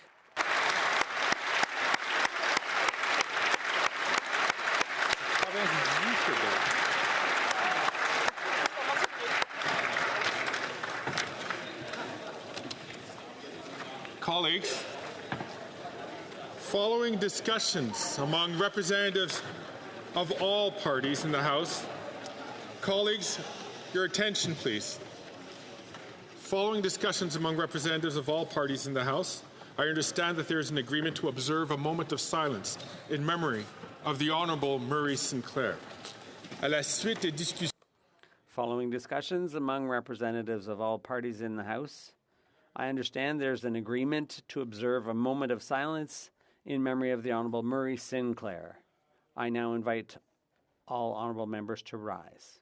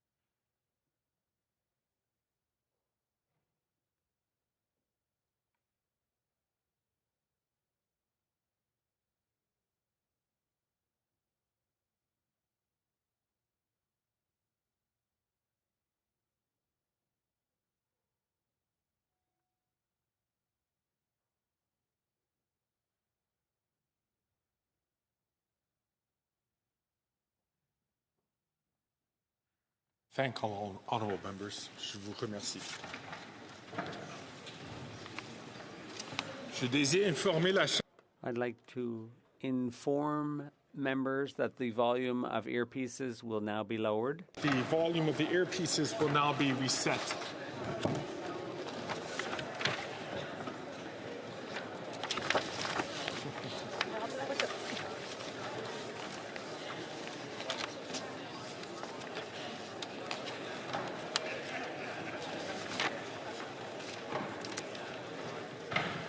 Affaires courantes ordinaires. Daily routine of business. Dépôt de documents. Tabling of documents. The Honourable Parliamentary Secretary. To the Government House Leader. See, Mr. Speaker, pursuant to Standing Order 36, bracket 8A, I have the honour to table in both official languages the government's responses to 15 petitions. These returns will be tabled in an electronic format. Dépôt de documents. Tabling of documents, introduction of government bills, statements by ministers, reports from interparliamentary delegations, presenting reports from committees. The Honourable Member for the Honourable Parliamentary Secretary to the Minister of Housing, Infrastructure and Communities. Thank you, Mr. Speaker. I have the honour to present in both official languages the 8th interim report of the Special Committee on the Canada People's Republic of China, on the Committee of the Special Committee on the Canada People's Republic of China relationship, entitled The Nexus Between Science and National Security in Canada, the Case of the National Microbiology Laboratory in Winnipeg. Pursuant to Standing Order 109, the committee requests that the government table a comprehensive report to this response to this report. We got it. Je remercie l'honorable. I'd like to thank the Honourable Parliamentary Secretary. Introduction of private members' bills. First reading of Senate public bills. Monsieur. Motions. Ms. Posey. Seconded by Mr. Simard, moves that the fourth report of the Standing Committee on Environment and Sustainable Development, tabled in 2022, be concurred in. Debate. The Honourable Member for Repentigny. Thank you very much, Mr. Speaker. Look, I'm very pleased to have this opportunity to discuss this report. I'd like to thank all those who supported me. As you said, it's a 2022 report, but it's still timely. And I'd like to thank everyone in the Library of Parliament and all the staff who worked on this, all the witnesses, all the experts who participated in the public debate on this topic and submitted briefs and letters. And I hope that they're listening today. For a number of years, and since 2016 especially, a number of organizations that defend the environment, a number of scientists and experts have testified to their concern about Canadian stewardship or governance in this area. The Bloc is of the view that the government has not done its job of guiding our way through this issue with public policy and with taking measures to address the issues. And that's why we presented a complementary report. And it's clear that of the 41 briefs received, 36 were provided by individuals or organizations sharing their concerns or raising questions about inconsistencies or troubling experiences they had during consultations in their municipalities. By leaving very little room for this evidence in the report, it shows how little importance the government attaches to the public's concerns when they hold consultations. Mr. Speaker, I know there are a lot of discussions going on around me. I would call on you to restore order. The member raises a very good point. It's very important when there's time for debate to have just one person speaking at a time, the person who has the floor. I would call on other members In the House to either I'll invite the honourable member from Don Valley East. I'll invite the member from Don Valley East to please, if they're going to have conversations, to have conversations either with your colleagues outside of this chamber or next to the colleague so that we can hear the discussions which are going on. L'honorable député de Repentigny. The honourable member for Repentigny, I'd invite you to continue. You have 18 minutes and 20 seconds left. Great. So if there was a political will to consult affected communities more directly, well, they should be given the attention they deserve. It seems to us that those interested in developing the nuclear industry should improve the decision-making process and governance surrounding the nuclear waste so that there's greater social buy-in, social acceptability. And from that angle, we think that government members, as well as members of the official opposition, should place more importance on the serious challenges that developing the nuclear industry poses when it comes to how radioactive waste is dealt with. The decision of the Nuclear Safety Council to authorize a project for storing nuclear waste, taken together with the irregularities that have been found and publicly criticized, given that decision to approve the project, the committee should take seriously what the witnesses raised as concerns. Concerns about that were reflected in most of the written contributions received by the committee. And there's been a lack of rigor in how these concerns were dealt with. And there's clearly an appearance of conflict of interest here.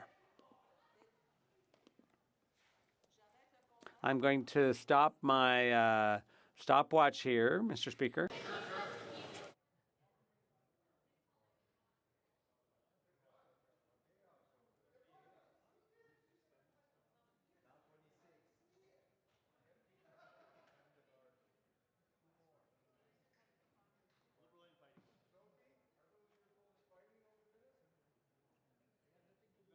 The honourable member for Repentigny. Witnesses from industry reiterated that public concern about the CNSC not acting in complete independence. They said that that was invalid. Nonetheless, many witnesses and the majority of briefs received by the committee raised the issue of the appearance of a conflict of interest. These concerns, unfortunately, were not adequately addressed by the committee's report. The committee failed to adequately reflect the cases presented to illustrate how conflicts of interest can arise.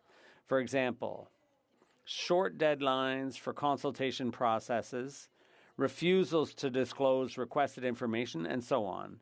The bloc presented a balanced recommendation for implementation that would have placed the Department of Environment and Climate Change in the approval process along with Natural Resources Canada, but the committee did not accept our proposal. Now let's talk about the Chalk River project. The essential principle of keeping radioactive waste far away from sources of drinking water has not been respected. In many respects, this project is at odds with the recommendations and guidelines of the International Atomic Energy Agency.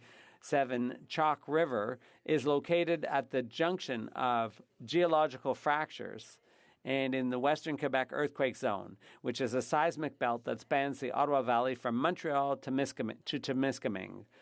The volume of radioactive waste that will be buried at this site is substantial, and witnesses and experts have both raised the issue of the lack of clarity in identifying the substance that will be introduced into this site. The Bloc's extremely concerned about the risks posed by this project. It poses risks to the main tributary of the Ottawa River, which is a source of drinking water for millions of people. We're thinking in particular of the redefinition of what constitutes intermediate level radioactive waste, concealed in CNSC proof regulation in June 2020 to 21. William Turner, a retired AECL employee and Deep River resident, submitted a detailed fact sheet on this. He said that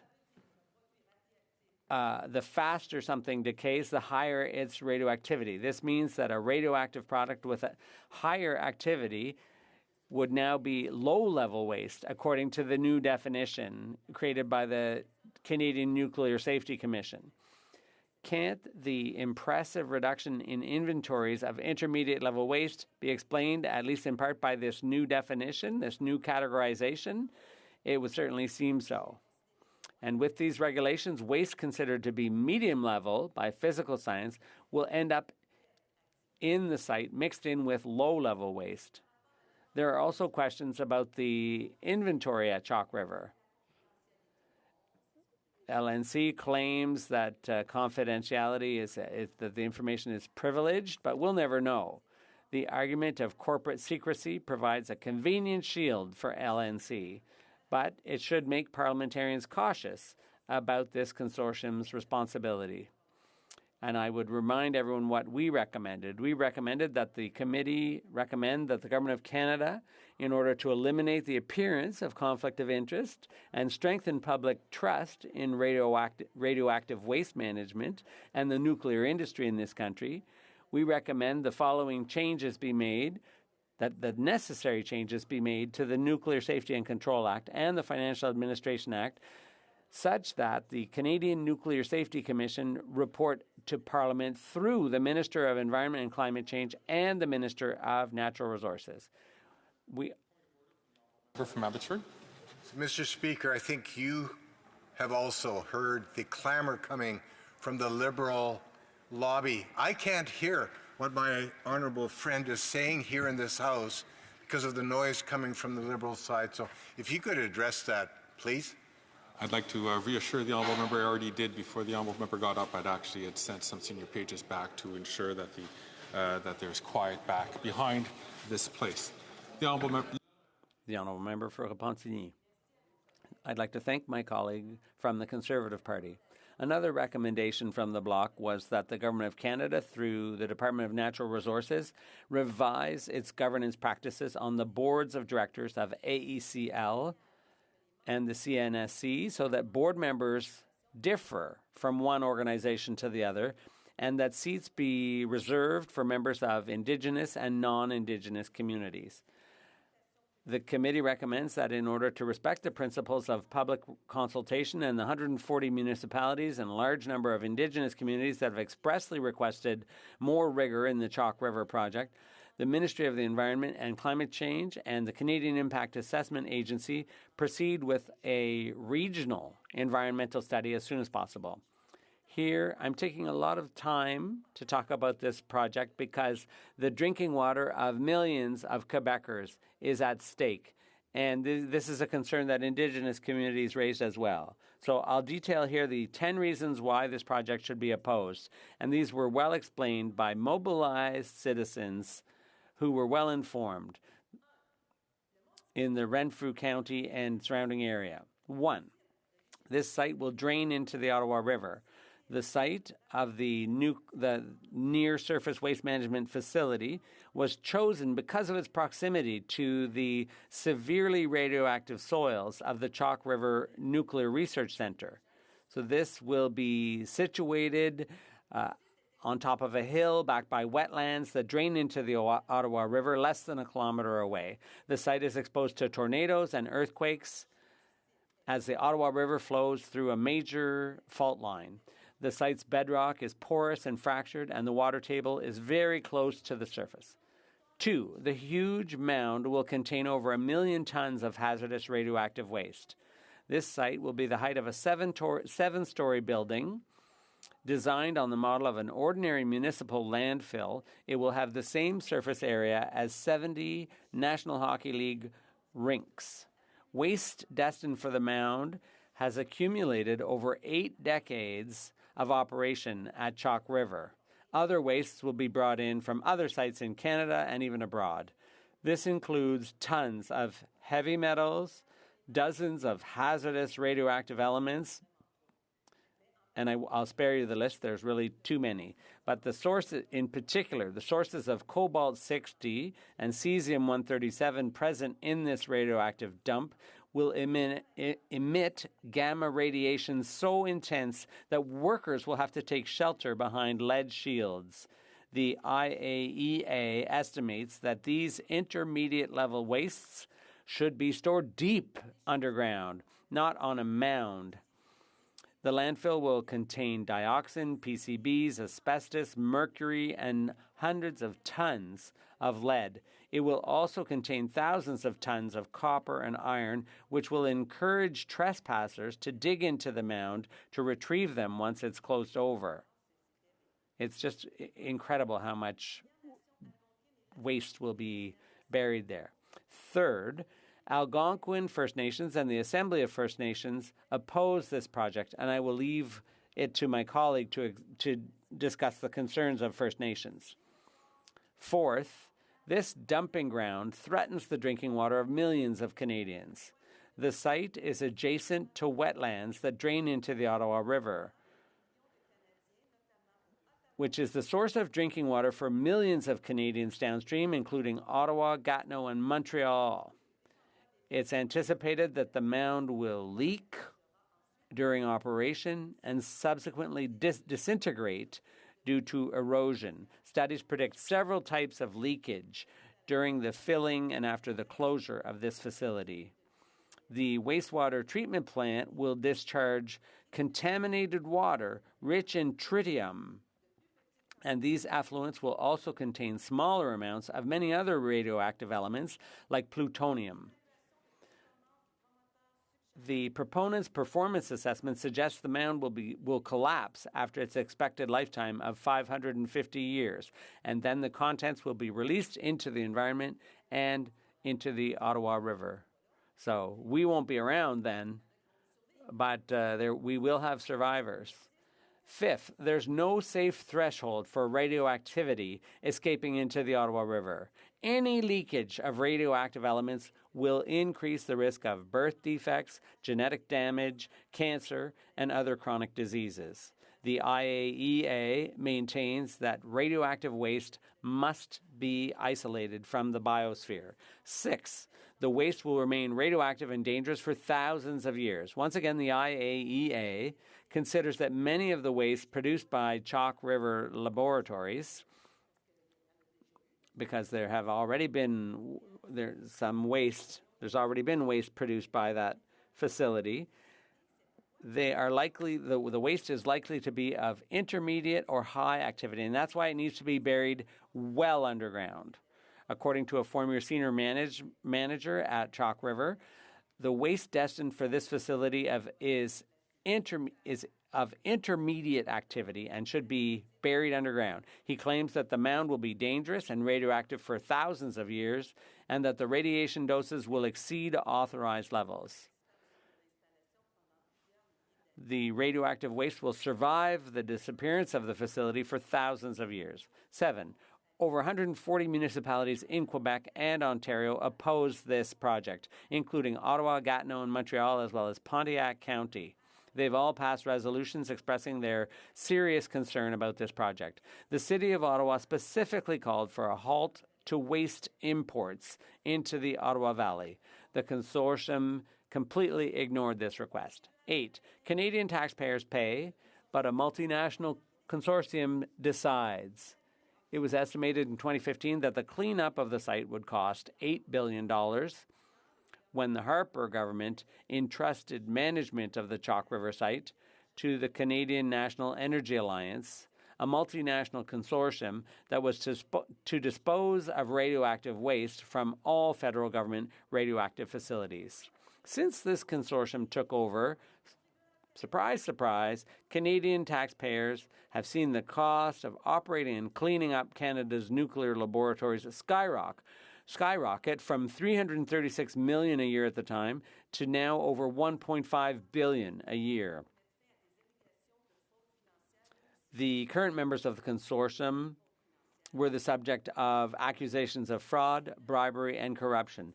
9. Construction of this facility will destroy critical habitat for protected species. So when you see how important biodiversity is and so on, well, this site is very rich in biodiversity, primarily because it's been off limits to the public for 80 years. Because of its proximity to the Ottawa River and Perch Lake, it's also a good feeding ground for large mammals.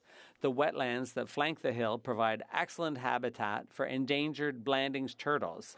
The site's mature forest is home to 3 threatened bat species and several migratory birds at risk, which frequent this area. Indigenous research has shown that a healthy population of endangered eastern wolves frequents this area. Indigenous researchers have also discovered 3 active black bear dens. In January 2024, the Kabaoek First Nation wrote to Canada's Minister of Environment and Climate Change asking for him to refuse the clear-cutting required for this site. 10. There are better ways to dispose of this radioactive waste. An Artemis peer review could have provided valuable information on the best ways to manage Chalk River's waste. So those were the 10 points I had to make. Madam Speaker, the Government of Canada should block this project and stop its funding. And I'm coming to my conclusion now. We note that the voices of the concerned individuals and organizations who contributed to this study through their evidence and briefs, they did not all get the same degree of interest at the writing stage of this report. There were even discussions among members about the merit or lack of merit of certain written contributions. So they said, oh yeah, we'll take this one, we won't take that one, and so on. Hundreds of individuals demanded explanations of erroneous statements made over the past few years, but those explanations remained unanswered. The Bloc believes that a study that gathers research gathers research content from the public in a single copy prepared with references and links supporting the statements would be a worthy contribution. Obviously, when such a large proportion of briefs present positions that don't agree with those of industry, this reality can be translated into choices around the content. And this choice in the report was made by members of the government and the official opposition. In the opinion of the Bloc, this does not serve the public or common good. When those voices don't feel heard, well, individual citizens look to the government that they trust the most and in which they base their hopes of being truly heard, or rather, they look to their democratically elected representatives. And, you know, that because they know that their representatives will listen to them. And what we've seen here is that a deaf ear has been turned to many citizens and organizations, including academics and industry-based technical and scientific experts who have raised issues of concern to human health and the environment. And this is very worrying, something that should be worrying for everybody. What do people want? They want information. They don't want propaganda. Under the leadership of the Parti québécois, under Premier Pauline Marois, Quebec made the choice to move away from nuclear power. Quebec has the means to make the green transition and aim for a truly carbon-neutral future without having to use nuclear technology. But Chalk River is taking us further from that goal. However, we stand in solidarity with communities across the country who have serious doubts and concerns about this. Native and non-Native, we stand with those who have concerns about the nuclear industry, and their struggles are all the same. Thank you, Madam Speaker. Questions and comments? The Honourable Parliamentary Secretary to the Minister of Environment and Climate Change and to the Minister of Sport and Physical Activity. Merci beaucoup. Well, thank you very much, Madam Speaker. And I'd like to thank my honourable colleague, my friend from the Environment and Climate Change Committee. And also, Madam Speaker, I'd like to say from the outset that I'm proud of Ontario's electric system, because our system is clean and it's a system that includes nuclear power. Nuclear power is safe and it's important. And Madam Chair, I'm going to get into it in my speech, but in 2005 in Ontario, we still burned coal for electricity. We don't need more. We had smog days back then, and we don't need more. Our system in Canada is clean, it's renewable, and nuclear plays a really strong role. And to hear the member opposite disparage the nuclear industry when they're also responsible for developing isotopes which save lives, Madam Speaker, I'm eager to get to it in my speech. The Honourable Member for Repentigny. Well, thank you, Madam Speaker. I'd like to thank my colleague for his question. And the Bloc Québécois isn't saying that we're opposed to all forms of nuclear energy. Medical isotopes are very important. But what we're saying, however, is that the nuclear industry that wants to expand, that wants to keep expanding, well, it never wants to manage its waste. They always talk about why we should be for in nuclear energy, but never do they talk about management of nuclear waste, and that's the concern we have with this industry. Questions and comments? Honourable member for, oh my gosh, I want to say Dauphin Swamp, but it's not. The honourable member for Saskatoon University. Thank you, Madam Speaker, and to my honourable colleague. What does she make of the shortage right now in medical isotopes? Last year, where there was some critical shortages that unfortunately may have cost lives in Canada. And we're very grateful for Chalk River and some of the developments of utilizing the CANDU reactor to make medical isotopes would not have been possible without Chalk River. So the men and women that work there, thank you for your innovation and hard work to perfect how to make isotopes out of the CANDU reactor. I'm just wondering for my colleague, what would her answer be for the shortage of isotopes, not just in Canada, about around the world, those shortages where we are backfilling some countries that have difficulties creating isotopes. Don't you think it would be wise to pursue this more? The honourable member for Repentigny, l'honorable député. The honourable member. Well, thank you, Madam Speaker. I'd like to thank my colleague for his question. And, you know, it's funny because that's two questions in a row now, two questions that have talked about medical isotopes. That's a smokescreen. It's really a false question because we know that the nuclear industry isn't working towards that. They want small modular reactors, which, you know, are something that the industry's invented. All they want, that industry, because they were, you know, failing, they're trying to come back. And by coming back, they're talking about these small modular reactors, and there are people who are only listening to the industry lobby and who are moving forward, eyes closed, towards that. How much is this going to cost? Who's going to pay for it? Well, taxpayers. They're going to pay for something that only exists on paper right now. That's what they want. Questions and comments? The Honourable Member for Rosemont La Petite Patrie. Well, thank you very much, Madam Speaker. I'd like to thank my colleague from Repentigny for her speech and for all the work that she's done on this file, which is really important.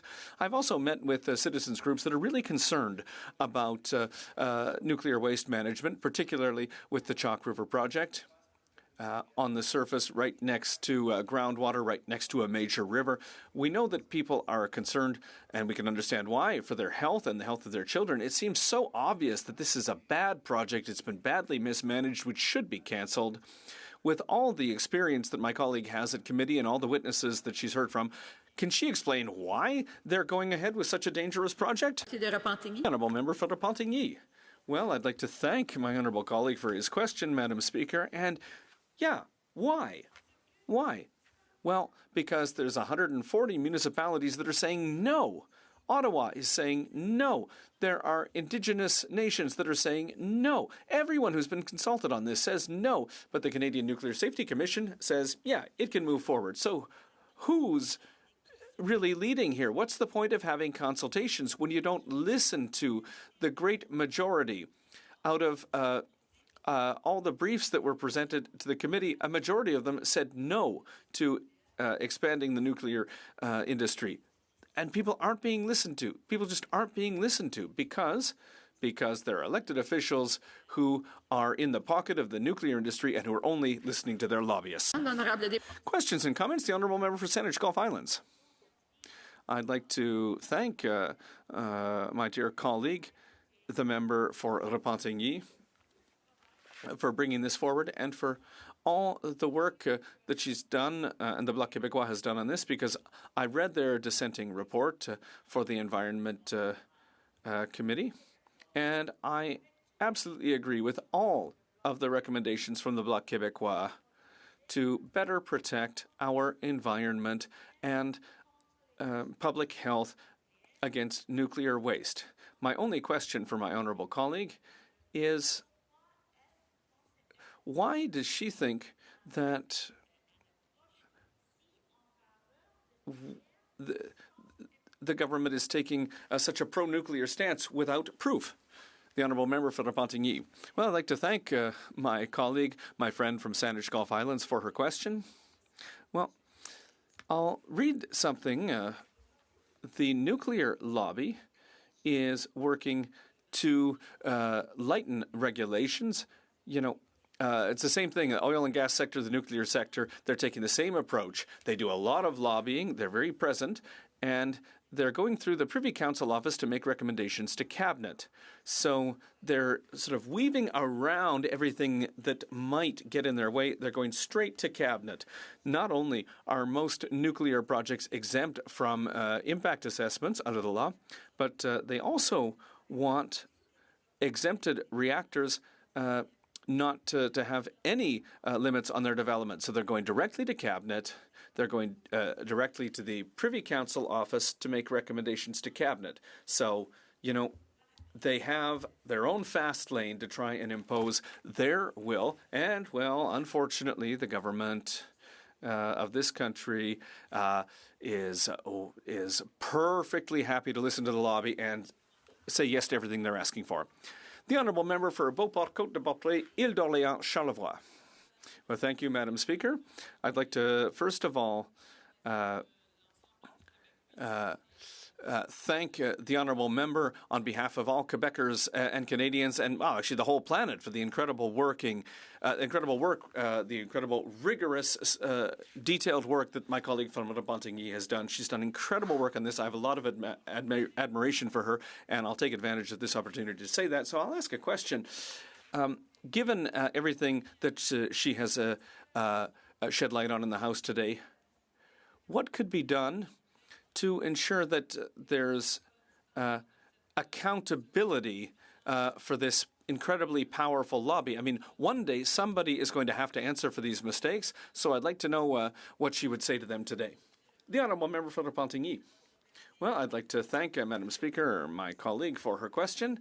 Now, listen, among the recommendations that the Bloc Québécois put in its dissenting report, there was at least one thing that could, I would say, reassure individual citizens. It would be to separate the various mandates. Right now, Natural Resources has the mandate to promote nuclear power, but there's also a mandate to manage nuclear waste. You know, so it's as if there's one hand that's undoing what the other hand is doing. So one of our recommendations, and this is something that many witnesses called for, is to separate that the Department of Natural Resources be responsible for nuclear power, but that the Department of the Environment be responsible for managing nuclear waste. And then maybe they'll realize that, oh, well, you know, if we move forward with development too quickly and we don't have a good plan for environmental waste, you know, if the Department of the Environment says, oh, hang on, what are you going to do about this? That might slow down the ambition in the sector.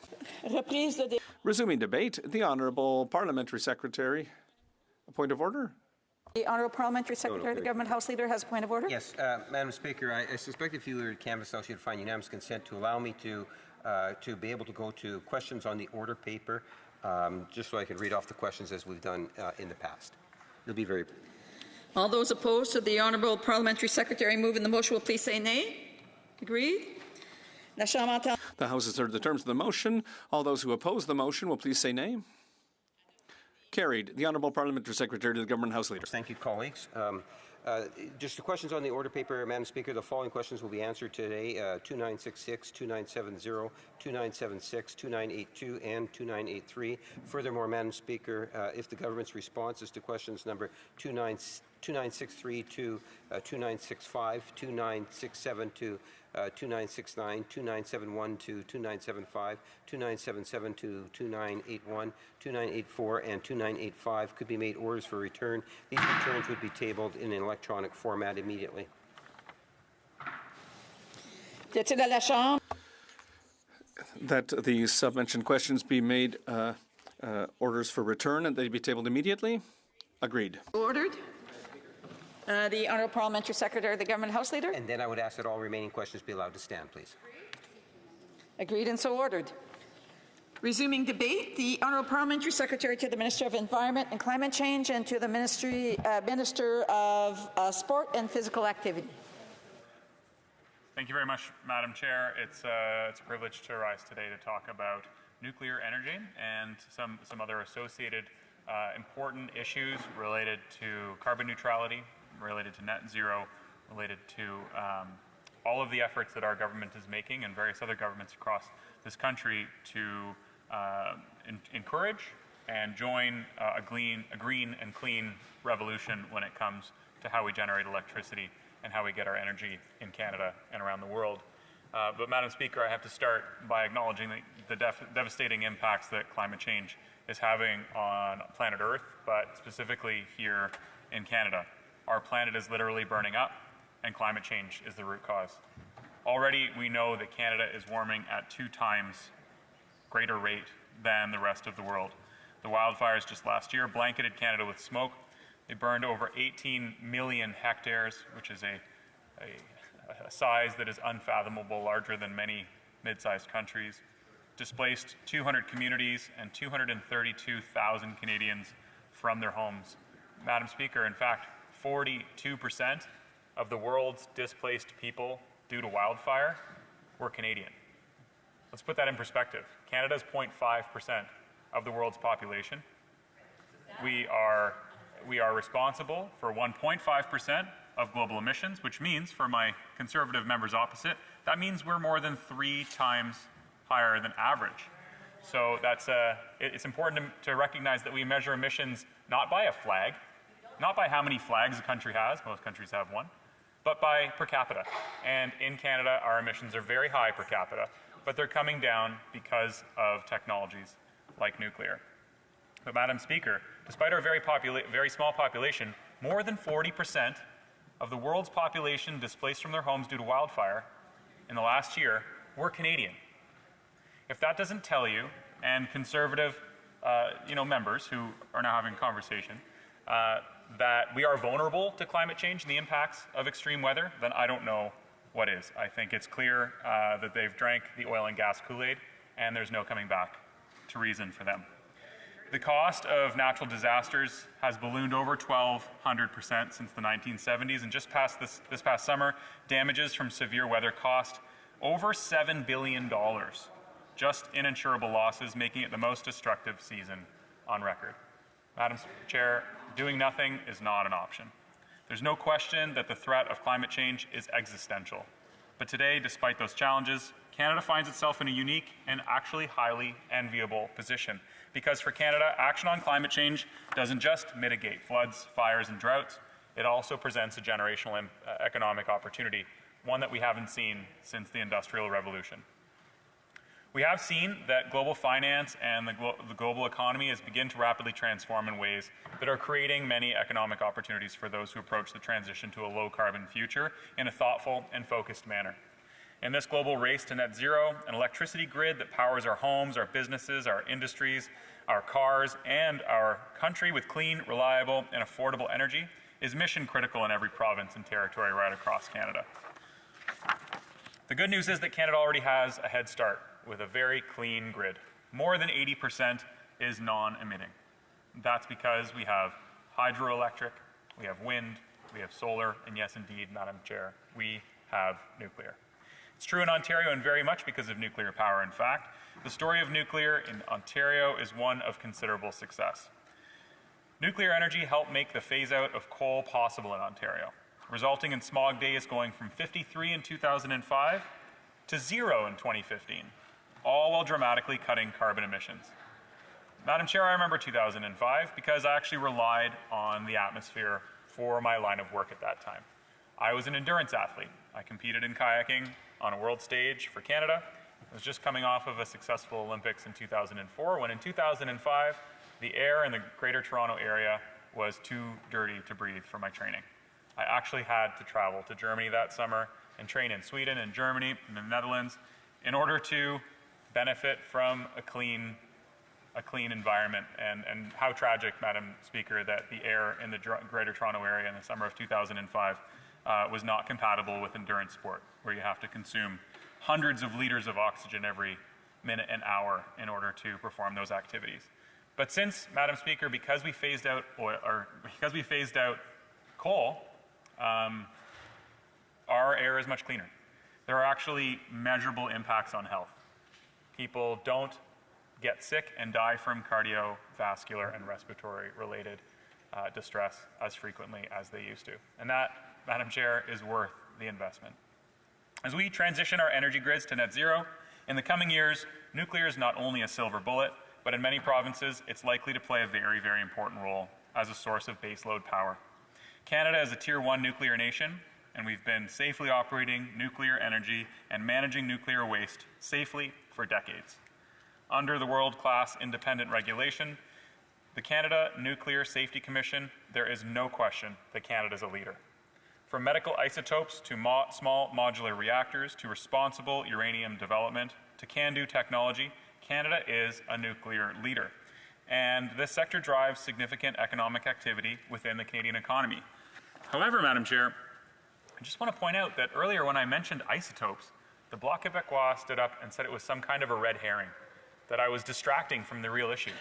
Madam Speaker, they couldn't be farther from the truth. I was visiting a hospital recently, and they were talking about how important medical isotopes are for their processes, and how about 90% of them get furnished here in Canada because of our systems. And they suggested that, we could still just make the medical isotopes, but maybe not the power. It just doesn't work like that. It is a system that works in conjunction with supplying our energy grid with clean electricity, and at the same time providing our medical system with isotopes that literally save lives. And that's, Madam Chair, why we are supporting provinces who choose to use nuclear energy, so that they can further develop renewables, support a zero emissions electricity grid, create jobs, and give businesses and industry an enormous competitive advantage over other jurisdictions. And that's why we announced $74 million to support Sask Power's leadership on the province's deployment of a GE Hitachi small modular nuclear reactor by the middle of next decade. That's why we announced an investment of $50.5 million for small modular nuclear reactors in New Brunswick. And that's why we announced almost $1 billion to develop Canada's first grid-scale small modular nuclear reactor in Ontario, set to reduce emissions by 740,000 tons. That's the equivalent of millions of vehicles, Madam Speaker. This is a national conversation and effort, and work among provinces, territories, and Indigenous leaders, utilities and industry, the private sector, unions and academics, as well as civil society, is all needed to build a clean, reliable, and affordable electric grid together.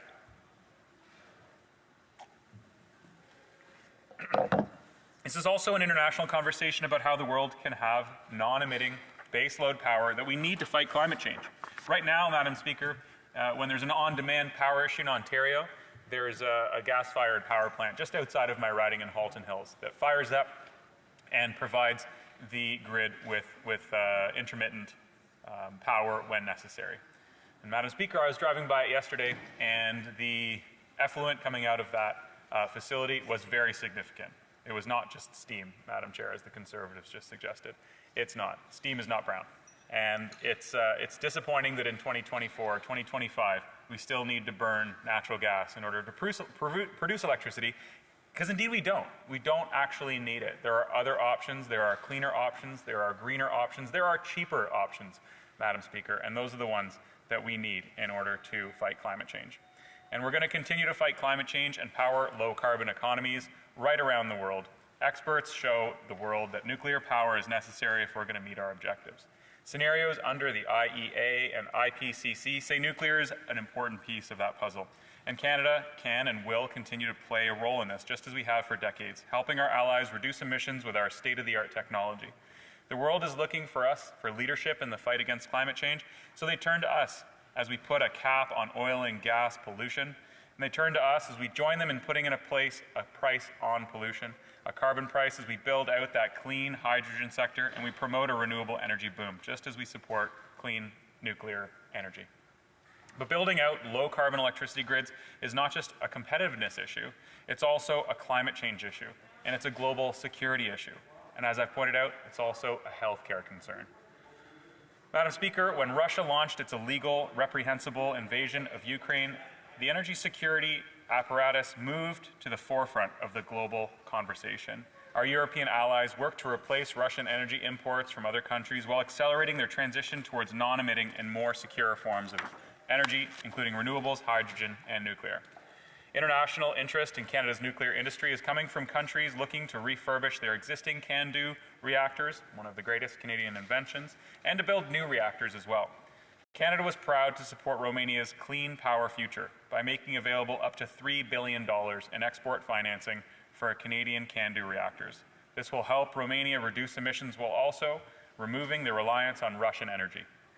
That's a key way to support Romania, but it's also supporting Ukraine, Poland, and other European allies as well. 100% of the dollars being financed by the Canadian government will flow to Canadian companies. Much of this will go to small and medium-sized Canadian companies involved in those energy sectors, and there are nearly 200 companies across Canada that currently supply products or services to the nuclear industry. That includes existing CANDU reactors, and that will be well-positioned to compete for supply contracts. This means more good jobs for Canadians. This means more great economic opportunity for Canadians.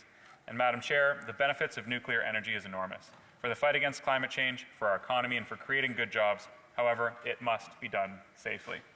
Safety is always our top priority when it comes to nuclear energy, and our world-class nuclear safety regime is administered by the Canadian Nuclear Safety Commission, an independent regulator that makes science-based, objective decisions and regularly undergoes peer reviews from world-renowned organizations. As an International Atomic Energy Agency member, Canada implements practices that align with the best practices and guidelines of the international community. All radioactive waste in Canada is currently being safely managed according to international standards at facilities that are licensed and monitored by the Canadian Nuclear Safety Commission. In fact, the Commissioner of the Environment and Sustainable Development in his audit said that Canada is successfully managing all radioactive waste. The Bloc Québécois, however, says that these decisions about nuclear safety should be made by politicians.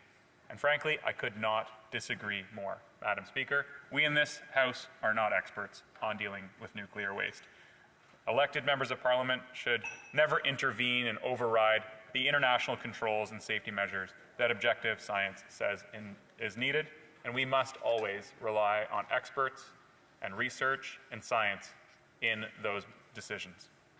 We have seen objective scientific fact be thrown aside for political purposes, Madam Chair. We see it with the Conservatives, who are against doing anything on climate change, even though it's hurting our economy and our communities. We see it with the NDP, who flip-flopped on the carbon price, and obviously we are now seeing it with the Bloc Québécois. Madam Chair, the carbon price is a policy that will be responsible for reducing 1/3 of our emissions. It's already having that impact, Madam Chair. The Conservatives want to bring us back to a time under Stephen Harper whereby they did nothing on climate change. They didn't even care about lowering our emissions. They abandoned our Paris commitments. In fact, in this House, I've heard them ridicule the Paris Agreement. I have a point of order. The honourable member for Saskatoon Grasswoods. Yeah. University, sorry. Thank you, Madam Speaker. I just got confirmation from an engineer that a natural gas plant would not produce brown exhaust. It's a point of order. It's a point of debate. It's a point of debate. It's a point of debate. The honourable member can bring that up during his questions and comments. The honourable parliamentary secretary. Thanks. Thank you very much, Madam Chair. And I'd invite the member opposite to Halton Hills to see what comes out of a gas-powered electricity generating station. I can see color just fine. It was brown effluent, and I'd invite you to come. I know that your community currently still, that member's community, I should say, still burns coal to create electricity. That's the dirtiest way known to make electricity. And natural gas is not far behind, Madam Chair. There are net zero ways of producing electricity onto our grid, and indeed, sometimes the effluent is brown. Conservatives who are against doing anything to fight climate change, even though it's hurting our economy and communities, are anti-science, Madam Chair. We've seen it with the NDP, who recently flip-flopped on carbon pricing, and we also see it with the Bloc Québécois, who voted against Bill C-49, even though this legislation enables the provinces of Newfoundland and Labrador and Nova Scotia to build offshore renewable energy for the first time, reducing emissions and creating tens of thousands of jobs. It'll attract billions in investment and unlock a $1 trillion offshore energy industry. What a remarkable thing to vote against. They voted against Atlantic Canada. Conservatives voted against Atlantic Canada, and so did the Bloc Québécois, Madam Chair. It's astonishing. The decisions around nuclear waste are being managed properly, following rigorous scientific study, consultation, environmental assessment, and with safety measures in place. It's reckless for the Bloc Québécois to suggest that politicians should be making these decisions instead. Madam Chair, this report concludes that Canada is safely managing our nuclear waste according to best practices and best international policies. This will continue to be the case and will only be more important as we utilize this technology to reduce our emissions, fight climate change, and support good, sustainable jobs as we go forward, Madam Chair. Now, I'd like to transition a little bit to a bill that I'm excited to have come to this House when we can dispense with the current filibuster that the Conservatives are engaging in. And I'm looking forward to discussing Bill C-73. Bill C-73 is a bill that focuses on biodiversity. It focuses on our environment and nature-based solutions for fighting climate change. Madam Chair, I'm very proud to live in Halton Region. I grew up in Halton Region, and it's one of the most biodiverse areas in Canada. It surprised me when I heard that, so I looked it up, and it also surprises a lot of people who live in that area because it's home, and it doesn't look or feel like a rainforest or like the most biodiverse area in Canada, but indeed it is. And that's something worth protecting. I do a lot of school visits, and I hear from kids all the time their concerns about biodiversity loss and pollution and the impacts of climate change. So we've got to fight against that. And as we're fighting against that and trying to make progress, the Conservatives are introducing bills, trivial ones and rather silly ones like the Bring Back the Plastic Straw bill, Madam Chair. And they're very proud of that. They'll applaud that they're very, very proud of their legislation to promote the use of single-use plastics. I spend a lot of time on the water, and sometimes when I'm on the water, I see Tim Hortons lids and straws. And to answer the question from my honourable colleague, I do in fact clean it up quite often. I host cleanups in my community with kids, and we do pick up garbage. But Madam Chair, picking up garbage isn't going to solve climate change. The members think it's hilarious that a politician might actually get dirty every once in a while and pick up some garbage, but I'd invite my colleagues to try to get engaged. And Madam Chair, I just want to say that I'm being heckled, and I haven't heard any sort of an attempt to ask them to calm down a little bit. As I'm speaking, I've got 3 or 4 of them speaking to me at this. Order. So there has been some heckling, and then it calms down, and then it starts up again. So I do want to remind members, if they want to ask questions and comments, to wait for the appropriate time. And those members who happen to run in here and then run out after they've made some comments quite loud, I would ask them not to do that. So the honourable member has just under 3 minutes to respond, to finish up, and the honourable member will have 10 minutes of questions and comments. So I would ask member to please hold on to their thoughts and comments until the appropriate time. The honourable parliamentary secretary. Thanks very much, Madam Chair, and I hope that the members opposite haven't used up all of their clever heckles while they're sitting down, because I want to hear what they have to say when they stand up, when it's their turn to speak. Sometimes when I do school visits, teachers have to remind their students that they shouldn't speak out of turn.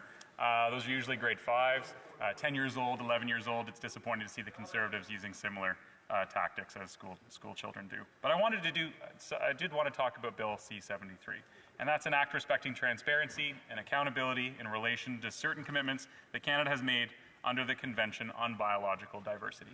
Canada is a huge country. We have so much biological diversity from coast to coast to coast. We have a global obligation. This is not a choice. We need to protect it. We are the stewards of this global biodiversity framework, We actually hosted the meeting in Montreal last year, and we've made that commitment internationally. Now, we know that the Conservatives have made commitments as outlandish as leaving the United Nations altogether. They make fun of the Sustainable Development Goals. They ridicule members like me when we wear our SDG pins in this House. In fact, they promote this misinformation, and actually it's disinformation because it's quite harmful, about some kind of a globalist agenda with respect to the SDGs. And I wonder if the Conservative members ever read what those 17 SDGs are. And if they would like, they could perhaps share which Sustainable Development Goal they find most reprehensible. Perhaps it's clean water. Perhaps it's no hunger. Perhaps it's education for all. Perhaps it's equity, Madam Chair. Perhaps it's partnerships, because we know that the Conservatives think that they can operate in a silo all on their own, without international cooperation, without international frameworks and agreements, without attending United Nations meetings or going to COP. Madam Chair, the Conservatives think that Canada is this tiny little island that can operate alone. We don't have any obligations to lower our emissions here, despite them being some of the highest in the world, and that we don't have obligations to promote biodiversity and end nature loss. Madam Chair, I'll just end by saying nuclear energy is an asset, and it's a solution to the triple threat of pollution, climate change, and biodiversity loss that we're experiencing. It's irresponsible to suggest otherwise. It's reckless to not take action, and I'm proud to be standing here on the government side with a government that's taking action on all three and utilizing every tool in our toolbox to achieve those goals. Thank you, Madam Chair. Questions and comments? The honourable member for Renfrew-Nipissing-Pembroke. Madam Speaker, the member started off by saying that the world is on fire, Canada is on fire. Well, it was revealed that Parks Canada had wanted to do controlled burns for jasper since 2022, yet were denied by this government. My question is, did the Liberals intentionally allow jasper to burn to justify their carbon tax that's sending 1 million Canadians a month to food banks? The Honourable Parliamentary Secretary. It's absolutely astonishing that when that member gets up and shares the tabloid-style rhetoric that she always does in this House, that other Conservative members clap. It's also disgusting that that member would insinuate that our government or any government would encourage a park to burn where a brave firefighter lost their lives and thousands of Canadians have lost their homes intentionally. That's disgusting. Under that Conservative government, back in 2010 to 2015, they did no controlled burns. They did no mechanical removals. They cut all funding for Jasper National Park by $30 million a year, Madam Chair. That creates a hangover effect. They didn't have a mountain beetle strategy. We started that in 2016. We took action in Jasper National Park. We've been doing the mechanical clearing.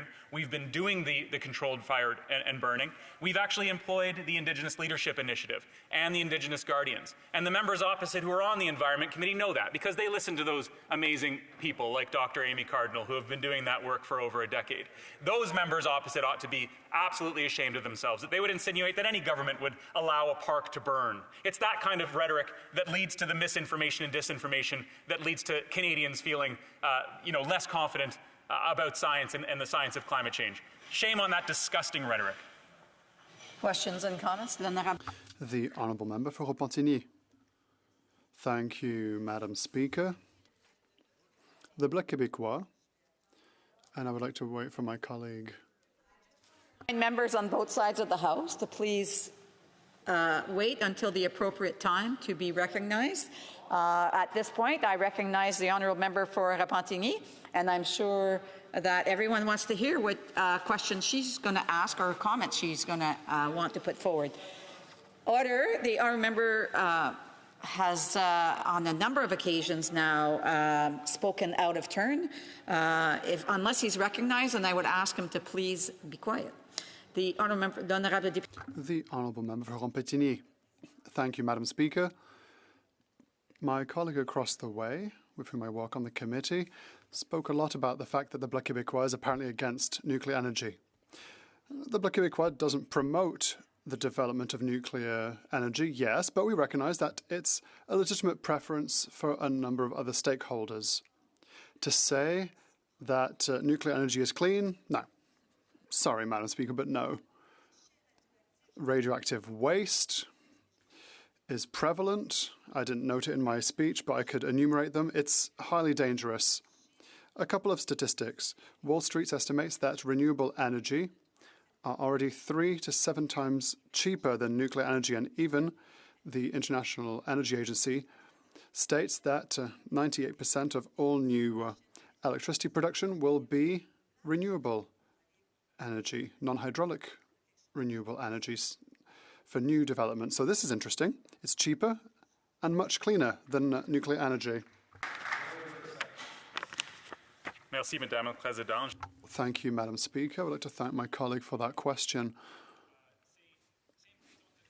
It's important to note that the province of Quebec is very lucky with a vast hydroelectric system. It's a great asset for the province of Quebec, but other provinces are not in the same boat.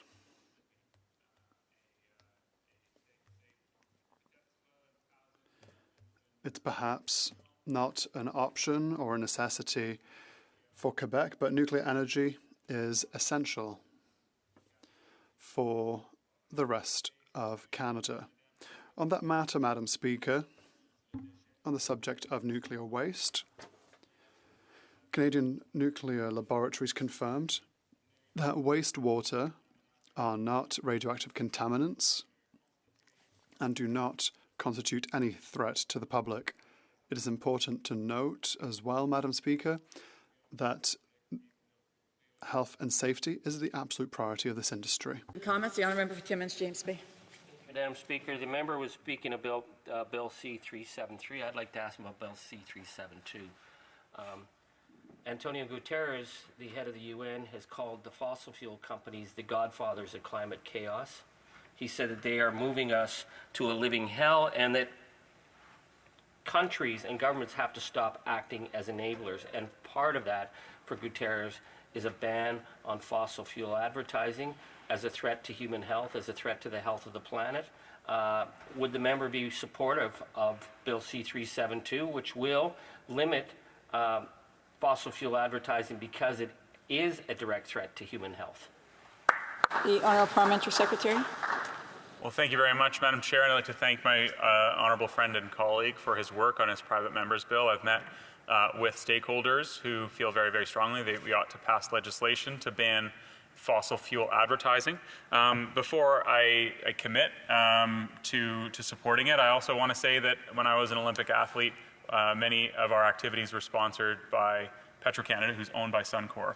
And I'm not going to stand in this House and be a hypocrite. I'm going to acknowledge that the oil and gas sector and the energy sectors across the country do good work in terms of their contributions to our economy, in terms of jobs. But it's also the case that they do a lot of greenwashing.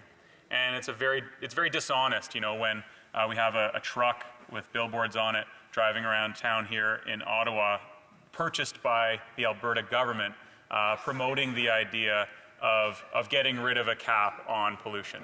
Madam Chair, there are two schools of thought here in Canada. One, that we have no obligation to the environment, but on this side, on the Liberal side, we believe that we have to fight climate change, and that involves lowering our pollution and addressing our emissions. Then comments. The Honourable Member for Sandwich Gulf Islands. Madam Speaker, and I have to tell my honourable colleague and Parliamentary Secretary that I think his and his government's commitment to nuclear energy is entirely misplaced and lacking any evidence that makes any kind of reasonable case that nuclear energy contributes to addressing the climate crisis. I also note his point to the Honourable Member for Repentigny about radioisotopes. I recommend the Parliamentary Secretary look at what cyclotrons do, particularly the Triumph cyclotron in North Vancouver, in which his government has also invested producing radioisotopes without the threats to the environment and human health presented by relying on nuclear energy. But the reasons that the Greens continue to oppose nuclear energy and do not see it as a solution to climate change is very simple and practical. It doesn't produce electricity at anything like the cut rate cost of renewables. You're now getting solar in at less than 3 cents a kilowatt hour. You can roll out solar from the minute you decide to do it to when it's producing electricity in a matter of months. Any new nuclear reactor takes more than a decade, and the costs break the bank of any province. To that, I would only add to the Parliamentary Secretary to please consider this. This Parliament has never once had a debate on nuclear energy and a vote on whether it's a good idea or not. The last time and the only time. Sorry, I do have to allow for one more question after this. The Honourable Parliamentary Secretary. Thank you very much, Madam Chair. I'd like to thank my honourable friend and colleague for the debate today. And I would state that not all Greens agree with the honourable leader of the Green Party. I know many Greens who believe in nuclear energy. I consider myself an environmentalist and know many, many environmentalists, and there are many of us who agree with the notion that nuclear energy is green, renewable, and necessary in order to power our green revolution and an innovative approach to sustainability across the country. And, you know, I point to Ontario as a great example. We would still be burning coal if it were not for nuclear in Ontario.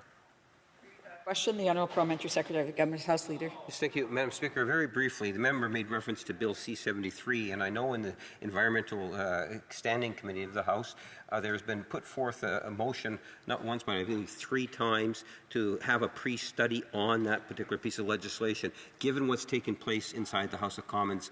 And unfortunately, it hasn't been passed. My understanding is because there's a coalition, which includes the New Democrats and the Conservatives, to prevent that pre-study from taking place. And if he could provide his thoughts on that issue.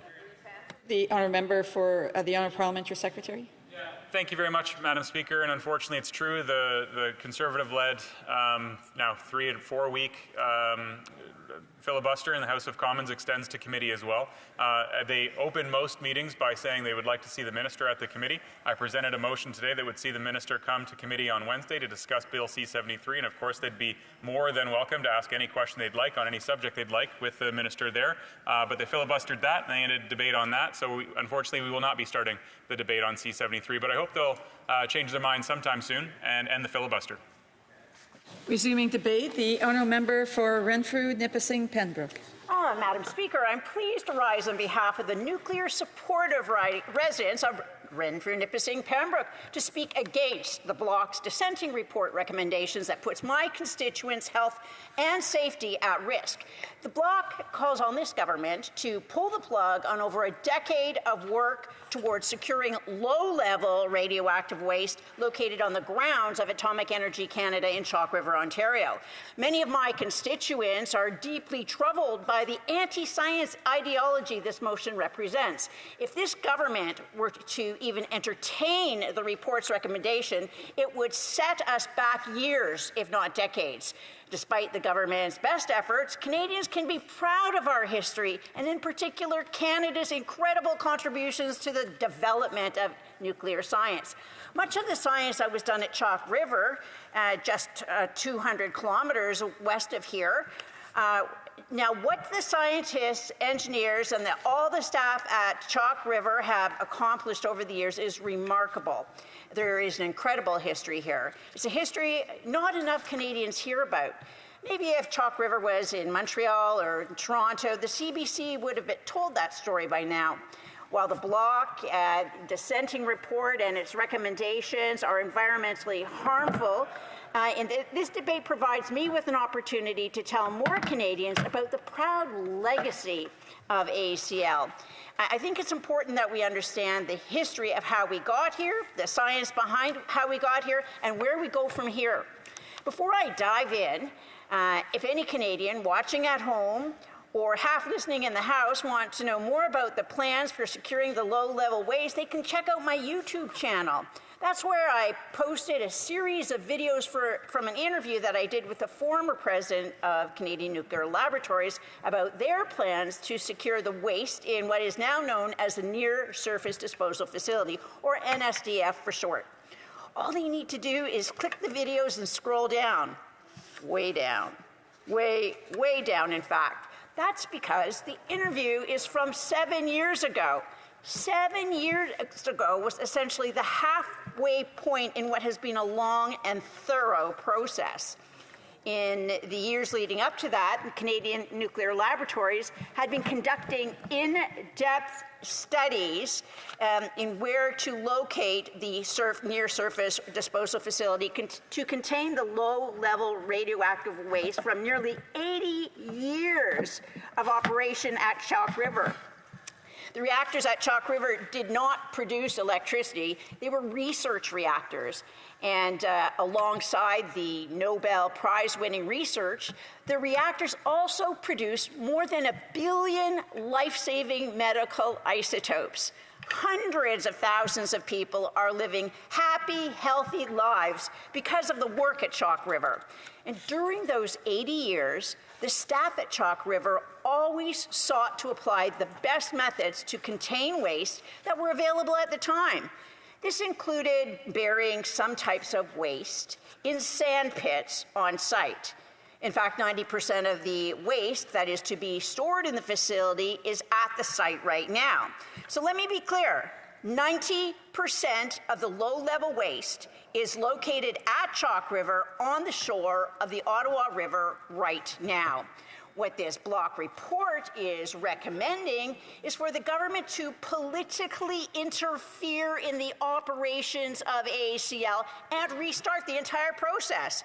That would set us back 15 years and leave the low-level waste where it is currently stored around the campus, including sand pits.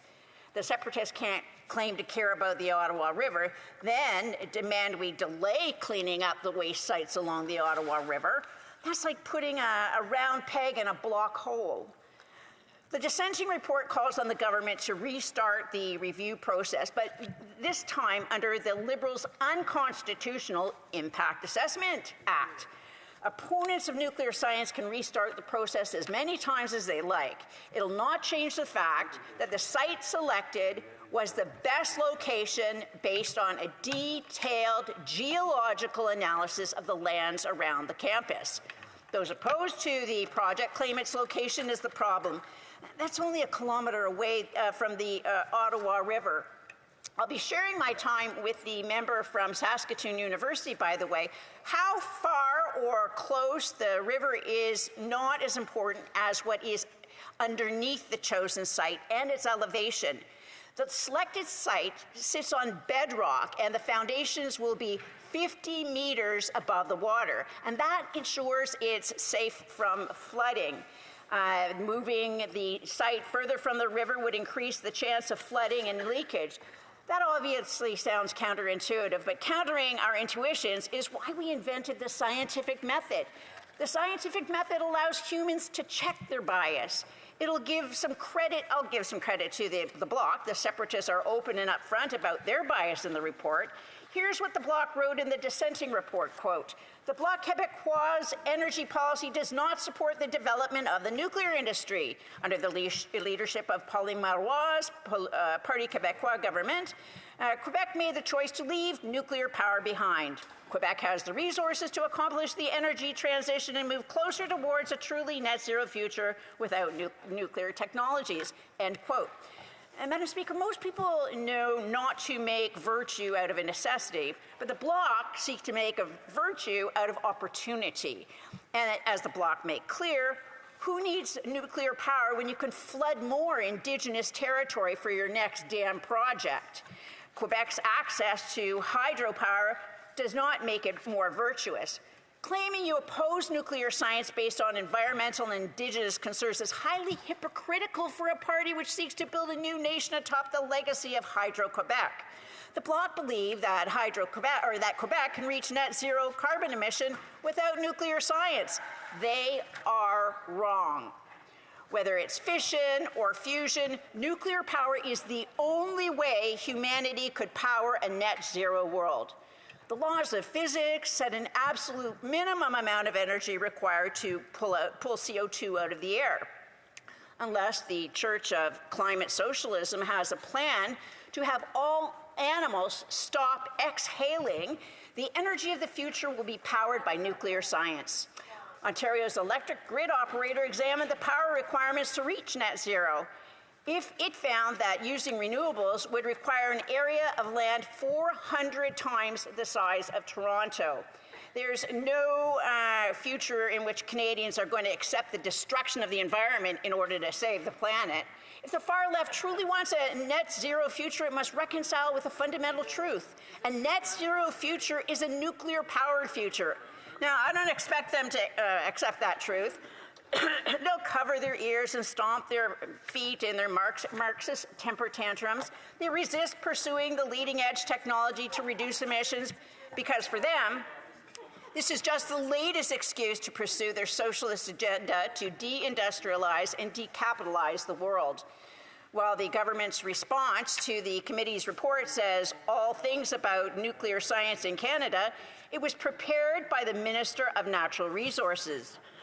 If the Bloc had its way, the power to meddle in nuclear science and safety would be moved to the Minister of the Environment. The Bloc should be happy to know that proudly socialist anti-nuclear minister is working hard to invent new species of wolves, which they just happen to call Chalk River home. Whether or not this government will scrap 15 years of research, public consultations, environmental studies, and multiple rounds of hearings before the Canadian Nuclear Safety Commission because a wolf crossbreed is now an open question. That should satisfy the anti-science MPs in the Bloc. Yet, no matter what the minister decides or what the Bloc writes in this report, it will not change the facts on the ground. And the facts are that the Government of Canada has a responsibility to clean up Chalk River. The constant demands by the anti-nuclear, anti-science activists to restart the process are not about health and safety. As each concern opponents was addressed, new concerns were invented. Those concerns are starting to sound more and more desperate. And one of the Bloc recommendations demands that the government set aside seats on the board of AACL and the Canada's Nuclear Safety Commission for, quote, members of Indigenous and non-Indigenous communities, end quote. Does the Bloc believe these boards are controlled by hermits? I can assure the Bloc that every person on those boards is currently from either an Indigenous community or a non-Indigenous community. That's because everybody in Canada is from either an Indigenous or non-Indigenous community. Madam Speaker, the Bloc may be sad and desperate, but I'm happy I could share with Canadians how the dedicated staff at Chalk River are working hard to keep their community, the Ottawa River, and all of Canada safe and healthy. Questions and comments. The Honourable Parliamentary Secretary, the Government House Leader. Yes, thank you, Madam Speaker. You know, we're having this debate today because ultimately there is a matter of privilege which is being filibustered by the members' party, as they have now had well over 100 people standing up speaking on it. Interesting enough, I got an email, Madam Speaker, which has a list of many different organizations that are really quite concerned about the fact that we have legislation that's on the order paper, Bill C-63. We've attempted to get it debated, but it's not being debated because of the ongoing filibustering of the Conservative Party. And the question I have for the member is, Madam Speaker, is that can she provide her thoughts as to why it is that The point of order, the Honourable Member for Saskatoon University. Yes, Madam Speaker. How is this relevant to the debate? So first of all, I'm not sure the Honourable Member wasn't finished his question, so I don't know what he was. As the Honourable Member knows that there is some latitude during stuff, but I do want to remind members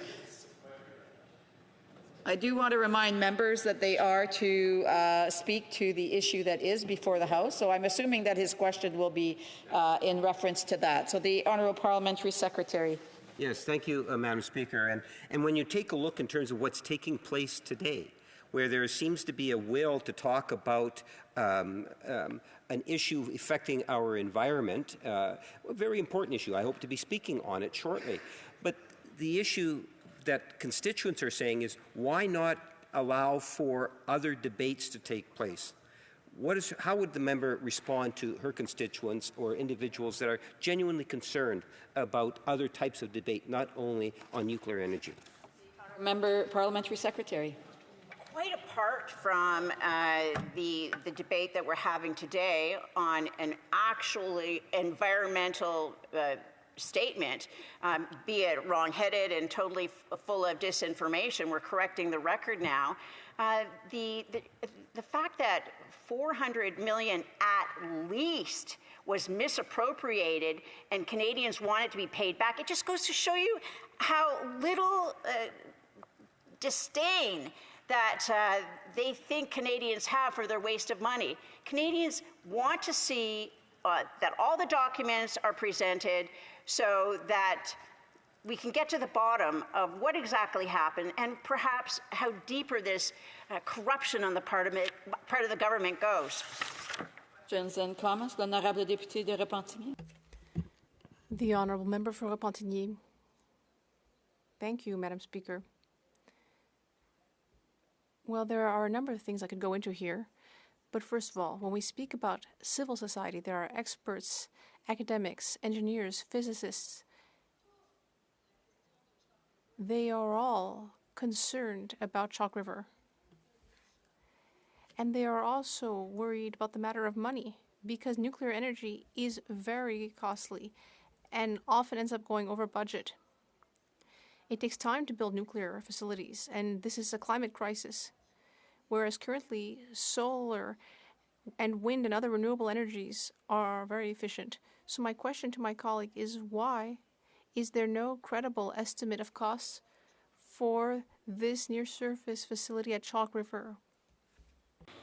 L'honorable député de Renfrew-Nipissing-Pembroke. Well, as a matter of fact, there was a similar facility built just outside Port Hope. Now, it's not exactly the same as the one at Chalk River, because the one in Port Hope was specifically designed to work with the geology of the land in much the same way that the one in Chalk River will.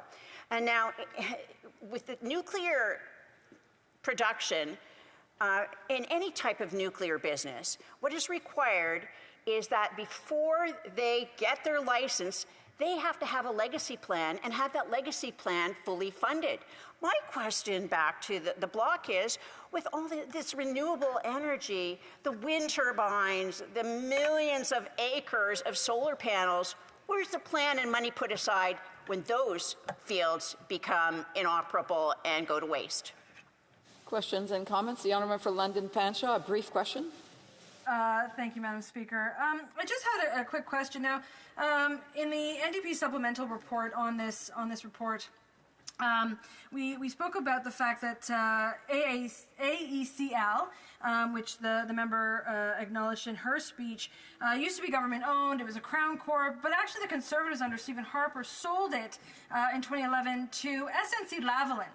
SNC-Lavalin, of course, was charged with scandal, bribery, all of the defrauding of the Libyan government, and so on and so forth. So I just wanted her explanation of why that happened at the time and how that impacts Canada now in terms of the fact that SNC-Lavalin effectively owns and operates many of Canada's nuclear assets. From the honourable member for Renfrew-Nipissing-Pembroke. Well, 2 points to make. One, the member opposite and her party are propping up a government that was involved and tried to get SNC-Lavalin off the hook for all that corruption. Now, the real big piece of misinformation or disinformation, whichever you choose, is the fact that the government of Canada sold it off. AECL still owns Chalk River Laboratories. The company that came in to operate it is the operator, and that's why we have a government-owned, company-operated, a GOCO in CNL. Resuming debate, the honourable member for Saskatoon University. Oh, sorry, before I go to that. Yes. Alors, it's my duty, conformément à l'article 38 du règlement. It's my duty, pursuant to Standing Order 38, to inform the House that the questions to be raised tonight at the time of adjournment are as follows. Courtney Alberni, Telecommunications, and the Honourable Member for Sandwich Gulf Islands, the Environment. Resuming debate, the Honourable Member Saskatoon University. Thank you, Madam Speaker. If you're watching this today, you should be thanking a nuclear worker. And if you are a nuclear worker, thank you. Thank you for keeping the lights on. It's the one technology that we have that is proven to have zero emissions, low cost, and reliable. And it's because of the workers, the men and women that work in nuclear, that this is possible. Thank you. Thank you from the bottom of my heart. It is the technology that is going to get us through the challenging times right now with the Liberals. And there's a lot of things to be thankful about nuclear and the supply chain that we have in Canada and the can-do technology. There's the lights that are on right now in this building. 60% of electricity in Ontario comes from nuclear. And it is true that we were able to phase out coal in Ontario and eliminate smog because of nuclear, but there's still some radicals that don't like nuclear and think sometimes people just never change. But it was nuclear that got Ontario off its coal, and it is nuclear which is a renaissance right now because of security. We have war in Europe right now, hotspots around the world, and its energy security is what future societies will need, and nuclear is positioned well to take advantage of that. Other great benefits of nuclear is medical isotopes. There's literally millions of lives saved because of nuclear, and we're very, very grateful for the medical isotopes and the research that is done at facilities across Canada, but especially at Chalk River, and some of the breakthroughs at Chalk River that has been such a game changer. It's described to me by oncologists and other specialists in the medical community. And it is a debt of gratitude that we should be for all workers in the nuclear supply chain as well, that keeps the lights on, that drives our economy with powerful paychecks. It is something that we should be championed, not to disparage. And to those same workers, as much as you kind of get a little whiplash with the current government, that sometimes they're very cold to nuclear and calling you a sin stock and refusing to fund nuclear in the ways that should be. It's typical. And it was mentioned earlier in the debate about STTC, which is the Sustainable Development Technology Fund that the Liberals got caught funneling $400 million to Liberal insiders. Well, that technology, that dollars, is to go to technology, and I can't think of a better one than nuclear. And whenever we do have an election, there's a change in government, to the workers out there, you will be respected for the good work that you do in providing clean, affordable electricity for all of Canadians, and that will change as soon as we elect common sense Conservatives after the next election. Another big change that's going to happen is we're going to get rid of the carbon tax. You've probably heard this many of times, that it's technology, not taxes. That technology is there's a lot of different technologies to pick from. And renewables do have a place in our grid, but there are issues with renewables. And it's the waste that comes from renewables, which is the biggest issue, but we'll get into that in a bit. But it's with a newly elected Conservative government, will axe the carbon tax and invest in technology. Technologies such as nuclear, which has emissions-free electricity that has powered Ontario for decades. And now with the right support and environment, I believe nuclear can make the next renaissance here in Canada. And this is a stark difference than what the NDP Liberal government is promising to do.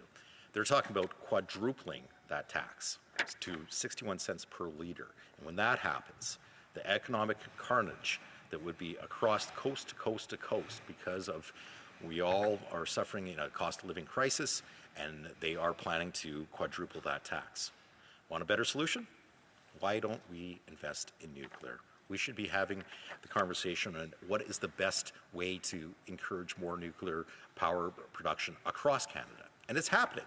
Regardless of what the Liberals today, they might be laying a little bit warm with nuclear, and I know that there's many that mistrust them in the industry, and it's for good reason, because there's a long history of a lot of lip service from the Liberals, but not the action that is required to fully fulfill the promise that is nuclear in Canada. And we talked about this SDTC slush fund that they set up. It's Green Slush Fund. Well, right now we have companies such as Cameco and Westinghouse out of Saskatoon that is developing an eVinci, a micro-reactor that could be used in northern Canada for electrical needs of industry, for consumers, or for security. And that is a technology that, if we only had a government that believed in nuclear, that would have allowed eVinci reactor to access some of those funds. Instead, those funds went out the side door. Some funds went to the chair of the board itself. A Liberal insider gave money to herself, which is just horrendous when we know that there are solutions out there. There is great hope at Darlington with GE Hitachi and the SMRs that we're really excited to see how they come on to grid scale. And that's a technology that SDTC could have been helping bring to market quicker, but instead it went to Liberal insiders. And there's CANDU itself, the Canadian-owned and pride of the nuclear world. Our contribution is the CANDU reactor. And what could we do with that technology if, instead of utilizing the Green Slush Fund to Liberal insiders, we actually invested in CANDU? Could you imagine, to the men and women that work on that reactor and the refurbishments and the supply chain, what if we had a government that actually had common sense and used a fund like the STC not to get their friends rich like the Liberals have done, but actually to invest in technology? And that's where this has to go. And we talked about waste, and there is waste, and it's roughly, if you used nothing but nuclear electricity for your whole life, on average, it would be enough. The waste would only come 1 cup full, and that is a concern. But we do have technologies on how to properly store this. But what we don't have is a proper way to recycle some of the other technologies that are out there. So we know solar panels are mostly created in China, shipped over to North America, maybe assembled on a structure or a house here, not really helping with the economy in great numbers. But it is a technology that, in remote areas and select grids, that it could provide a solution. But I would say the worst thing about it, though, and you got to compare that to the alternatives, and we'll get to nuclear waste in a minute, but the waste that comes from solar is that there's no way to recycle those panels. They're just buried. And the concerns about leaching of those chemicals that are found in those solar panels is a real concern that we should be debating, we should be talking about, and figuring out how to fix. Some of the other renewables, such as the blades on wind turbines, there's no way of recycling that. We dig a hole in the ground, we put the blades in there, and we cover it up. That's the end of life for those renewables. But it doesn't have to be that way. And so how did nuclear get it right? Well, there's a service charge that is embedded in your power rate. So we're in Ontario, so a portion of that rate that you pay for that power goes into a fund that takes care of that waste. That sounds pretty good versus the renewables, which it's going to come down to probably taxpayers or the environment that's going to pay if we rely solely on them. And there's got to be a balancing act. One's not better than the other in all circumstances. But for base load general power generation, there's nothing that beats clean, reliable nuclear. Absolutely. And the debate today is a little bit about what do we do with Chalk River. It has managed our nuclear research. It has facilitated breakthroughs that in medical isotopes. It is the smartest people working on nuclear are working at Chalk River. They live in and around that area, upstream, downstream, and they know that the positive impact the Chalk River the laboratory has had on the environment, not just locally, but internationally. And we heard earlier another speaker talk about the export of the CANDU technology, which is wonderful. We should be encouraging more of those. And I just want to come back to the workers of nuclear and make this commitment to you. The new common sense Conservatives respect you, respect your technology, appreciate the work that you do, and thank you for keeping the lights on. Questions and comments? The Honourable Parliamentary Secretary to the Minister of Environment and Climate Change. Thank you very much, Madam Speaker. Nitrogen dioxide and sulfur dioxide are gaseous air pollutants composed of nitrogen, sulfur, and oxygen, and they're one of the group of related natural gas or gases called nitrogen oxides and sulfur dioxides.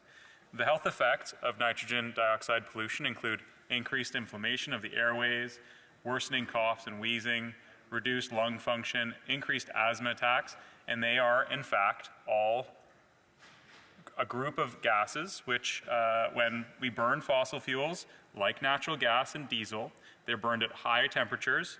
NO2 and CO2 and other nitrogen oxides occur in the air, and they contribute to particle pollution, and indeed those effluents, those exhausts, are yellow-brown in color. This is in response to my honourable colleague's earlier point of order when I suggested that the Halton Hills gas-fired power plant emits yellow and brown fumes.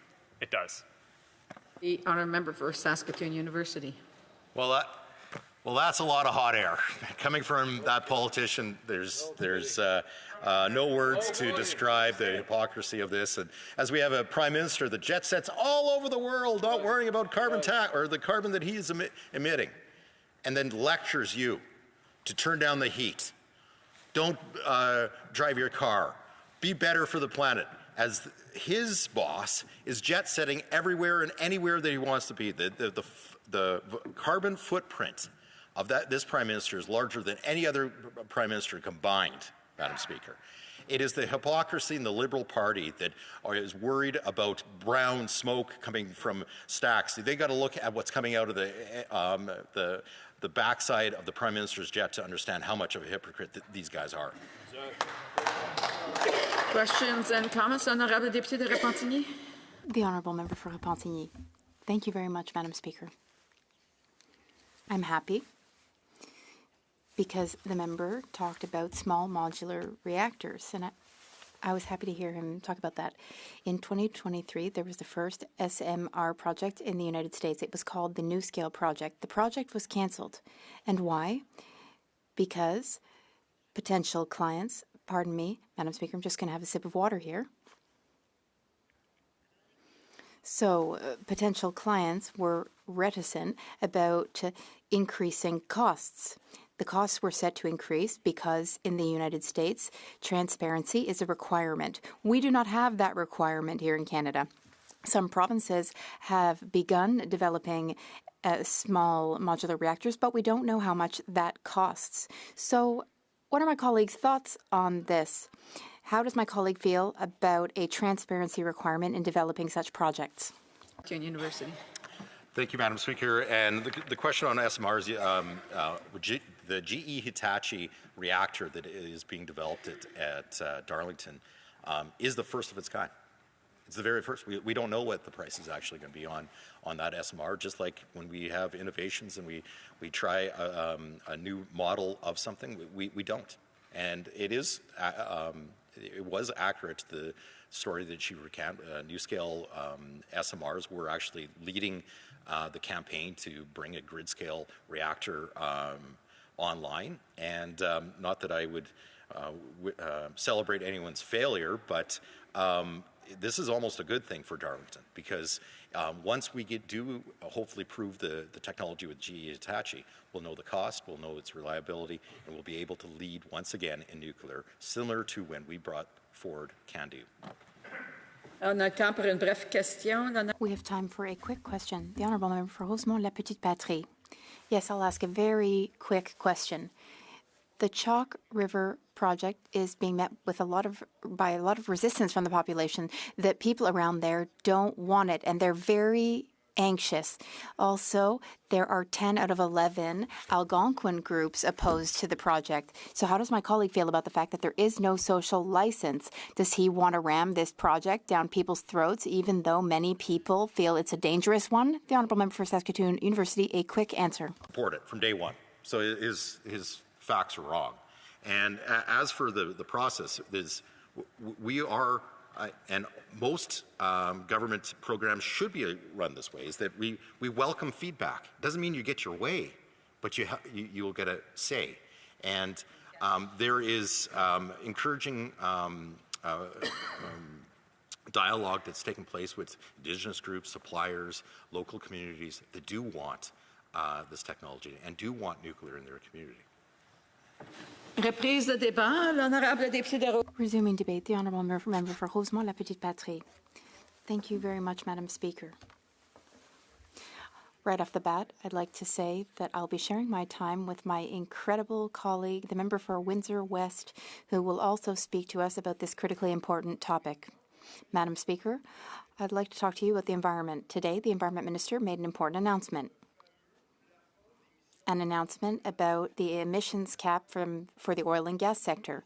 We have been waiting for this cap for years and years. It's a very old Liberal promise. It took this long, even though the oil and gas sector is the most heavily emitting sector. The government also set reduction targets for 2030, 40% reduction of our GHG emissions by 2030. What's really shocking about today's announcement, Madam Speaker, is that the emissions cap for the oil and gas sector, will in fact come into force in 2030. How are we to reach our 2030 goals if the biggest emitting sector will only have to start reducing in 2030? So they're just passing the potato, punting it down the road. The Liberals are not taking this seriously. The Environment Minister, might not be Environment Minister in 2030. And these decisions should have been made years ago. So we are polluting on the backs of future generations. And our own credibility on the world stage is at stake here.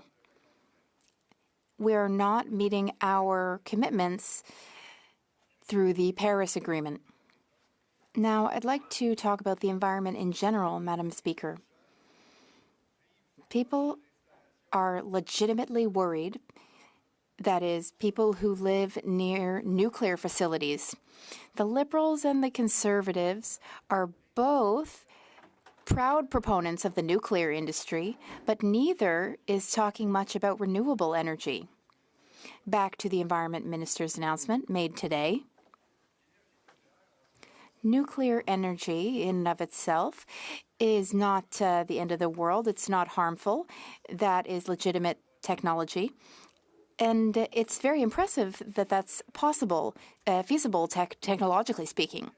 The problem, though, Madam Speaker, is that nuclear energy produces radioactive waste that we then cannot get rid of, and it lives in our ecosystems for thousands of years. So why would we insist on continuing to produce a heavily polluting, possibly dangerous energy, even though we have cleaner, greener options? I don't understand this stubborn persistence with nuclear. We have other ways of producing electricity and energy. We should invest in those. Invest in those rather than in projects that could be very dangerous for Canadians. And now I'd like to bring up Chalk River.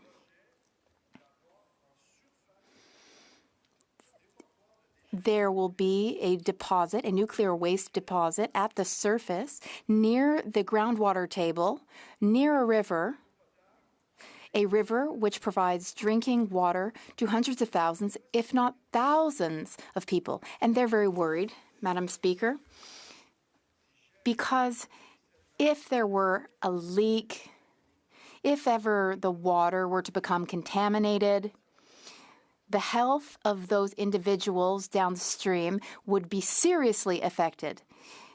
Now, people are expressing their opposition. There are opposed citizens, municipalities, Algonquin nations. As I mentioned in my recent question, 10 out of 11 Algonquin communities around Chalk River are opposed to this project. So why, then, is the Canada Nuclear Safety Commission stubbornly pursuing this path while we could do things differently? And the Chalk River site is already problematic, Madam Speaker. It was the first nuclear laboratory in Canada that was opened in 1952. And there's already enormous amounts of nuclear waste that were buried underground in facilities that were not meant to be there in the long term.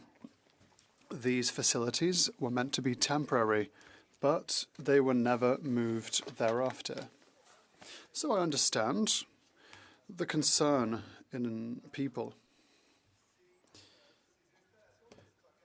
These storage facilities don't meet international standards, today's international standards at least. Contaminants have already been found in the Ottawa River that originally came from the Chalk River Laboratory. And what is very concerning, Madam Speaker, is the government's decision to build a surface waste facility. Despite opposition from First Nations, despite the fact that, by our reckoning, it doesn't respect the spirit of reconciliation with Indigenous peoples and First Nations, and it doesn't respect the United Nations Declaration on the Rights of Indigenous Peoples. So, there are many levels on many different levels. The Environment Committee in this report studied the management of radioactive waste, and the NDP tabled a supplementary report because we agreed with part of the recommendations made. There are some good things in the report, but there are also things that we're missing. In the recommendations we support, for example, is the one that would see Canada meet international standards. It's ridiculous that a G7 country does not meet international standards when it comes to radioactive waste.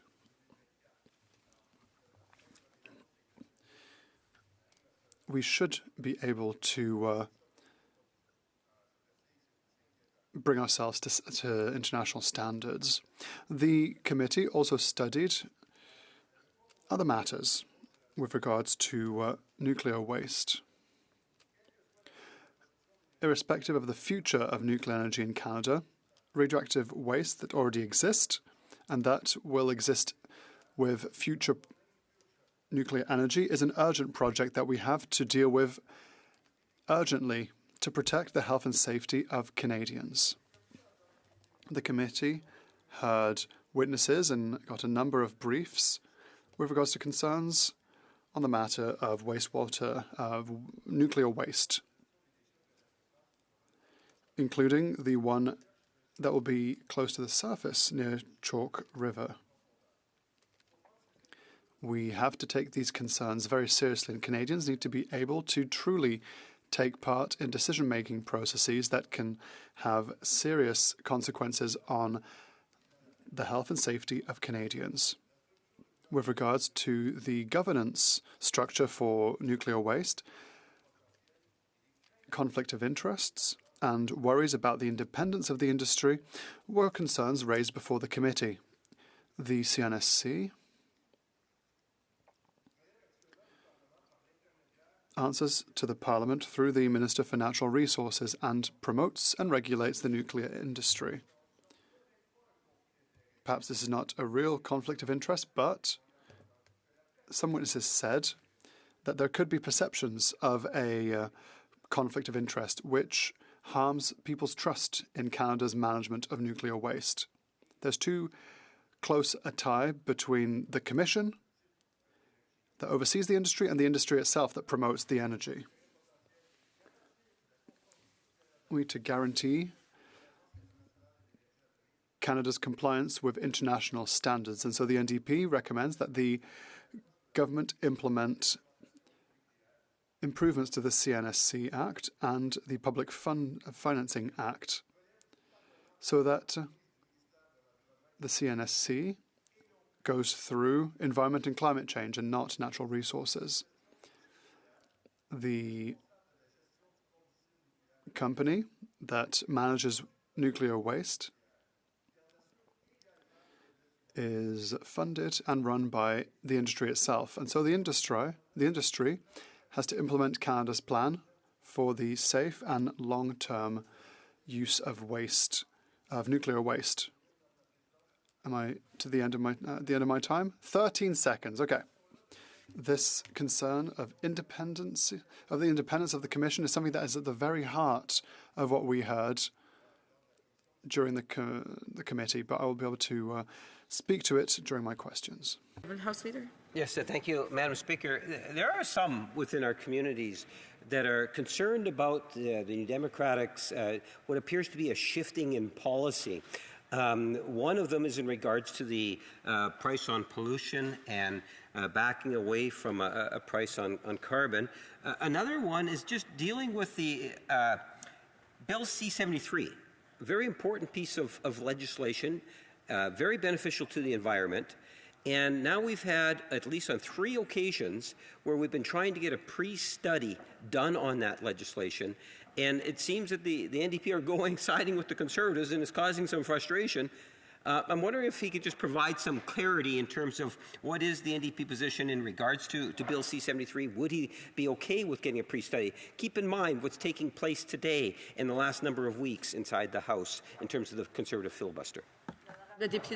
The Honourable Member for Rosemont-la-Petite-Patrie.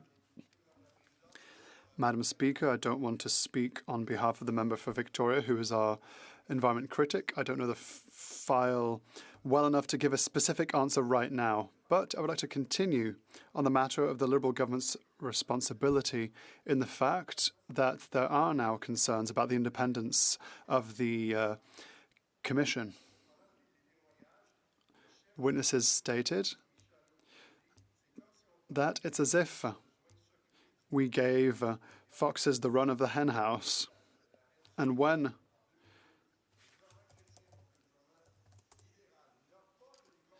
it was created in 2002, a recommendation was not followed when it comes to the creation of an independent authority that would manage nuclear waste. The Liberals created it back then, and they're perpetuating it today. The Honourable Member Selkirk, Interlake Eastman. Thank you, Madam Speaker. And it's interesting to hear him talk about foxes in the hen house when the NDP and their supply and confidence agreement with the Liberals have allowed the foxes to be in charge of the hen house for the last 2.5 years in their coalition. Madam Speaker, I really do believe that nuclear is an important part of our energy mix that's required with everything that we're doing in not just in reducing emissions, but ensuring that we have a robust and diverse energy supply out there to do everything from powering our laptops and iPhones, never mind as we continue to electrify with more and more vehicles. And we know that renewables like hydro, which we have abundance of in Manitoba, isn't available to everyone out there. And if we're going to provide clean energy to small communities, northern and remote communities, SMRs are the way to go. In my riding, we have White Shell Nuclear Labs. It's being decommissioned. They are safely disposing of all that nuclear contaminated waste there, incinerating it, and then entombing it. And nobody in the area is one bit concerned about it. But I do want to ask the member if he does he support the development of small modular nuclear reactors as a way to bring more energy to communities right now that are reliant upon diesel generation, as well as provide that diversity in energy that we need to keep Canada going towards green. The Honourable Member for Rosemont-la-Petite-Patrie. One thing's for sure, Madam Speaker, the solution to meet the Paris Agreement targets and preserve climate balance is certainly not producing more oil and having more cars and consuming ever more fossil fuels. So my position is diametrically opposite to that of the Conservative Party. We need an energy mix to meet demands, but current technologies for the SMRs isn't quite fine-tuned. It's very expensive. There are alternatives that are available that are cleaner and greener for the future. A quick question, the Honourable Member for Repentigny. Thank you, Madam Speaker. I'd like to thank the Honourable Member for Rosemont Petit-Patry for his speech. I'd like him to talk to us about the nuclear lobby. The nuclear lobby goes straight through to the Privy Council office so as to avoid environmental studies and evaluations. Once again, it's a fox in the hen house. What does he believe about this? A quick answer, the Honourable Member for Rosemont Petit-Patry. I'd like to thank my colleague for Repentigny for her question. I have the same concern. Back then, it was Catherine McKenna who was the Minister for the Environment, and there was C-69 that was adopted. And I asked if these small reactors would be evaluated, and what she said back then was clear, was that no, they would not. Resuming debate, the Honourable Member for Windsor West. Thank you, Madam Chair, and I appreciate the opportunity to talk on this important issue. And our environment critic is under the weather at the moment, so wishing she could be in my place, but we'll try to do some justice to this file that I have actually been working on in the Ontario region for quite some time, in the South Bruce region. They have had proposals for storage of nuclear waste facilities that have actually seen complications because they have actually threatened the Great Lakes Basin system. They have threatened international relations. It has been highly complex, and there has been a series of basically thrusting upon this force of making a decision onto the community, which has already said no to one project.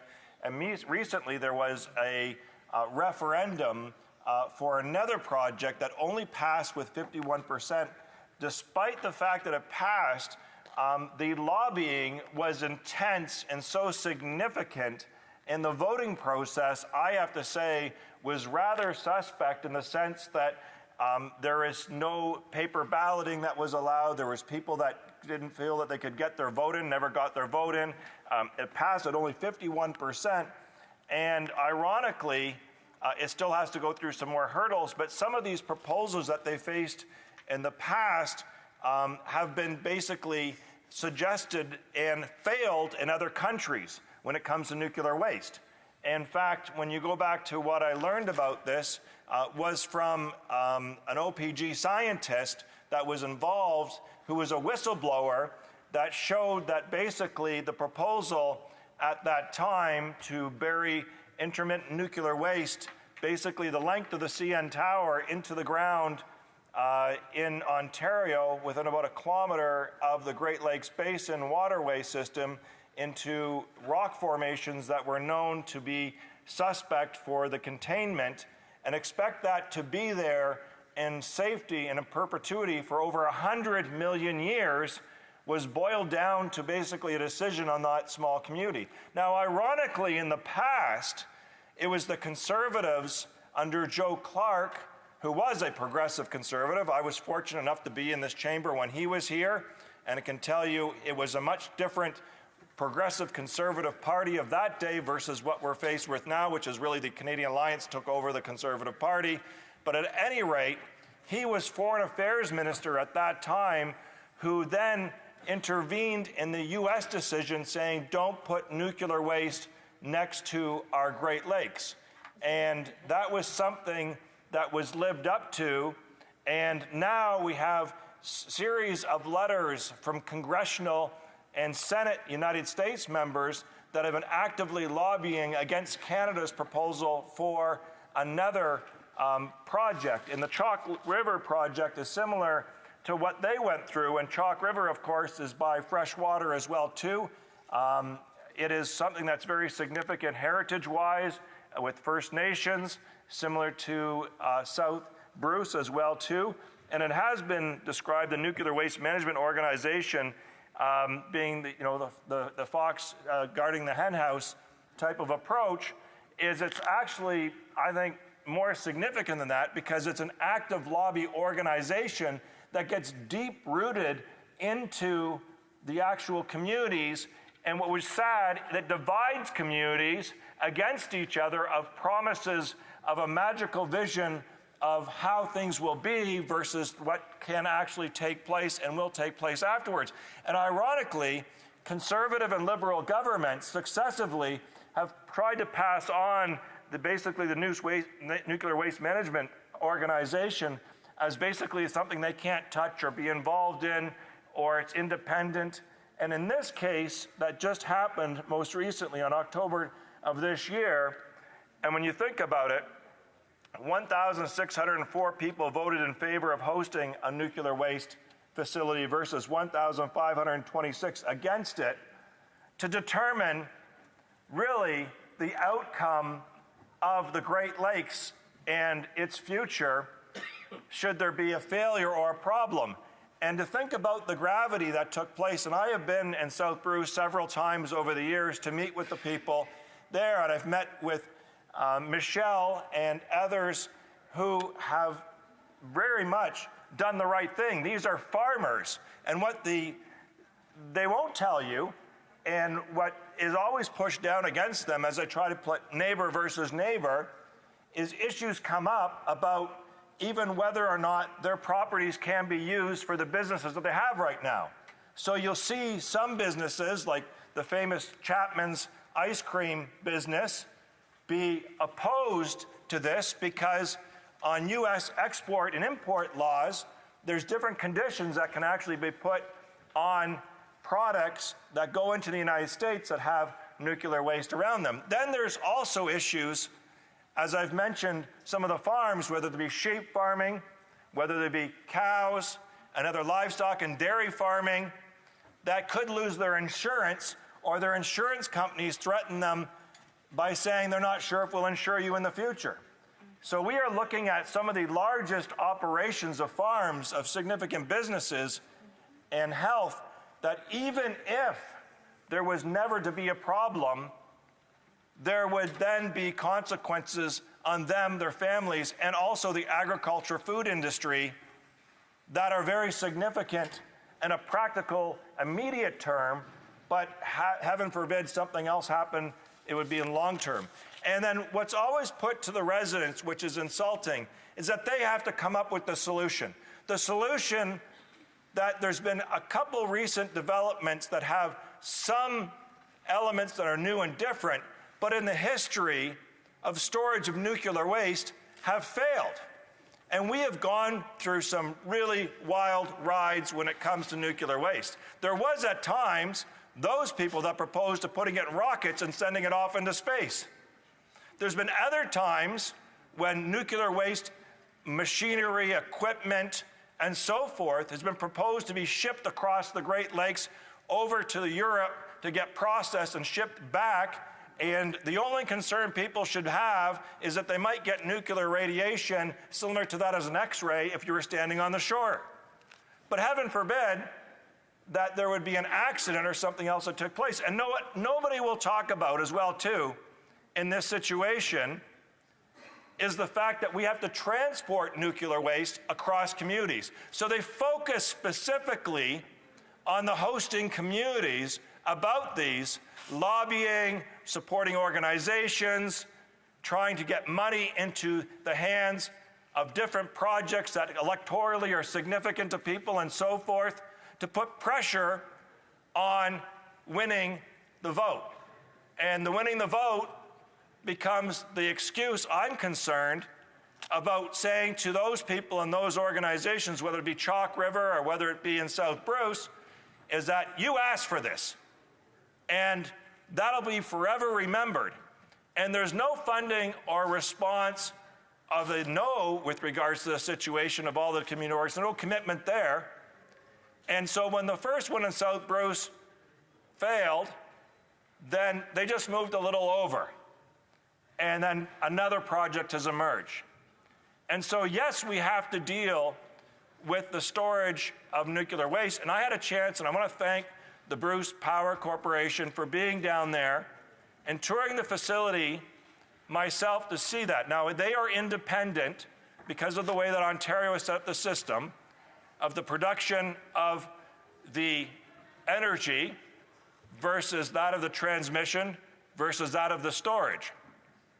But we do not factor in the storage and that treatment of billions upon billions and billions of dollars in the legacy into the cost of nuclear energy. What we do is we just kick this down the road. We kick this down the road, and we expect somebody else to deal with it. And so what was amazing about the situation that I saw was the mere fact that there has been the expectation and the place pushed on the residents to find a solution and to divide the residents amongst themselves versus the proper accountability that's necessary. And Madam Speaker, I want to thank at least the committee for putting some recommendations and some light on this, but the reality is this energy is something of a legacy that still is not being treated responsibly. Thank you, Madam Speaker. Questions and comments? The Honourable Parliamentary Secretary, the Government House Leader. Yes, Madam Speaker, I'd like to ask the member the same question I asked his colleagues. There has been concern in regards to the NDP backing away from sound environmental policy. One of them, of course, is related to the carbon tax versus the carbon rebate, or the price on pollution. And what is the NDP's most recent position on that issue? And the second one is in regards to Bill C-73, which is a nature accountability legislation in which we've now attempted 3 times to get a pre-study done in committee. The member's familiar in terms of the filibustering that's been taking place in the House. Having a pre-study would be a good thing, but again, we're just not being able to get that through in the support from the NDP. The Honourable Member for Windsor West. Can't get that through because of yourself and your colleagues. That's why we can't get that through, and we can't even have that. Member to address questions and comments through the chair, not directly to members. The Honourable Member for Windsor West. Thank you, Madam Speaker. I appreciate that. But we can't get that through because the government won't live up to its expectations with regards to the documents, so we're stuck where we're at. And as far as the carbon price and the carbon taxing, the reality is that we had in Ontario, where I come from, we had cap and trade. Had the Liberals actually lived up to a proper policy on cap and trade, we wouldn't have never been in a carbon tax. And the only reason we're in a carbon tax in Ontario is because Doug Ford took us out of the cap and trade, paid $2 billion to his industrial buddies for that, and now we're stuck with the carbon tax. So we got the carbon tax because of the Conservatives, and we don't have a more progressive environmental issue to deal with that because of the Liberals not even wanting to deal with it. And that's the reality. And as far as getting to that point, we're happy and we've been supportive to get to that point, but we can't get to the point because we can't get to a vote, and that's partly responsible from the Parliamentary Secretary to the Prime Minister. Questions and comments? The Honourable for Renfrew, Nipissing, Pembroke. Speaker, the radioactive exposure of an individual who will be working around the near-surface disposal facility will receive less exposure to radiation in a year than an individual making a flight from Vancouver to Toronto. My question to the member is, what insurance company is denying or potentially denying coverage to anyone along the Ottawa River on the basis of the building of this near-surface disposal facility?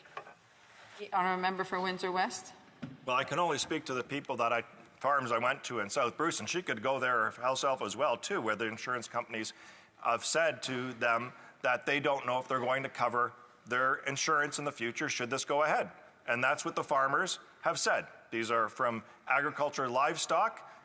They've been sheep farmers, they've been cow farmers, and dairy as well, too, and that their operations are there. So that's the specifics I know with regards to that. With regards to the Chalk River, I'm sure you're going to find some of that. I'm willing to bet the people in Chalk River and some of their agricultural community don't realize or probably haven't been told that their agricultural products might get tagged later when they actually leave the country and go to the United States, because they have a whole certain program of identifying shipments of agricultural products that come from nuclear places like Russia, Ukraine, a series of different places across the globe that have contaminants in their area and get tagged. We've seen what's happened before when the Conservatives mismanaged the cool system with regards to supply, labeling, and management of livestock and others to the United States. You can imagine what would happen with those being tagged on Canadian products going to the United States, but nobody wants to tell them that. Questions et commentaires. L'honorable député de Repentigny, une brève question. The honourable member for Repentigny, a brief question. Yes, very briefly. The Bloc Québécois has made the recommendation that the Department of Environment be part of the process at the same level as the Natural Resources Department. Does my colleague agree with that? The honourable member for Windsor West. Well, thank you, Madam Speaker. I think that's a great suggestion. And again, there needs to be more transparency about this and tied it right back to Parliament here. We're the ones that are generating, allowing nuclear waste to be managed and also to be discussed with regards to openness and information in this chamber, in this House, in this place. In fact, the NDP has been trying to fix Crown copyright that provides more of this research and data information that's done in-house that other parties won't support here. And so hopefully the Bloc would support that if they want more transparency in the use of publicly funded documents to go to actually citizens, individuals, and businesses so they can make educated decisions. Reprise au débat. The Honourable Parliamentary Secretary to the Leader of the Government in the House of Commons. Yes, so thank you, Madam Speaker, and it's a pleasure to be able to rise and address this issue in two ways, Madam Speaker. We all recognize, or at least the government and a number of other members recognize the true value of nuclear power and having that discussion. Having said that, Madam Speaker, I'm going to tag on to that after a few opening remarks about what I believe is a legitimate concerns that Canadians as a whole have in regards to what's taking place in the House of Commons. And this report that we're debating today, Madam Speaker, has been around now for a couple of years. But it was a decision that was made by the Bloc Party to bring it forward.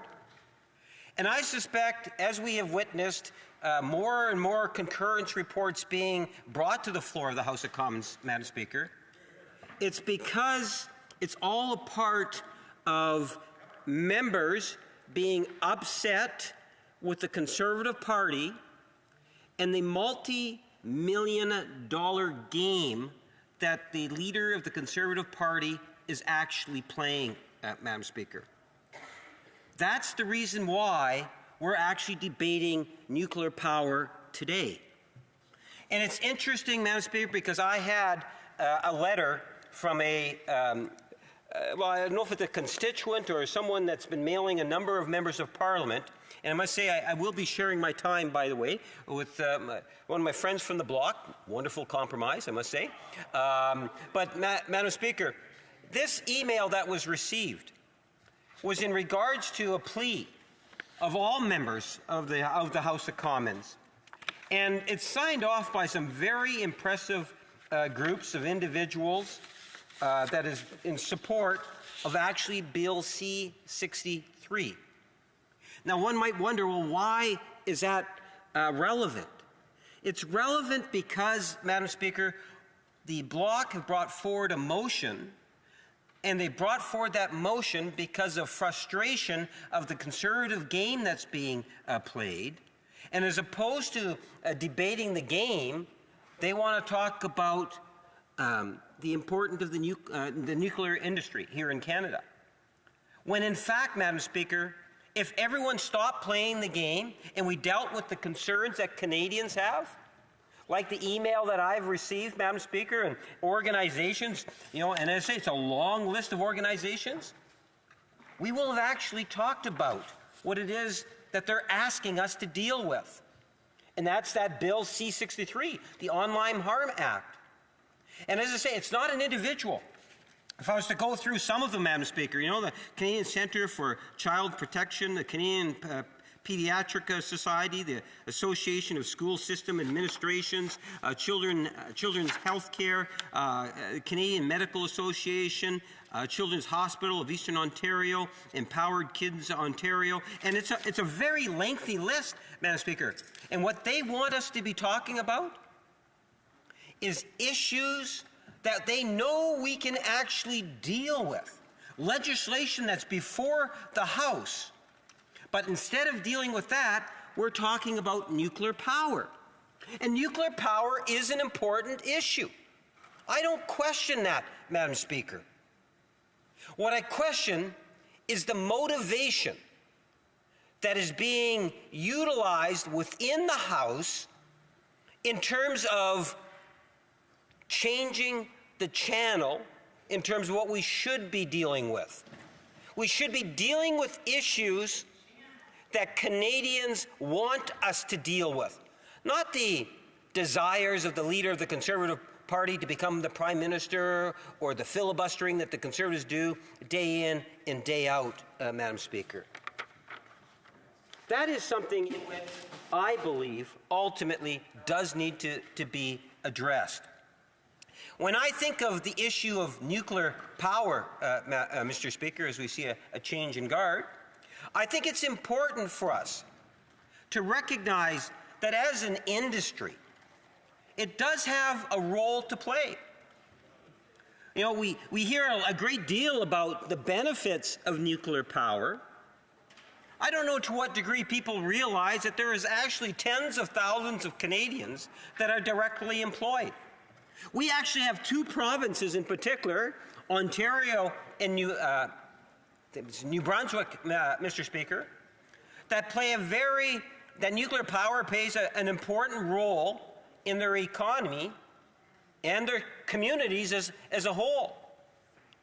Ontario's consumption of nuclear power has increased over the years, as we have seen a shift away from emissions of emission-sourced power generation to nuclear power generation. Ontarians have been a great benefactor of it, Mr. Speaker. Even though my province, much like the province of Quebec, a province that I care very much about, we both share something in common. It's hydroelectricity. It's a green energy source, Mr. Speaker. I support green energy sources. There is absolutely nothing wrong in recognizing that nuclear power does have a role here in Canada. And we should recognize it and support it, Mr. Speaker. When people think of nuclear power, they often think in terms of power stations, and that's it. When in fact, what we have, Mr. Speaker, is all sorts of uses for nuclear technology that's out there and how it's developed. Especially, I would encourage members to reflect in terms of healthcare. Whether it's isotopes and what is used in terms of how radioactive materials ultimately advance medicine here in Canada. It is a very, I would suggest to you, area of technological advancement using science that we're going to be able to do a lot of wonderful things in medicine into the future. I recognize that in many ways, Canada can actually lead the world. When we talk about those CANDU reactors, it actually not only has been of great benefit for Canada, Mr. Speaker, but also outside of Canada, where we've seen other countries look to Canada to see how Canada has been successful at being able to generate energy through these small electrical or the nuclear power production that is actually done through small modular reactors, Mr. Speaker. We have the technology, the expertise to play a very strong leading role in Canada. But it's interesting when we see the Bloc and their opposition to it, because it wasn't that long ago. You might recall Bill C-49, Mr. Speaker. That was the offshore wind energy legislation. That is something huge for Atlantic Canada. It's green energy. It's something in which this Prime Minister and this government have put right up front in supporting legislation, and now we have Atlantic provinces that are actually bringing in or have brought in mirror legislation because we've recognized not only is it better for our environment, Mr. Speaker, but it also is good for the economy and the communities in which we live in. It will generate millions, if not millions, I should say billions of dollars of investment. So whether it's looking into the future in terms of green energy, taking a look in terms of how it has benefited some of our provinces, in particular Ontario and New Brunswick, it is a major contributor to our economy in a very real and tangible way, Mr. Speaker. It contributes immensely to our GDP, both directly and indirectly. And no matter how it is, whether it's members from the Bloc or from the Conservatives, and especially the Conservatives in terms of that destructive approach that they have to the House, rest assured that the Prime Minister and this government will continue to be focused on the interest of Canadians. And that's why, Mr. Speaker, I would ask again for the Conservatives to stop the filibuster and let's start dealing with the important legislation that needs to be dealt with along with other issues. Thank you, Mr. Speaker. Question et commentaire. The honourable member from Saanich Gulf Islands. Speaker, it's my honourable friend, the Parliamentary Secretary, and again, I appreciate that we have a rare opportunity to even talk about nuclear energy, although far too brief and not with enough time for me to have a speaking slot. But it's rare. This government has over the years, and when I say this government, we start with the government of former Prime Minister Pierre Trudeau, who shoveled billions towards the nuclear industry, set up Atomic Energy of Canada Limited, right through the government of Stephen Harper, that sold AECL for a song at less than $17 million to SNC-Lavalin. In all that time, there's never been a debate or a vote in this House on whether nuclear energy was a good idea or not. The only Prime Minister who supported such an inquiry was the Right Honourable Joe Clark, and once his government was defeated, we've never had another chance. The Honourable Parliamentary Secretary. Well, Madam Speaker, I appreciate the question, but I disagree with the idea that Canadians as a whole would not support what it is that the government's approach, whether it was Pierre Elliott Trudeau or the current Prime Minister, in dealing with the issue of green energy and, in fact, of the important role that nuclear energy plays in our communities today. You're talking 60%, close to 60% of all power in Ontario, Mr. Speaker. That's 16 million plus people. I think we're not in a position where we can ignore the need for nuclear energy. L'honorable député de Repentigny. The honourable member for Repentigny. Thank you, Mr. Speaker. Well, there's a number of things I'd like to comment on. But again, when it comes to small nuclear reactors, in New Brunswick, we were told that the two developers were small startups that needed government money. They always say they need taxpayer money. It's funny. And then they go bankrupt and taxpayer money is lost. This New Brunswick nuclear reactor has been out of commission for months, even though that places a great deal of pressure on the provincial government. And then coming back to Chalk River and the nuclear waste, why does so much nuclear waste end up at Chalk River? L'honorable secrétaire parlementaire. Yes, thank you. Mr. Speaker, what's a little bit frustrating, especially if I was from Atlantic Canada, is to the degree in which members of the Bloc are prepared to write off Atlantic Canada and the energy needs and the potential that Atlantic Canada has to, in essence, be a world leader, Mr. Speaker, in regards to using offshore resources to generate power. And we saw that in the vote when the Conservatives, amazingly, the Conservatives and the Bloc voted against that legislation. That was to the detriment of Atlantic Canada. The honourable member from Saskatoon University. Well, we heard some nice words from the Liberals today about nuclear, which nuclear workers are used to. It's a lot of lip service, but very little support. And that's historic. That goes back decades and decades. The Liberals say one thing to one group and then different to another group. And I'm encouraged by the member, his new profound love of nuclear. And I know the nuclear workers will be probably a little bit suspicious of the Liberals for a while now. But where was he 2 years ago when his government labeled nuclear workers or their companies sin stocks? The Honourable Parliamentary Secretary and to the Leader of the Government in the House of Commons. Yes, thank you, Mr. Speaker. You know, as a government, we have actually been very focused in regards to how it is we can support that industry.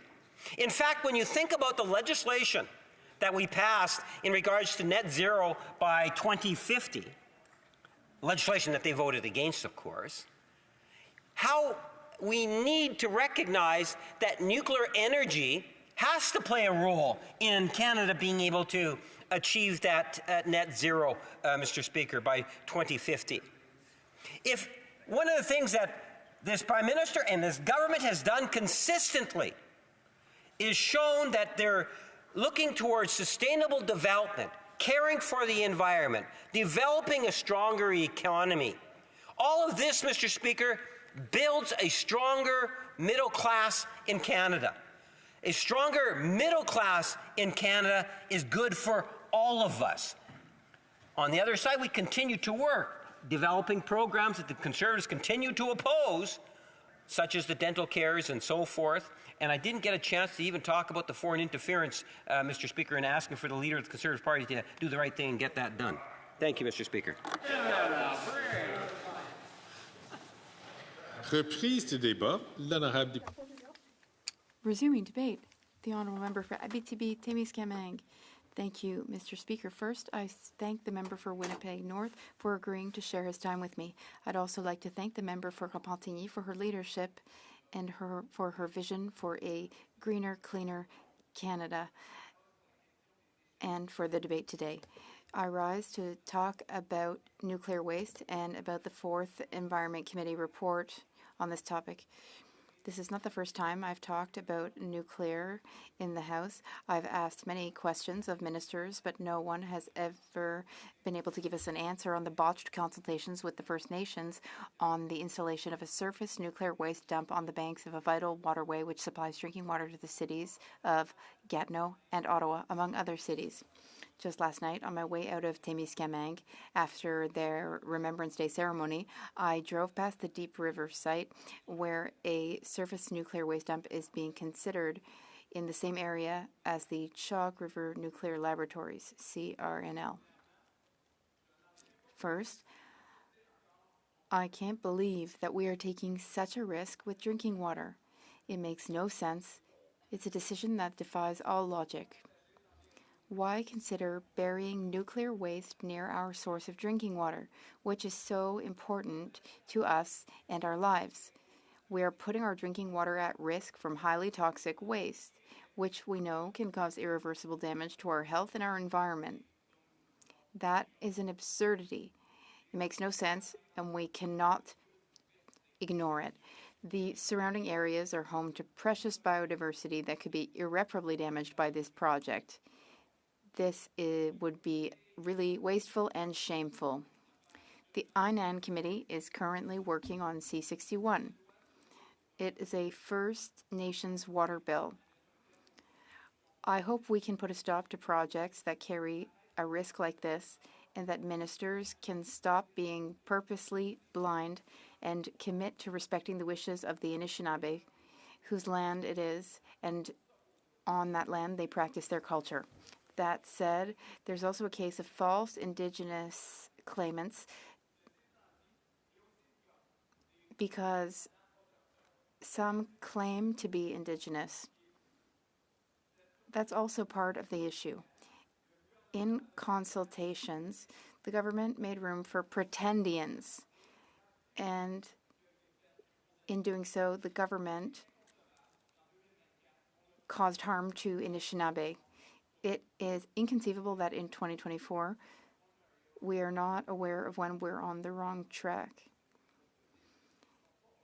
There are Métis groups who were consulted. They are not currently recognized by the law, and their claim to social license is questionable. While the Canadian Nuclear Laboratory seeks to reassure the public by claiming that their storage mound will be secure, it is imperative to remember that intermediate level waste, although it represents less than 2% of the total volume, is still extremely worrisome.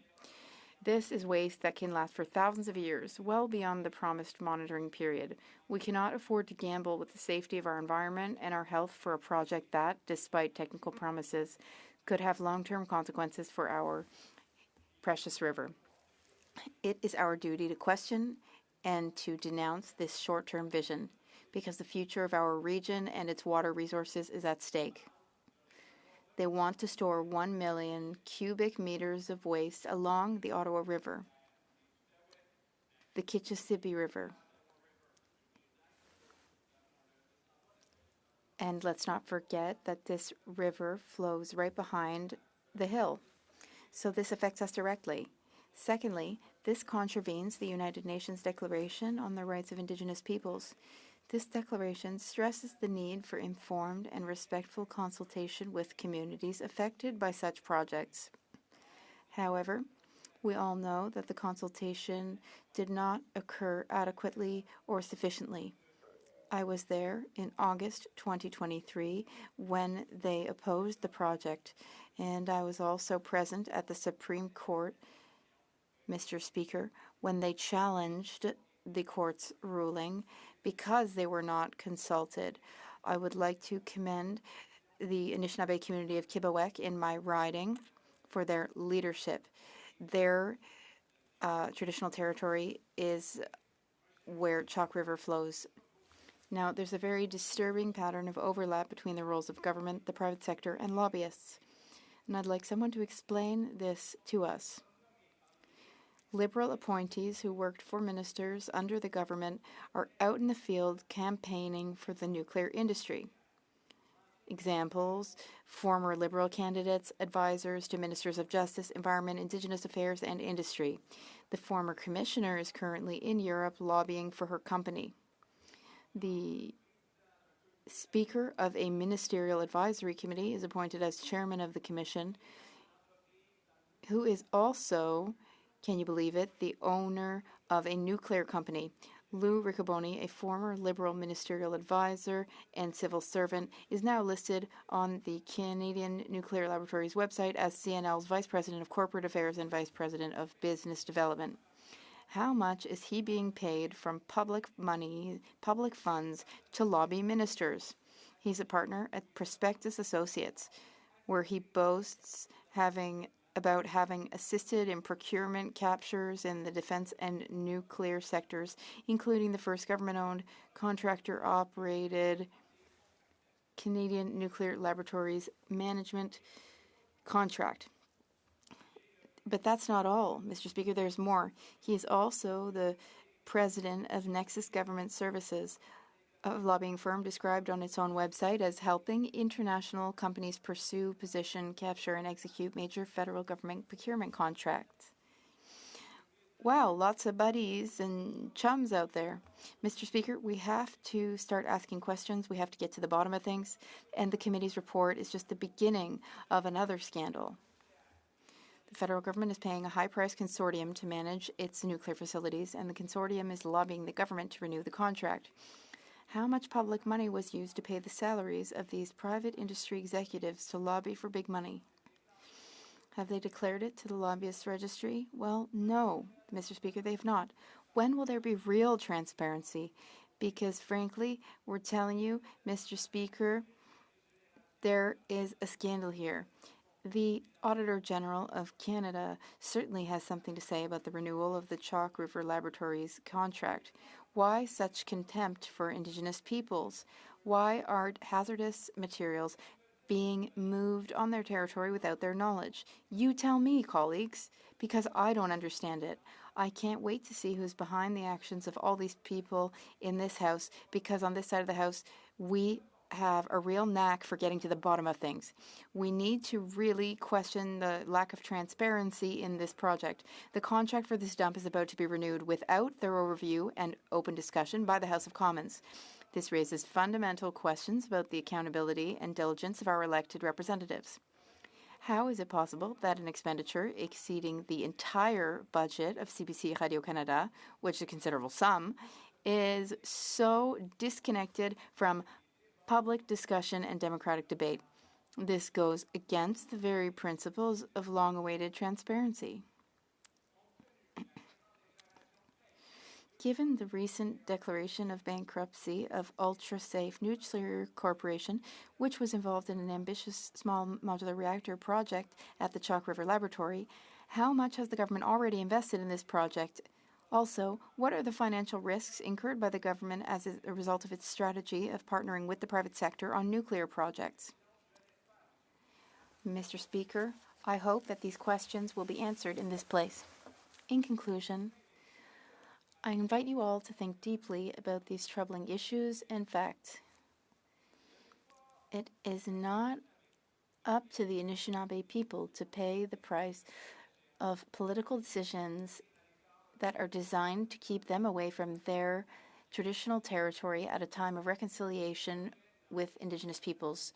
There is nothing encouraging about this project when it comes to transparency, good governance, or management of public funds, and especially this is bad for the environment. There is no such thing as zero risk. The waste didn't just arrive there out of nowhere. It will be transported and moved there. There will be risk along the way at every step of transporting the waste and shipping the waste. And there will be costs, but the costs have not been made public because the law is not rigorous enough. Thank you all for your attention and your commitment to this fight for our future. Maple Ridge. Maple Ridge. Ça va. Thank you. Merci aux membres bloc. I thank the bloc member for his speech. There's one thing I didn't hear him say, not even once. He did not mention how important nuclear energy is. Now, he is against nuclear waste. That's understandable, but he didn't mention just how important nuclear is. A huge percent of our energy and electricity comes from nuclear energy. In France, that percent is 63%. Nuclear is an energy source that is zero emission. It is affordable. So here's my question to my colleague. Does he support nuclear energy? Thank you. The Honourable Member for Abitibi-Témiscamingue. Thank you, Mr. Speaker. I'm proud to be a Quebecer because we turned our backs on nuclear energy and chose to prioritize the safety of current and future Quebecers for hundreds or thousands of years, and that was the responsible choice to make. Quebec and its borders will not become a receptacle for waste from the rest of Canada. We know that small modular reactors are very fashionable now, and there will be more and more waste, but we don't want that waste in Quebec. It's unacceptable. The Honourable Member for Pontiac. Thank you very much, Mr. Speaker. Mr. Speaker, the Chalk River site is directly across from my riding. I'm very worried about current waste that is present there along the river. There is plan to secure that waste, but here's my question. What would my colleague do with waste that is currently right near the riverbank under an old building decomposing? And how does he feel about the plan to secure the waste that's already there? Would he just have us leave it there? The Honourable Member for Abitibi-Témiscamingue. Thank you, Mr. Speaker, and I thank the member for Pontiac for her interesting and relevant question. I'd like to add something to her comment. 40 municipalities in Quebec and Ontario are against the project, including Pontiac. Now, Yes, there were nuclear activities at the Chalk River site a long time ago, and of course we need to find a way to store that waste in a safe way. The danger levels are very high, and they will have long-term impacts, Mr. Speaker. But to answer the specific question asked, because there is flow coming into the Ottawa River, and it's totally unacceptable, and we do need to make it safe. I hope that we will have time for 2 further questions. Thank you, Mr. Speaker. Je suis désolé. Je vais. I'm sorry, but I will be asking my question in English. In the NDP supplementary opinion from this report, it was discussed that as the member spoke about numerous witnesses, chiefs from the Anishinaabe Nation talked about the lack of respect, and one of the chiefs said that a nuclear waste management organization told his community that we could explain the process of nuclear processing and so on, but you wouldn't understand it anyway. Is that something that you consistently heard? As this was one example, but in that desire to truly find what Conservatives like to talk about as economic reconciliation.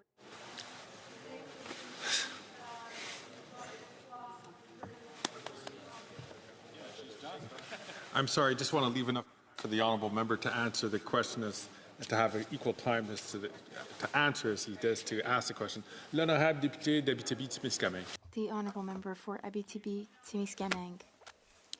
First Nations are accountable to Mother Earth. They take on that commitment to protect the earth.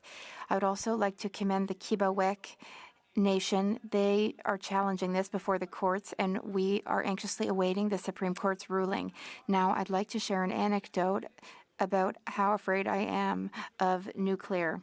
I went with an advocacy group, to Fukushima.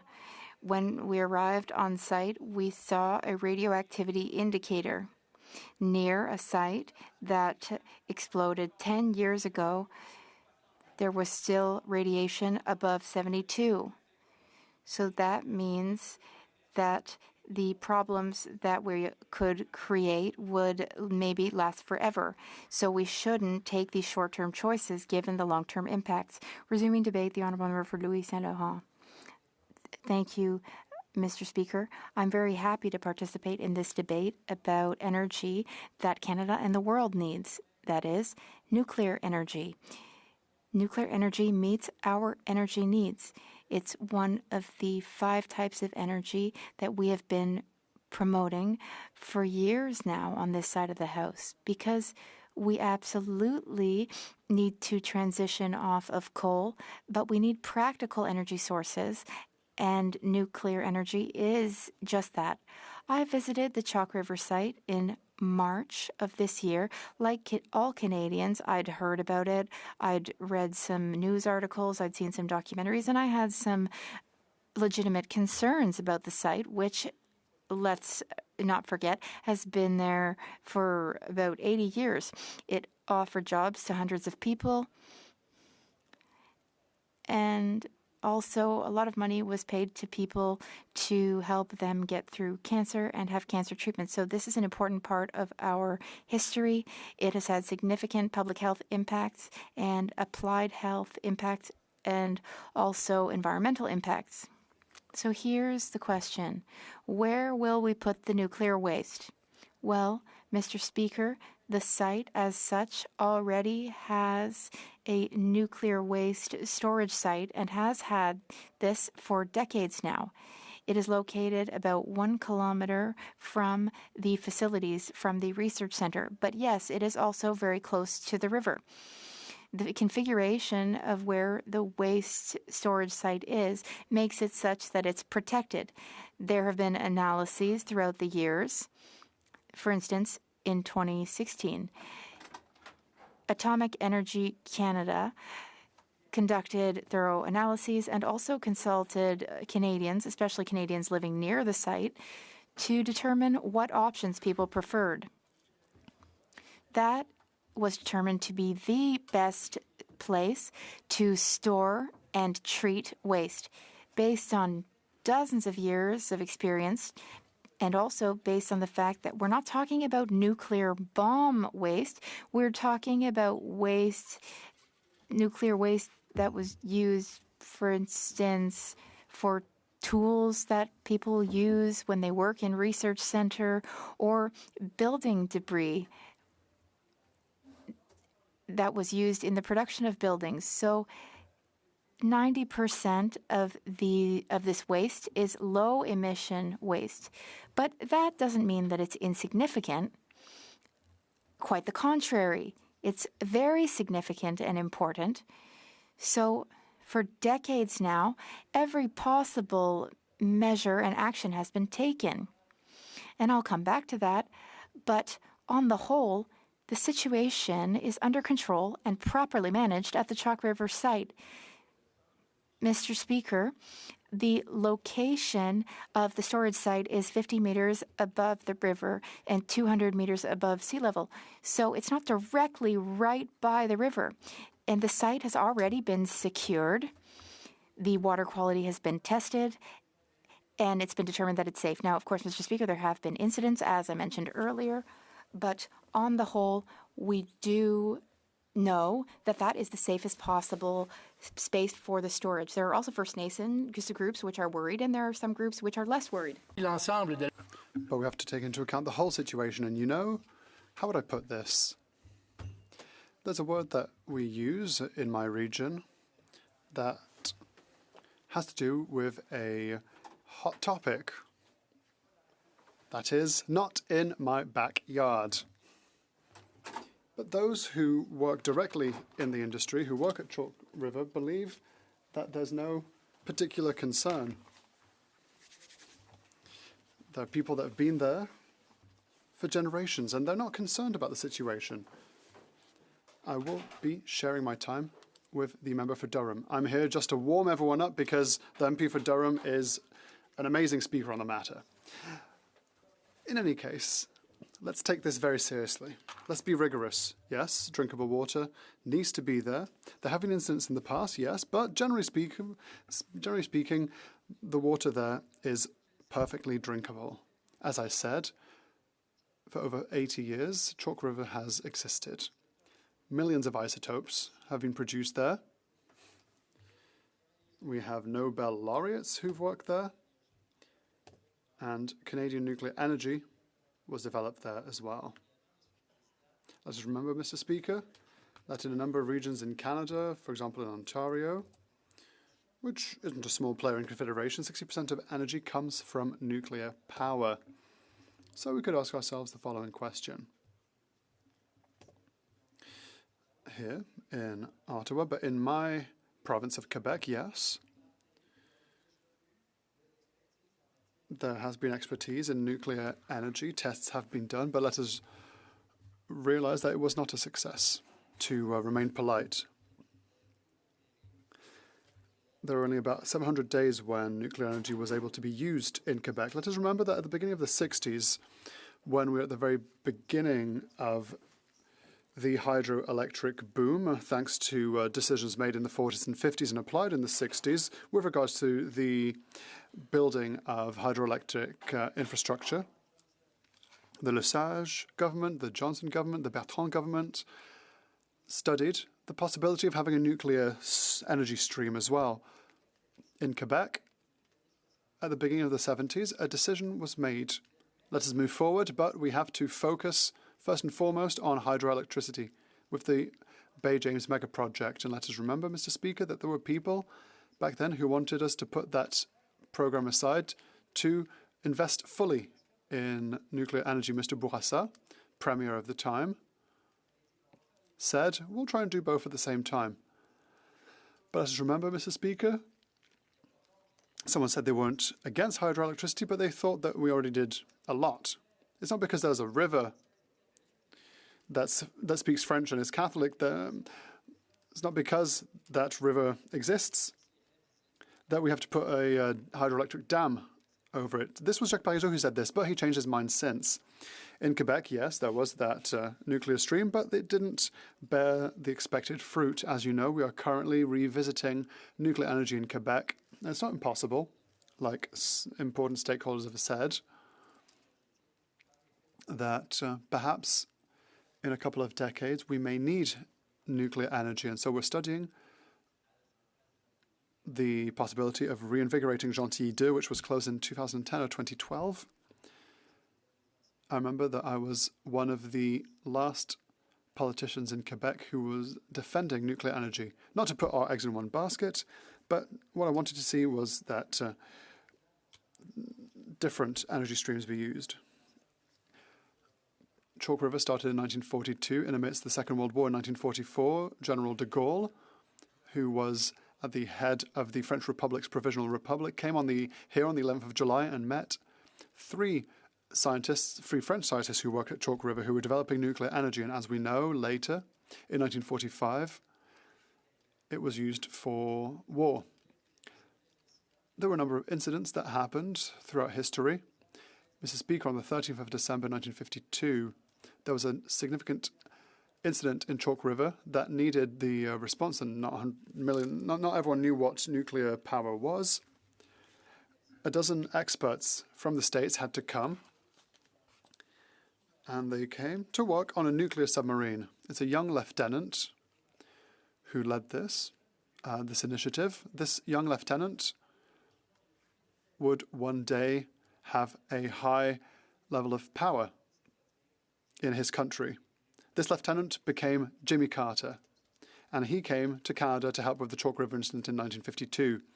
We are fully aware that nothing is perfect and that, yes, every form of energy has its challenges and its risks, but we believe that after close to 80 years of operations, after having allowed thousands, if not millions of people in the world to have access to a healthy life, with regards to the problems that they had due to cancer, thanks to Chalk River isotopes, we have a positive balance. It could be improved, but it is still positive if we examine what has happened in general.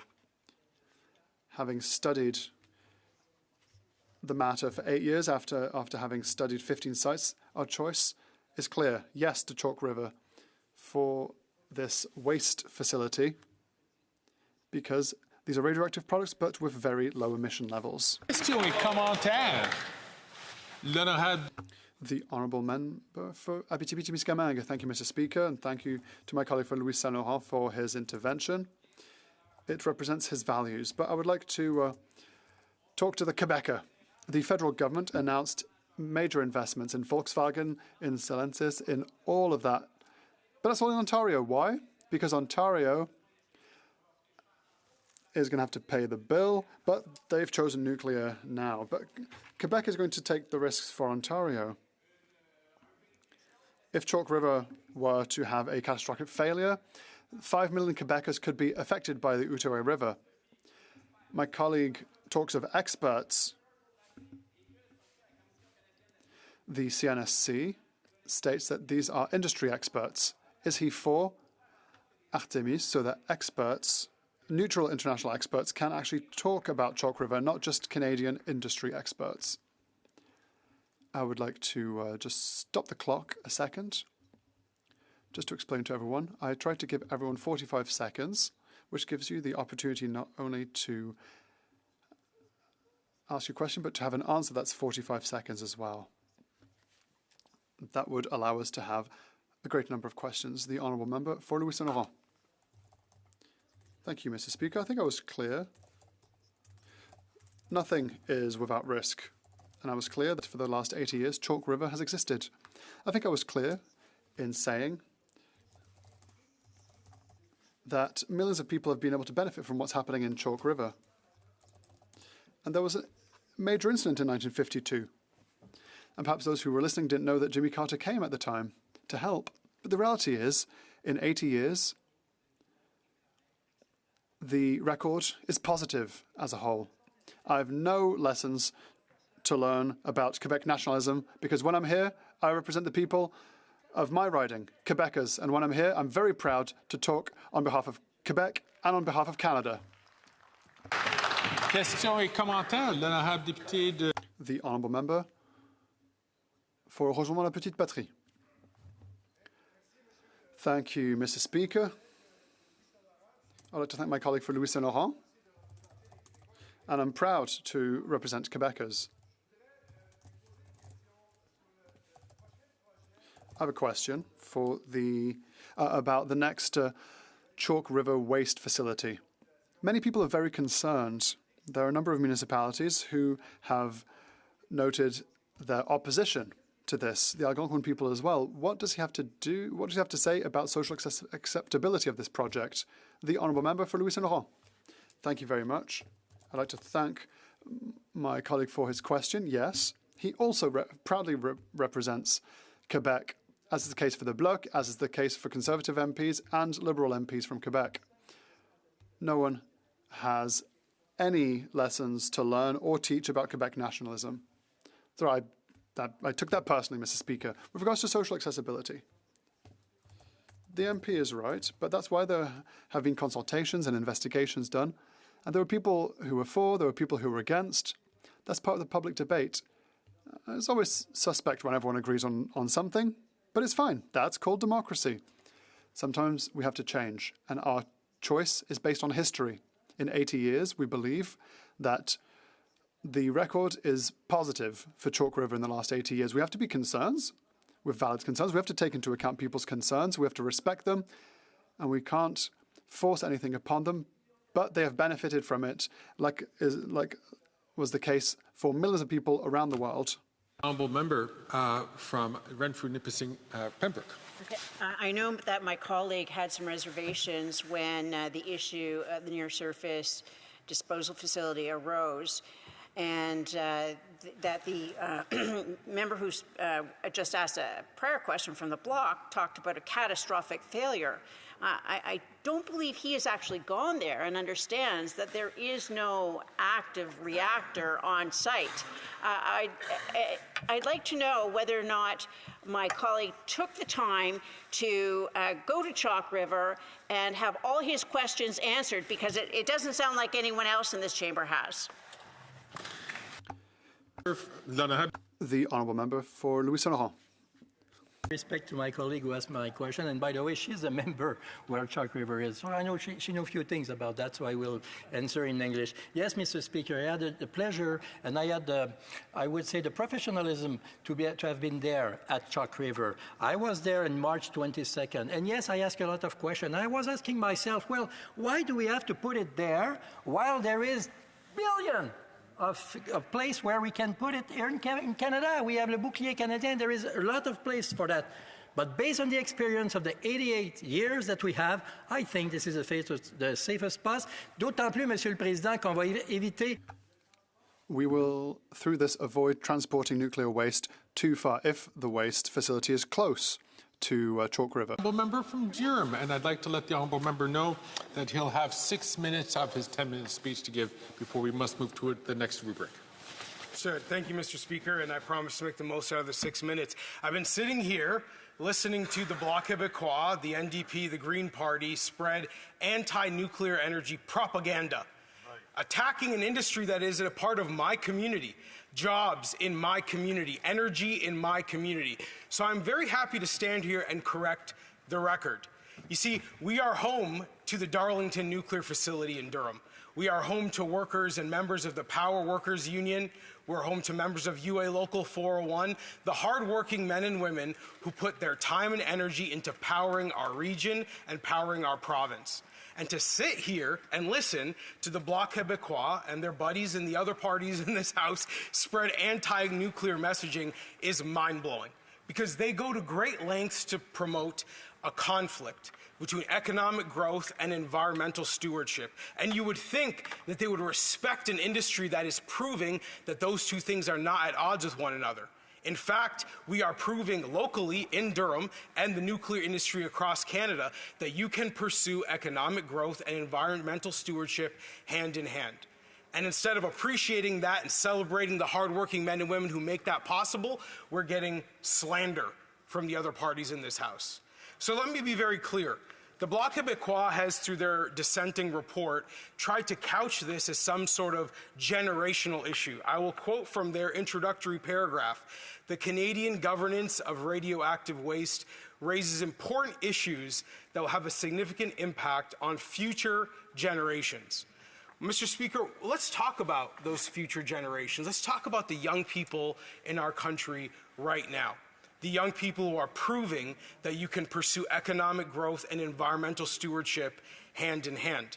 I'd like to share a quote from someone from the North American Young Generation in Nuclear, a constituent of mine, Matthew Maringer, who says very clearly, nuclear energy has the lowest CO2 emissions by energy source, the highest capacity factor, operates 24/7, has among the lowest land footprint per energy produced, and provides well-paying, stable careers for those in the community.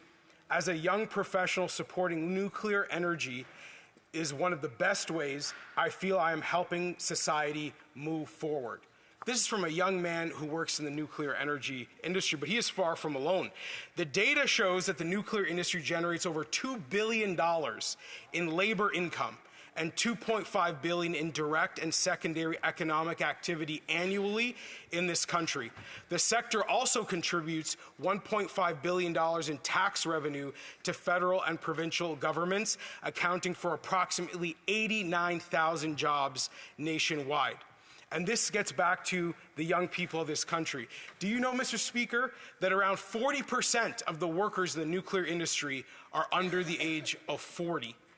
This is a young industry made up of hardworking people who believe that economic growth and environmental stewardship go hand in hand. And that is why it is very important that we stand for this industry, not just because of my local economy in Durham, but because of what these young people are doing for the country as a whole. And so when the Bloc Québécois says that they're very concerned about future generations, pretending that this is some generational battle, they are not looking at the math. They are not looking at the facts, and they're not looking at the stats, which show this is an industry that is creating opportunity for young men and women all across our country. But I'd like to continue, Mr. Speaker, with some additional points about the environmental impact of the nuclear industry.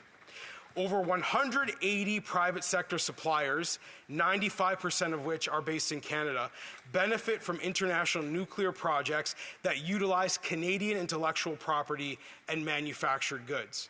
Now, all the concerns that they're pretending to have about the environment are easily dismissed when you factor in the worldwide effect of Canadian energy. Not just nuclear, but in this case, we're going to emphasize nuclear. We are making it easier for countries all around the world to displace high-emission sources of energy with clean Canadian energy. And they want to pit nuclear against other forms of energy as if we are all competing. But the reality is that the menu of options that Canada can give the world for how to have cleaner energy sources is incredible.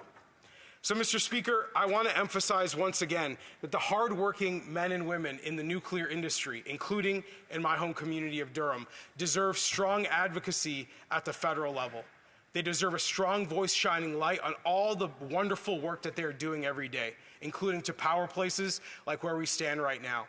And I strongly, very clearly, would like to oppose the anti-nuclear energy propaganda that this House has been hearing over the last several hours. It is ill-informed, and it is misrepresenting what is best for our country and what is best for the young people who, again, believe very strongly in pursuing economic growth and environmental stewardship hand in hand. Thank you.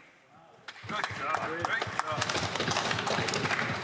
I thank the honourable member from Durham for bringing it in, for respecting the 6 minutes that he had.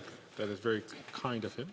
It is my duty to interrupt the proceedings at this time and put forth with the question on the motion now before the House. Il est mon devoir. It is my duty to interrupt deliberations and to put forth with the motion before the House. Question? The question is as follows. Ms. Posé, seconded by Mr. Simard, moved that the fourth report of the Standing Committee on Environment and Sustainable Development, presented on Wednesday, September 21st, 2022, be concurred in. If a member participating in person wishes that the motion be carried, I see that the Honourable Member for Repentigny has stood up.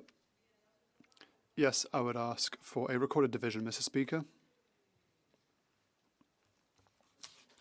Pursuant to Standing Order 45, the division stands deferred until Tuesday, the 5th of November 2024, at the expiry of the time provided for oral questions.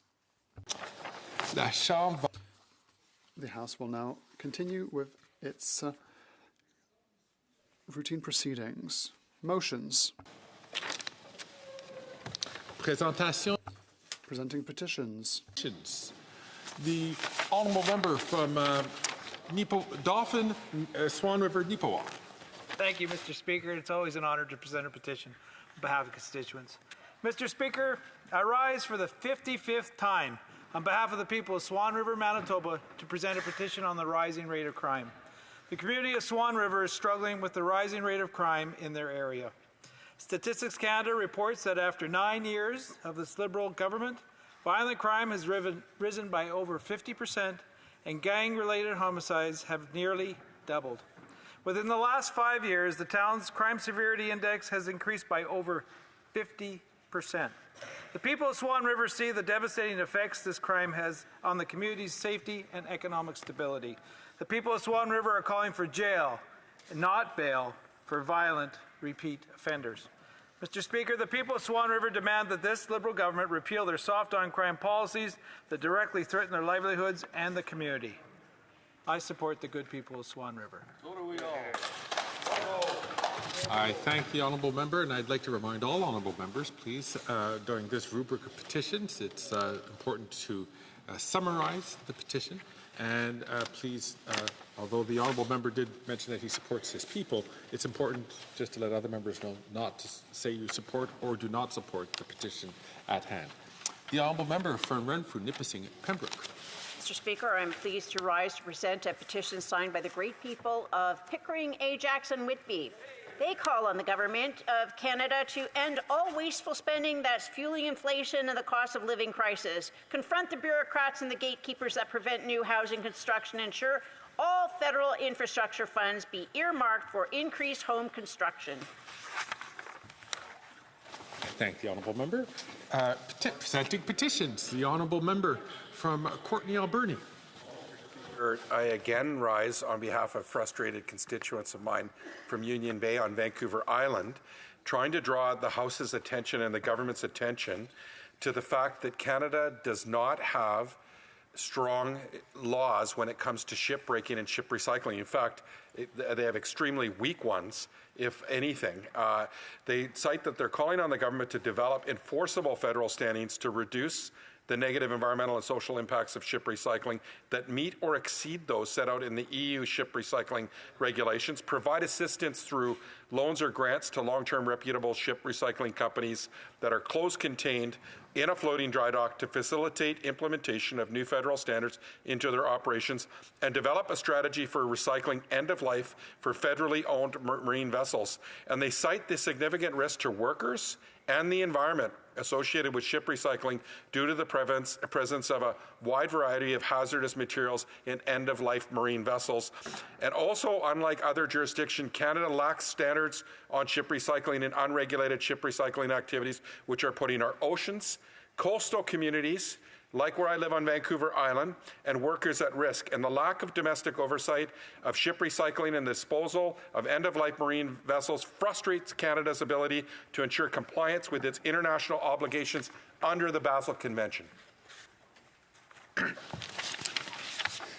Petitions, petition, the Honourable Member from Saanich, Gulf Islands. Thank you, Mr. Speaker, and taking heed of your advocacy for brevity, the petitioners in my constituency are very concerned about the ongoing, for more than decades long, inequality in equal pay for work of equal value. Women still receive in this country 21 cents less than men on average for every dollar for basically doing the same work. In order to ensure that women and children are not living in poverty, we must ensure pay equity. Petitioners urge this House of Commons to enact effective pay equality and pay equity for all women in Canada. Thank you, Mr. Speaker. Presenting petitions. Orders of the day. Ordre du jour, resuming consideration on a motion of privilege on the failure to produce documents pertaining to Sustainable Development Technology Canada and on the sub-amendment of Mr. Muse. Resuming debate, the honourable member from Thornhill has 3 minutes and 25 seconds left in her speech. The honourable member. It's been a month that this House has been at a complete standstill, paralyzed in the business of looking out for Canadians, of actually solving the problems that this House should be seized with. On one hand, it's not the worst news in the world, certainly for many who want to see this government take a walk after 9 years, hopefully in a soon-to-come carbon tax election where Canadians can decide to send them packing finally. On one hand, it may not be the worst thing because it is the government's, after 9 years of this government and its destructive policies, we've been at a standstill for maybe just a brief while where the government of the day, where the Liberals and their NDP counterparts can no longer, or at least in the short term, ruin the lives of Canadians even more than they have. This is a government that has doubled the cost of housing. They have doubled the cost of rent in 9 years. They have doubled a mortgage payment in this country over the course of the last 9 years. Inflation, interest rates, burning out of control because of this government's irresponsible spending. Mr. Speaker, we do not have a revenue problem in this country. We have a spending problem in this country, and it is that government that spends more than it has on things that we don't want and that we don't need.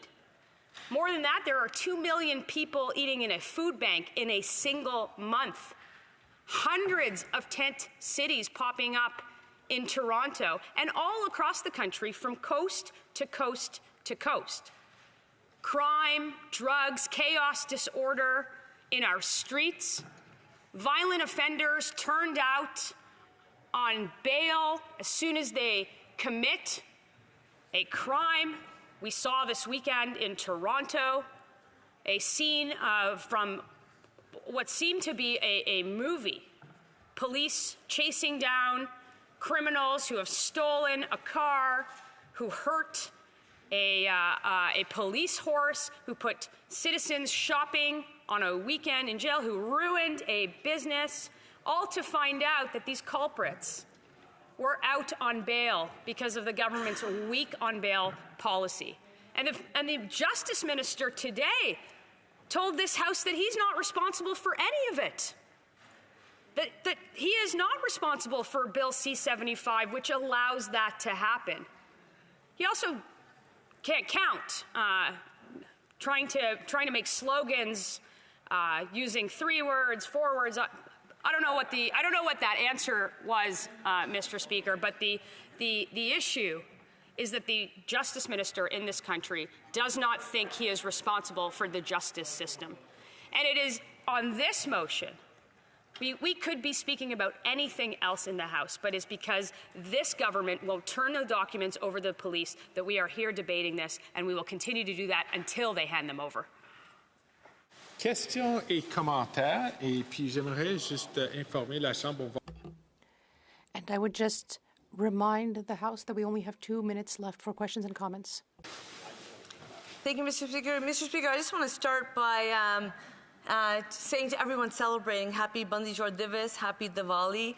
Tonight, Liberals will be celebrating Bandi Jor Divas and Diwali on the Hill because no one can take away the light of Canadians, and we know that light will conquer darkness. We know that hope will conquer fear. We know that knowledge will beat ignorance any single day. And so today, I know the member has given so many comments about what we could be doing. And I think taking the time to really appreciate Canadians and everything that they offer is important to be doing. The Conservatives choose to be debating privilege rather than policies and bills that could be helping Canadians, yet they want to play partisan politics. What I would ask the member is, Does she agree that light will conquer darkness, hope will conquer fear, and that we should be celebrating the diversity of our country? Thank you, Mr. Speaker. The honourable member from Thornhill. Mr. Speaker, I wish my honourable colleague a happy Diwali, a happy holiday season, all colleagues in this House. And to answer her question, light will trample darkness, and good will win over evil. When Canadians get their chance and their say in a carbon tax election, when these guys finally hit the road and stop ruining the lives of Canadians. But until then, no matter who you are, no matter what you celebrate, no matter what language you speak, when you came to this country, there is a place for you in the Conservative Party, and more Canadians are realizing that, and thank goodness. A very brief question to the member from Sandwich Gulf Islands. Thank you, Mr. Speaker. I think that the last comment from the Member of Parliament from Waterloo invites me to, I'm puzzled by it. Deepak Oberoi, who was a wonderful Conservative Member of Parliament whom we miss, used to host Diwali on the Hill. What happened? And because we're coming very close to the end, the honourable member has a very short turn to answer. Take this short time and invite the honourable member to Diwali by the Conservatives tomorrow, and I hope to see her there. I'm not sure if she's going to come, but she is welcome as everyone else is. I thank the honourable member from Thornhill for the invitation. In accordance with Standing Order 38, a motion to adjourn the House is deemed to have been made and seconded at this time. Therefore, the question is that this House do now adjourn. À ce moment-ci, conformément à l'article 38 du Pursuant to Standing Order 38, a motion to adjourn the House is deemed to have been made and seconded at this time. Therefore, the question is that this House do now adjourn. The honourable member from Courtenay, Alberta. Mr. Speaker, we know that fraud, for many people, people have not been able to come forward because they felt the stigma, the shame, the embarrassment of dealing with fraud, like mental health, Mr. Speaker. And we need to do a better job to change the public's outlook when it comes to sharing about fraud, because fraud is something that is happening, and it's sophisticated. It's happening because of organized crime. They're using highly sophisticated devices and attitudes towards going after vulnerable people, Mr. Speaker. I'm going to talk a little bit about that tonight. Recently, a senior in my riding, Peggy Christian from Courtenay, was scammed out of $100,000. Her life savings, Mr. Speaker. She was tricked into making wire transfers in huge amounts to scammers from Thailand, while her bank, Coast Capital Savings on Vancouver Island, they didn't have the protocols or the safeguards in place to protect Peggy. And Peggy, who was 76 at the time, had been with Coast Capital Savings for more than 30 years. She had actually never done any transfers like this. It should have been caught, Mr. Speaker. Now Peggy's had to sell her house and cut her costs in half just to stay above water, and her bank and the Canadian government has failed to return what she's lost. This is heartbreaking, and a heartbreaking story that should never have happened, Mr. Speaker. So often we know when Canadians are victimized by scams, the Canadian government punishes the victim, not the perpetrator. And I'm going to tell a story about that as well. In 2022, Canadian investors, as you probably heard, were swept into what has been described as a more than $300 million Ponzi scheme allegedly perpetrated by Greg Martel. And many of those investors who come from all walks of life are struggling to move on from their losses. In fact, one of my constituents, Lana McKenzie, invested in that Ponzi scheme. She's already hurting from the scam, and she was actually hit again when the CRA taxed her based on the fraudulent T5s that Lana had received from the very scammer himself. So ever since then, Lana has been fighting for fairness from the CRA, and the federal government, instead of acting swiftly, has been moving incredibly slow on Lana and other victims' objections at a time when many of those victims are already financially vulnerable. And again, they're living with the shame and having to come forward with courage, and I applaud them for having the courage to move forward. Now, at the same time, we've seen no evidence that the federal government is working to return the alleged perpetrator, Greg Martel, from overseas so that he can face justice. Much of that stolen money has never been returned. The government hasn't used levers through Interpol to go after him. And we know online fraud is impacting more and more Canadians. In 2022, the Canadian Anti-Fraud Centre, they reported they had observed $530 million in reported victim losses. And the Canadian Anti-Fraud Centre also received nearly 91,000 reports from Canadians that same year. And according to the RCMP, fraud was the second largest contributor to the severity of crime last year. The rate of fraud in 2023 went up by 12%, and the rate of extortion went up by 35%. It shouldn't be so easy for Canadians to get scammed, Mr. Speaker, and it shouldn't be so hard for victims to recoup their losses. And the government needs to do a lot more. We need to make sure that the banks, which benefit from these illegitimate transactions, are being held to account as well. And look at the recent cases of TD in the U.S., which allowed criminal activity because it profited from them.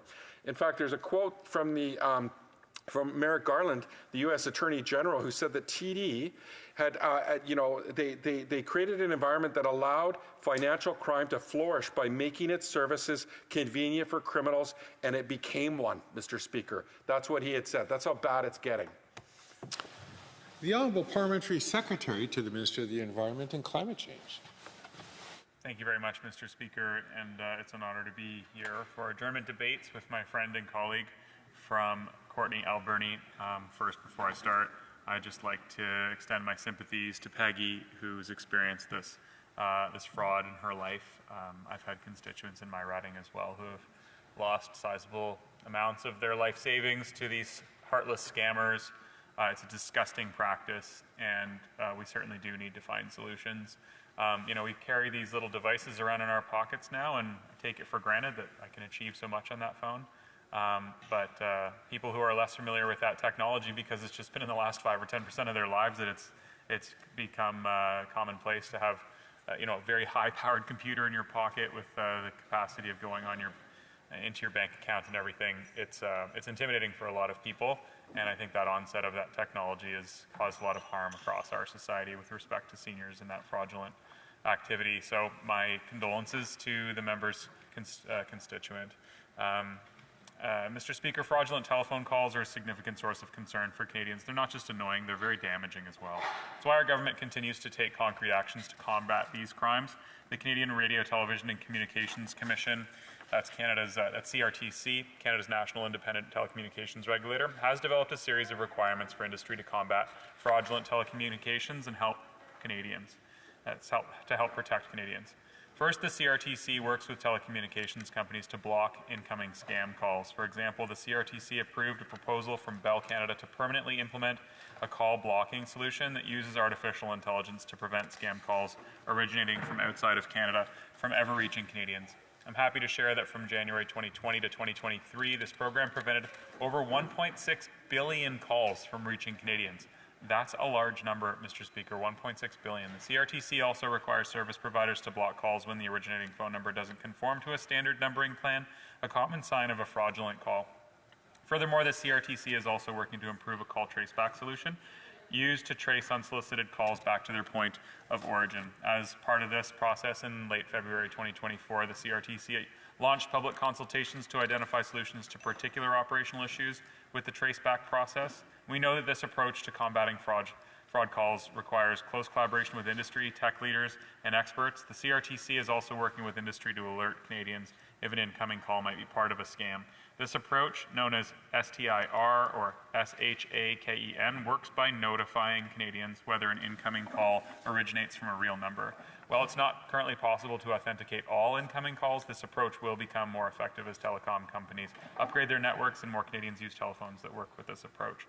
Beyond the initiatives taken by the CRTC, the Royal Canadian Mounted Police and the Competition Bureau are responsible for the enforcement of activities. Their work is facilitated by that of the Canadian Anti-Fraud Centre, which is jointly operated by the RCMP, the OPP, and the Competition Bureau, which enables law enforcement agencies to investigate complex fraud schemes by collecting information on fraud-related issues. The government is also taking steps to enhance the quality of information on fraud in Canada by improving the processes which Canadians can report fraud. For example, the Canadian National Cybercrime Coordination Unit and the CAFC are developing a new national crime and fraud reporting system to improve the processes used to report fraud and cybercrime incidents to law enforcement. It's expected to be fully operational in the coming months and will help improve the quality of data on fraud in Canada, as well as making it easier for Canadians to report fraud. Mr. Speaker, the Government of Canada will always work to protect Canadians and will continue to use the tools at our disposal to combat these crimes. But it goes without saying, Mr. Speaker, that we got to do more. We got to protect seniors. They're most commonly the victims of these crimes, and I'm in favour of any action to do that. Thank you, sir. The honourable member from Courtenay Alberni. Speaker, as of November 1st, Canada has introduced the Ombudsperson for Banking Services and Investments, who is meant to help resolve scam issues with banks. That's a great start, but since the Ombudsperson's recommendations are non-binding, it's only a half measure. We have a financial system which rewards criminals and costs Canadians. We need to hold big banks to account and make sure that there is a cost to doing business with criminals. We need to make it easier for Canadians to work with the CRA to correct their finances after being victims of fraud. And my colleague, the member from Windsor West, has called for a First Ministers' Conference to tackle cybercrime. It's long time, Mr. Speaker, that the federal government takes these instances of online fraud and extortion seriously instead of just putting the burden on Canadians. And Bell, Rogers and TELUS need to be held accountable for being a portal to crime, and the CRTC needs to do much more. And we know the Conservatives aren't going to be going after those big players, Mr. Speaker, and it's a long time that the Liberals hold them to account. The Honourable Parliamentary Secretary to the Minister for the Environment and Climate Change. Thanks very much, Mr. Speaker. And in the opening, I went as fast as I could to get through the eight pages and details of all of the actions that this government's taken. That number, 1.6 billion calls, which were prevented from phones ringing. We've all experienced them, the duct cleaning calls and the CRA and the scam calls. Fortunately, most young people have the wherewithal just to hang up, but the victims are increasingly seniors who are unfamiliar with the technology, and we've got to do more, there's no doubt, but the long list of actions already taken, they're already having results. The outcomes are pretty good, but Canada's telecommunications regulator will continue to work with the industry to develop technical solutions to combat these criminals. And the member's right. The banking sector has an obligation to do more as well, Mr. Speaker. But we've also got to educate Canadians about the dangers of online scams and all the progress of the countermeasures that are underway. But education goes a really long way. I know the Milton Library does a lot to educate seniors, so I encourage more people to be cautious and to be diligent. Thank you, Mr. Speaker. Moving on to the next question or participant in the adjournment debate, the honourable member from Saanich Gulf Islands.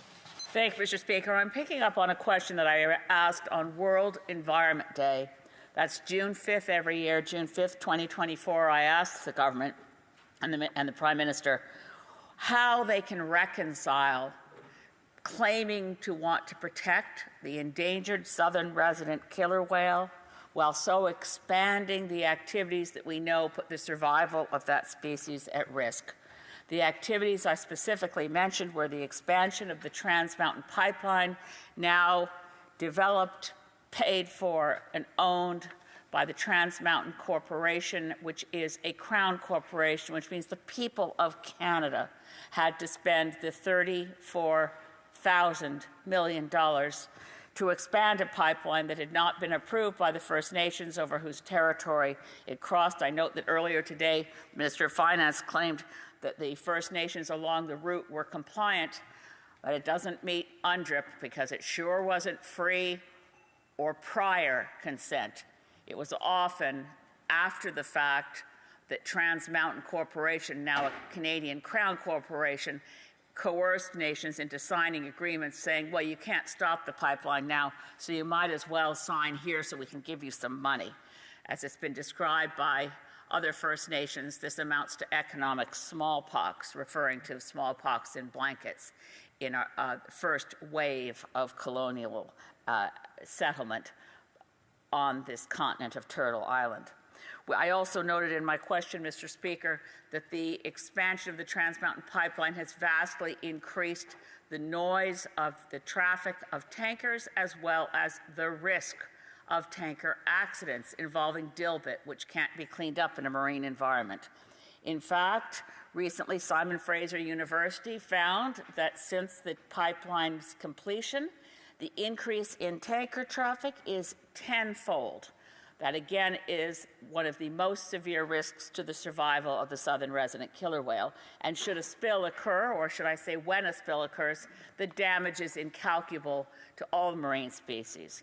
I also noted in my question that the expansion of the Roberts Bank terminal at the Port of Vancouver is also a direct threat to the survival of the southern resident killer whale, as well as other species, including the western sandpiper.